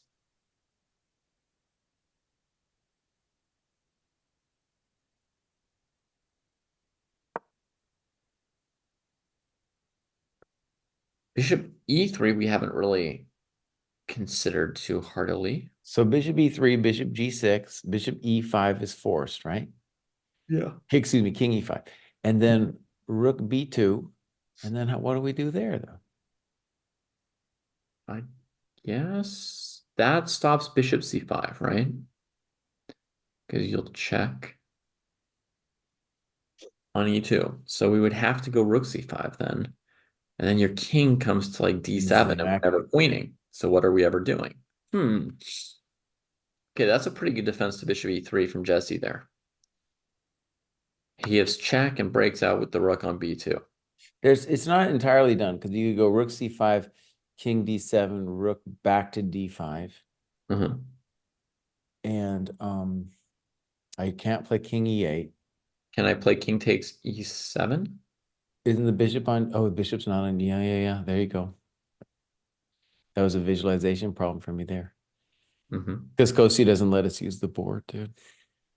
Yeah, he's been making us. He wants to make us visualization masters. That's why he doesn't. Guys, if you want to host the stream, you're more than welcome to. Okay, but I'm the only one apparently with internet and headphones. Apparently, it's not possible for you guys to procure those two very critical elements. No, I can host the stream if you want.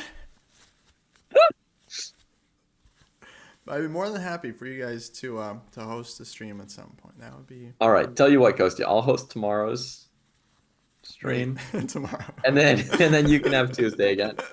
Perfect. All right. Now that everybody's happy. What was the line? Bishop c1. I was just thinking bishop c1 is our best shot. Yeah. So here's the dream, I think. So it goes b4, cb, cb, rook d8. And let me just say something kind of important to this.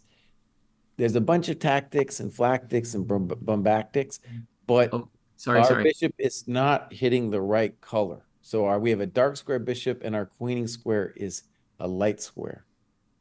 Yeah. Wait, excuse me for 1 second. Yep. Kostya, black has to throw in bishop g6, king e5 Oh, in thank this you, line thank you. Yes, before bishop chat comes c1, after us. bishop g6 check. Thank you. King e5, b4, cb, cb, rook Yeah. d8. Yeah, bishop g6 on the board and king e5. They're gonna make the time control, of course. Yeah. King e5 is move 40. One more move for Vidit. Well, I guess one move for Vidit. That's not easy. But Maybe other than here's a thought. b4, Maybe on b4 we play king f6 to try to gain a tempo right now. Yeah. ooh, that's study like. Ooh, king f6.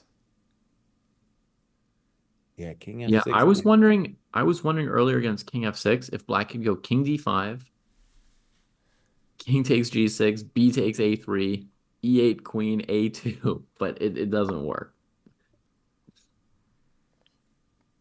I think king f6 black has to go bishop e8. Wait, but isn't this a problem? Rook d8? Oh, bishop d7, right? Because bishop h5, rook h8, the bishop runs out of squares. So bishop d7. I didn't see rook h8 till you told us about it, but that's a very good point. Right, bishop d7. Oh, wait, but taking king f7. Oh. Holy moly. Isn't this just winning? He, by the way, has just got both got their time control. Here, king f6, he played it, boss. Oh. I'm a GM today. Wow. Wow. I think it's game over. So, dude, Kostya found the main point, though, which is bishop e8, rook d8, bishop d7, rook takes d7, then you scream, welcome to the dojo. And you also say, hey, buddy, maybe next time you won't lock your rook in, you chump. Oh, no. Oh, guys, Vidit is dying right now at the board. Yeah. He's just realized. He's just realized. Yeah. Oh, no. He's going to meditate and resign in like a minute. In that position, Kostya found rook h8. So he just tracks down all the squares of the bishop. That's how we're pronouncing it, cosine? I thought you were talking about Kostya. I thought you were calling Kostya cosine. I was like, when did he turn into a mathematical function? I'm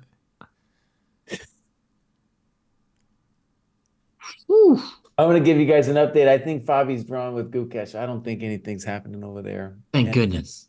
And Farouz is trying to give the big squeeze to Bossov, but I don't think so. Wow. You just nobody can win. Except, of course, Nepo. The Blitzmaster. Blitzmaster strikes again. Jeez. All right, Biden, Trump, here we go. Here we go, dude. Biden, Trump. 12 more years. 12 more years. Oh, no. Vidit, you were my guy. You were my guy. But dude has been in time pressure all the time. All the time. That's what cost him this game. And also, dude, let me just say, Vidit, let me talk to you real straight, buddy. Rook a5, rook b5, rook b3. No, that's not the way it's done, buddy. You're not going to reach the title with that kind of play, buddy. Yeah, this is crispy critters right here. Crispy crisp. Holy moly.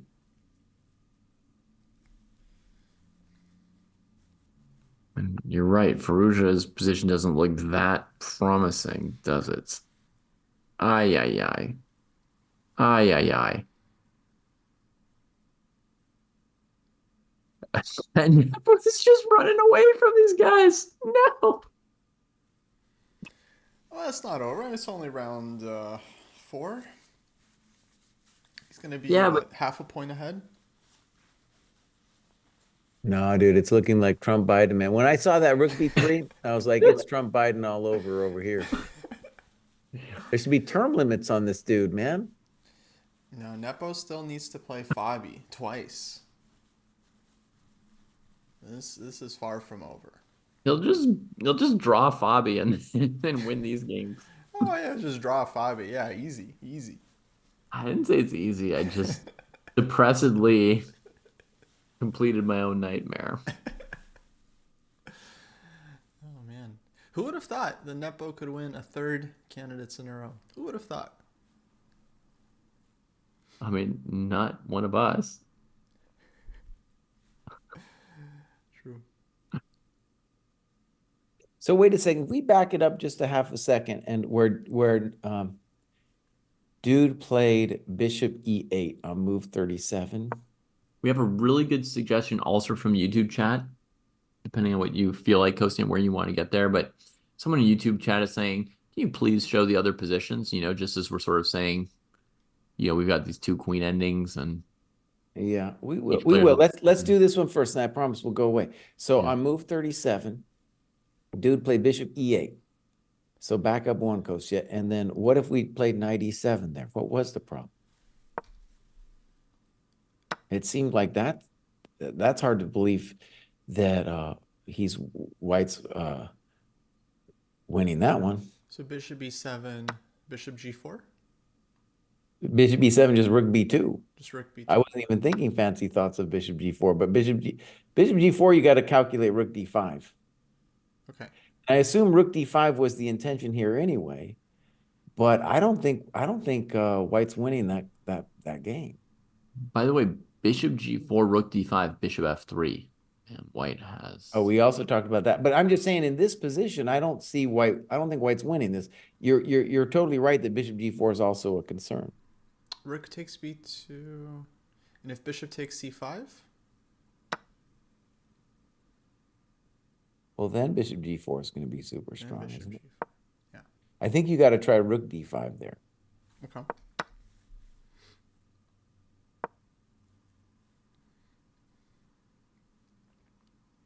And then it's true that if I play c4, you do get the dark squares. So there's Oh, truth in rook that. e2 check. Bishop hangs. But rook e2 is just the end of the line. Yeah. Mm-hmm. Wow. So it seems to me like it was time pressure that did dude in over here. Or the insane rook a5, b5, b3. He was already in time pressure when he started that, Okay. Okay. And honestly, I don't think Nepo didn't have to play knight e7 on move 29. That was weird. Right. That was totally weird. Hmm. Okay, people want us to show the games though, so let's look at Fabi's sat endgame and Abbasov's sat endgame. Yeah. I mean, these are both kind of little like bean counting experiences here, but it's certainly interesting to wonder. Bean county's experience. But hey, we might actually get a game past the time control for once. Yeah. How about that?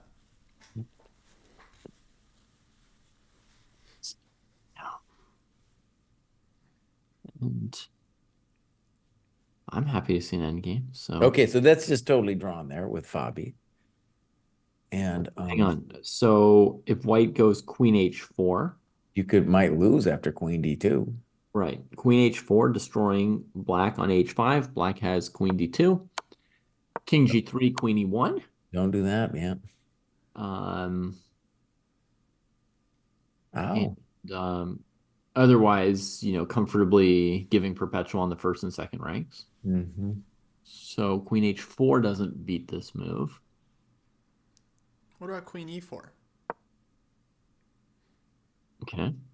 Better move, holding the b pawn and holding some central squares. So we'd expect queen d2 check, or at least that would be the only move we would have queen any hope d2. of calculating correctly. Right. So that's what I would calculate. King g3. King g3. Now, do I have? No, you did not. I don't have it. Okay. The simple move there is just to play hg, but you're in no rush to play it. Mm-hmm. Maybe king h6 though, setting up David's idea. King h6, queen f4, blunder. Oh, there we go. So there's some juice. Yeah. Yeah. Ghosty at least now always seems to have figured out what I'm always thinking about. It's going to be handy if he ever has to play me. Um, how about Queen D6? Just trying to,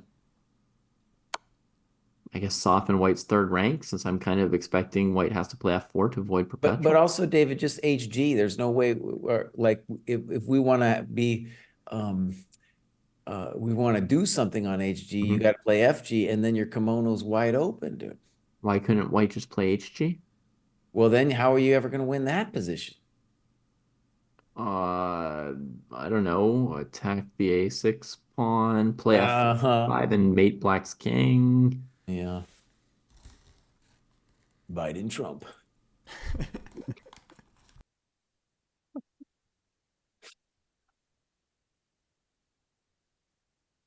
Jesse, you could post to Twitter, round four impressions, Biden Trump rematch coming up.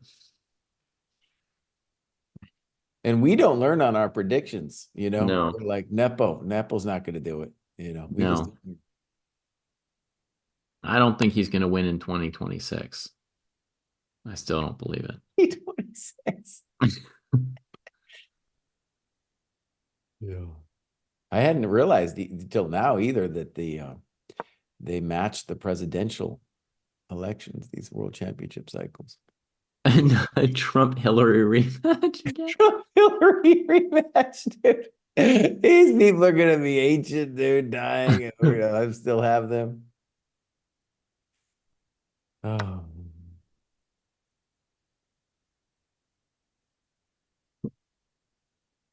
yeah.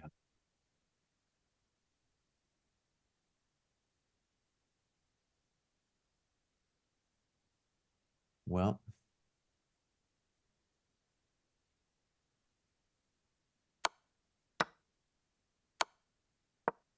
Okay, so this one here. Oh, Kostya, you're muted, I think. You're telling us something now. From death. Sorry. Yeah, I was just showing the h4 line. In case of Hmm. h4 and queen g3. Yeah. you guys are like working hard on self-mates and stuff. Yeah. All right, show us the other position then, if there's nothing to be done here at the moment. Oh, bishop e8 played by Vidit. I wonder what he's playing at. D8 instant. Maybe he wants to take on a3. All right. So Jesse, is this one also just dry and dead, or is there some hope for Ferrugia? He's Well, got he's an gonna play on undoubled extra forever. pawn. Yeah, my experience in these positions is white should hold it fairly Mhm. easily because it's so Yeah. hard to make progress and also really hard to avoid perpetual check. But you always have a chance. You know, this could go on forever and ever. Yeah, Ferrugia I think plays this for a while. Okay. So here Black's got some kind of 10% chance or something. So Mm-hmm.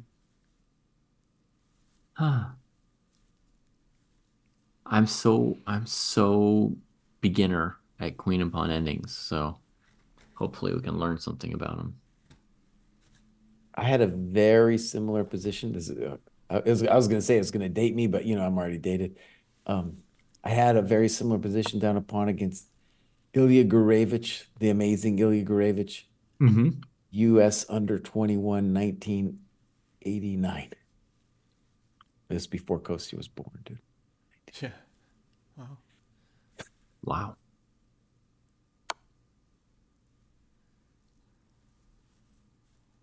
But I remember that because I didn't have any clue in that position. I was just trying to hang on. I didn't know what you know what I should be expecting or yada yada. Yeah. Objectives for the defensive side. In this particular Abasa Faruja one, I guess it would be to prevent black from trading queens. That's one objective, right? Avoid queen trades. Another is to be on the lookout for perpetual checks. Mm-hmm. If black wants to make progress, they'll have to either trade queens or advance the pawns. And as they advance the pawns, your chances for perpetual check increase, right? So you just need to be ready to get active with your queen when black advances the F pawn, maybe.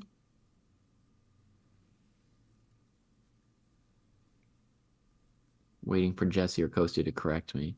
No, that sounds great, dude. No, that sounds right. Yeah.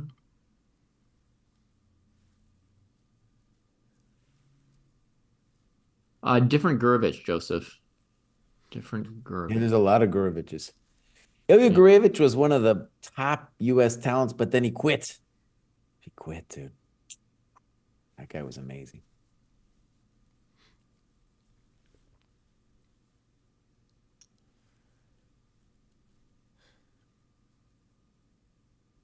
I'm just For feeling black, I would play forbidden. queen e6 or d5 here, Yeah. covering the e pawn and some central squares. Yeah, queen d5. Queen d5, queen d4. I think there's many questions to be asked here. He's a pawn up. If he trades queens, he wins. Mm-hmm. Well, there you have it, folks. I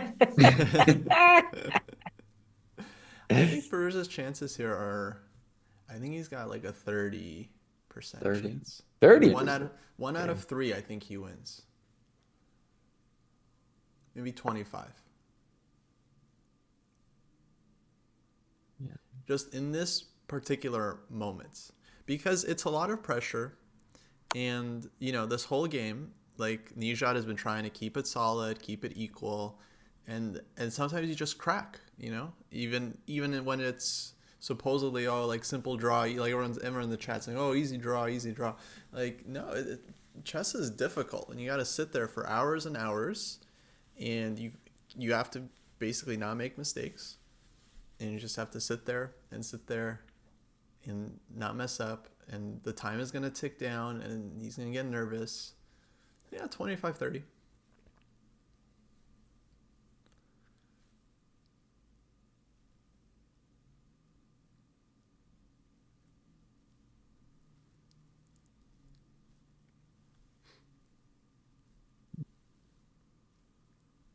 All right. White goes active queen. Expecting black to maybe play f6, and then potentially you go fully active queen b8, or is it too soon? Yeah, something like queen b8. Yep. Jesse, have you ever studied queen endings with any exhaustiveness? No, I don't know about exhaustiveness. I've studied some queen endings. Yeah. This one I'm telling you is a draw. We studied queen versus rook for like 3 months. Right.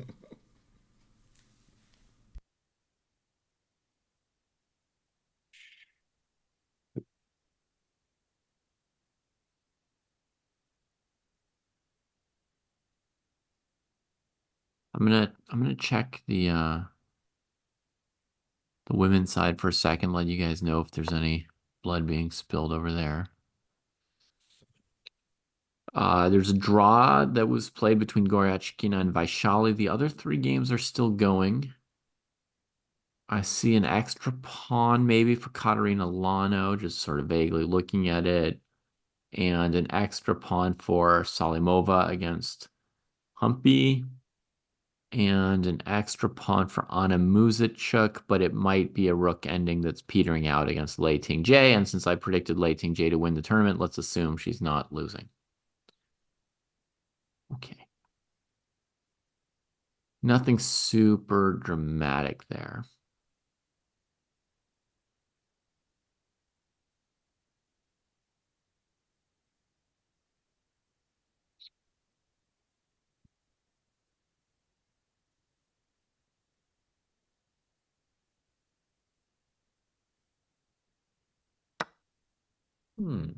Good question. I don't think I have the knowledge to answer this question. Joseph Curtin is asking, is there any chess player who is known for their queen endgame? The way Fischer was known for the bishop ending, or Magnus for rook and opposite colored bishop against rook and opposite colored bishop? I think Is there Magnus is anybody the queen endgame wizard. also Magnus? Yeah. Yeah. Sorry, I was muted, but I was just saying Nepo has been thinking for a while on b takes a3 Okay. because it's not that simple. You can't just recapture because then the bishop d7 line doesn't work for white anymore. Well, wait, why doesn't rook e8 just win on the spot? Because Nepo hasn't played it yet. A2? Well, a2, I can move my rook and I'm threatening e8 queen. Mm, You're 1,000 tempi behind. yeah, that's about right. He must have something he doesn't like. Maybe it's AB, like rook e8 AB. I mean, it's finally time for him to think. He's got 47 minutes. I would take some time here too. Yeah, but on AB, like bishop b2, right? You Rook got bishop b2. b2 and rook moves might also win. And you have to calculate if that's going to be a mate or not, Yeah. I don't know. The bummer, of course, is that e8 is coming down with the slam bam, thank you, ma'am, check. Mm-hmm. So like maybe he's concerned like rook e8, AB, bishop b2, rook b2. Let's just say rook a8 for half a second, rook e2, and then if e8, might have something better there, by the way. If e8, rook takes, and maybe the king is close enough to make you worried that it's going to be a draw. I don't think it is, but that would be a concern. Yeah. Something to calculate out. Well, yeah, no, Nepo's clearly spending his time. So you see, guys, he's not rushing. Mm-hmm. He's thinking. He knows the win is very, very close. Yeah, yeah. But let's find it. Let's find the clean win. So rook e8, AB. Let's just move the rook. Let's go rook d8. B takes c1. E8 equals queen. King b6. Oh, he just recaptured. Interesting. This might win too. But on ba3, black can now go bishop d7. I mean, maybe you play. So you're thinking rook d7, king d7, king f7, rook b8 doesn't work anymore, right? Yeah. But maybe you can play king f7, like threatening rook d7? Or does rook c3 to f3 diffuse that? Yeah. There's rook c3, rook f3. Okay, but time out. So let's say bishop d7 and I go e8, bishop takes, rook takes c3, rook e1. Mm-hmm. Isn't that winning? But that's a lot of work because you got to queen that a pawn. But one thing we know from the Chess Dojo training program is that if the pawn, let's just say we're going to win c5 and c7, just take that for granted. And then the a pawn is also going to fall. And it's a big deal then that our pawn is not past a5. If the pawn were on a5, that would be a draw. Wait, I think you're confusing something. That's like a rook versus bishop endgame. I know. Rook and bishop plus pawn. Yeah, but there white can put the pawn on a5 instead. I am right? confusing something. You're thinking like rook versus bishop. What am I confusing? I don't even know. It's You're late. thinking like the rook versus bishop endgame where you Rook have this versus extra bishop. rook pawn. Bishop. Sorry. But this one would still be a ton of technique to convert, I think. I'm surprised that he didn't have anything clearer than this. Yes, looks like work to me. Wait a second. Wait, how does black draw this? Bishop d7? We just play rook takes d7, boss. King takes? King f7. Oh, and then you got rook b8. Yeah. Sorry.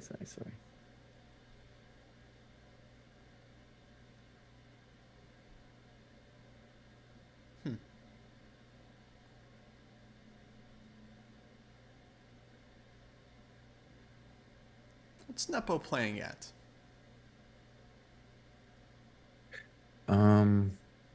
Wait, one more final question. So, bishop d7, king f7, and then rook c3, right? Yeah. Mm-hmm. Rook takes d7 there, Mm-hmm. and then I'm assuming rook f3. Yep. King Oh, but e8. king e8. I guess king e6 also works, but Oh, king e6 is even clearer. Yeah, but I was just yeah. Oh my goodness, we don't have the E3 square or anything. So that makes it much simpler, right? that okay. Okay. That clarifies things. Okay. Yeah. Okay. Bravo, Nepo. So king f7. Yeah. Bishop d7. Then He wants king f7. You can't go rook b8 in this move order. all right. Well, then, is there nothing left to do? Looks hosed. Looks hosed, Pud. Hosed. Yeah. Mm. Okay. I think Gukesh is defending well against Fabi. He traded the two queenside pawns. That one is truly dead, man. That one is Oh, they dead traded the beyond all queenside belief. pawns? Okay. Yeah, I'm with Jesse Yeah. now. It's so... Yep.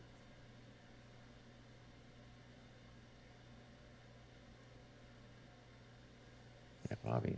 Bobby, dude. Oh, man. Bummer. He was close.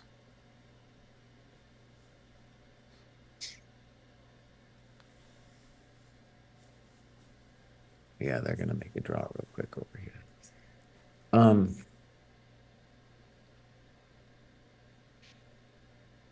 hmm.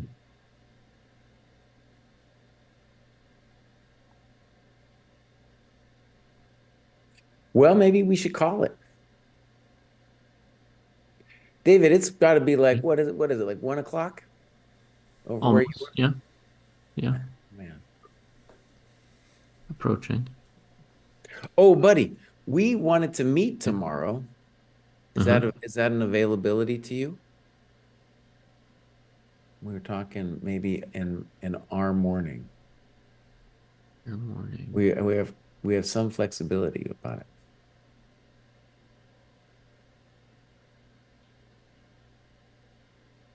Ten o'clock Eastern, something like that, buddy. No. Tell No, I us a don't. time. Tell Yeah, us a I'm time. sorry.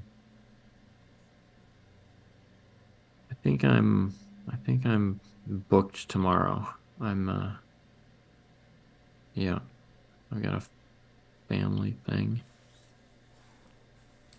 I could do, well, I'll message you guys on Discord sometimes. All right. We're running out of time though, my friend. Time is slipping away. Important decisions to be made.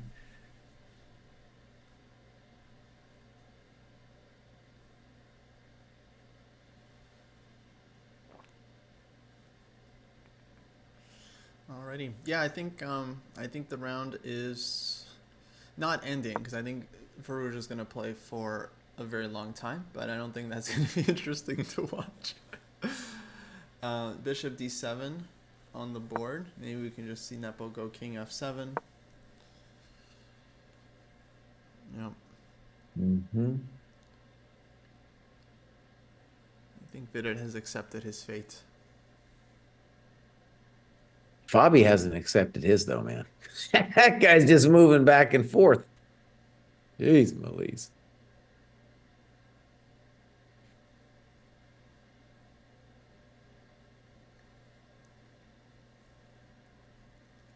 Yeah. Well, fun round. Yeah. Yeah. Okay, folks. Tomorrow's a rest day, so you're on your own. No dojo stream for the candidate. Maybe there'll be some other stream at some point, but no candidate stream. You know what I thought? I mean, just one. I'll just leave with a thought. We had this whole war, about eval bar, no eval bar, and a lot of it was kind of surprising to me that people were so worked up about. But you know what it really there was an insight today, and that was when we were hanging out with Jessie February. She had a real itch, dude. she had a real itch. I mean, she's a nice woman, she's a good player, yada yada, but she has become so accustomed to the engine that it was hard for her. It was like a physical thing. It was physically hard for her not to have the eval bar, But you know, her right? chat was probably like nagging her, like, "Oh, show the eval bar, show the bar. No, We don't she wanted understand it, dude. anything." She wanted that eval bar. No, She for sure wanted that. it becomes a thing for anybody who uses it. Yeah. It's like the ring of power and stuff. I've used it very, very little, but there was like a time when, just using it like a few times here and there, and suddenly I started like thinking, when I was analyzing, like, oh, I wonder what the answer is. I wonder what the answer Yeah, is. yeah, Like, yeah, yeah. it's like right there. Mm-hmm. Oh, Doesn't it's take over. much of a taste, in my opinion and my experience. And it is like a drug thing, man. A taste. Give me a taste. Just one taste. Yeah. Yeah. Yeah. Well, we gotta fight we gotta fight this addiction. You know, it's That's a right, disease. man. That's right. Yeah. So Dojo Yeah. Talks eval bar coming up soon. Coming soon. Coming soon. If you guys want to take off, I'll watch the rest of the Faruja Queen ending. I'll take over the Oh my God, David. Oh my thing. God. Okay, I'm out of here. Everybody, it was great. David's taking over. I'm out of here, guys. Great. I will see you guys maybe tomorrow and then the rest. It's Tuesday. Round. Oh, it's gonna be good. It's gonna be good. All right, bye everybody. All right. Bye, Jesse. Okay, David, you wanna stream, or you want me to just leave it on for you? I can stream. I'm ready to hit go.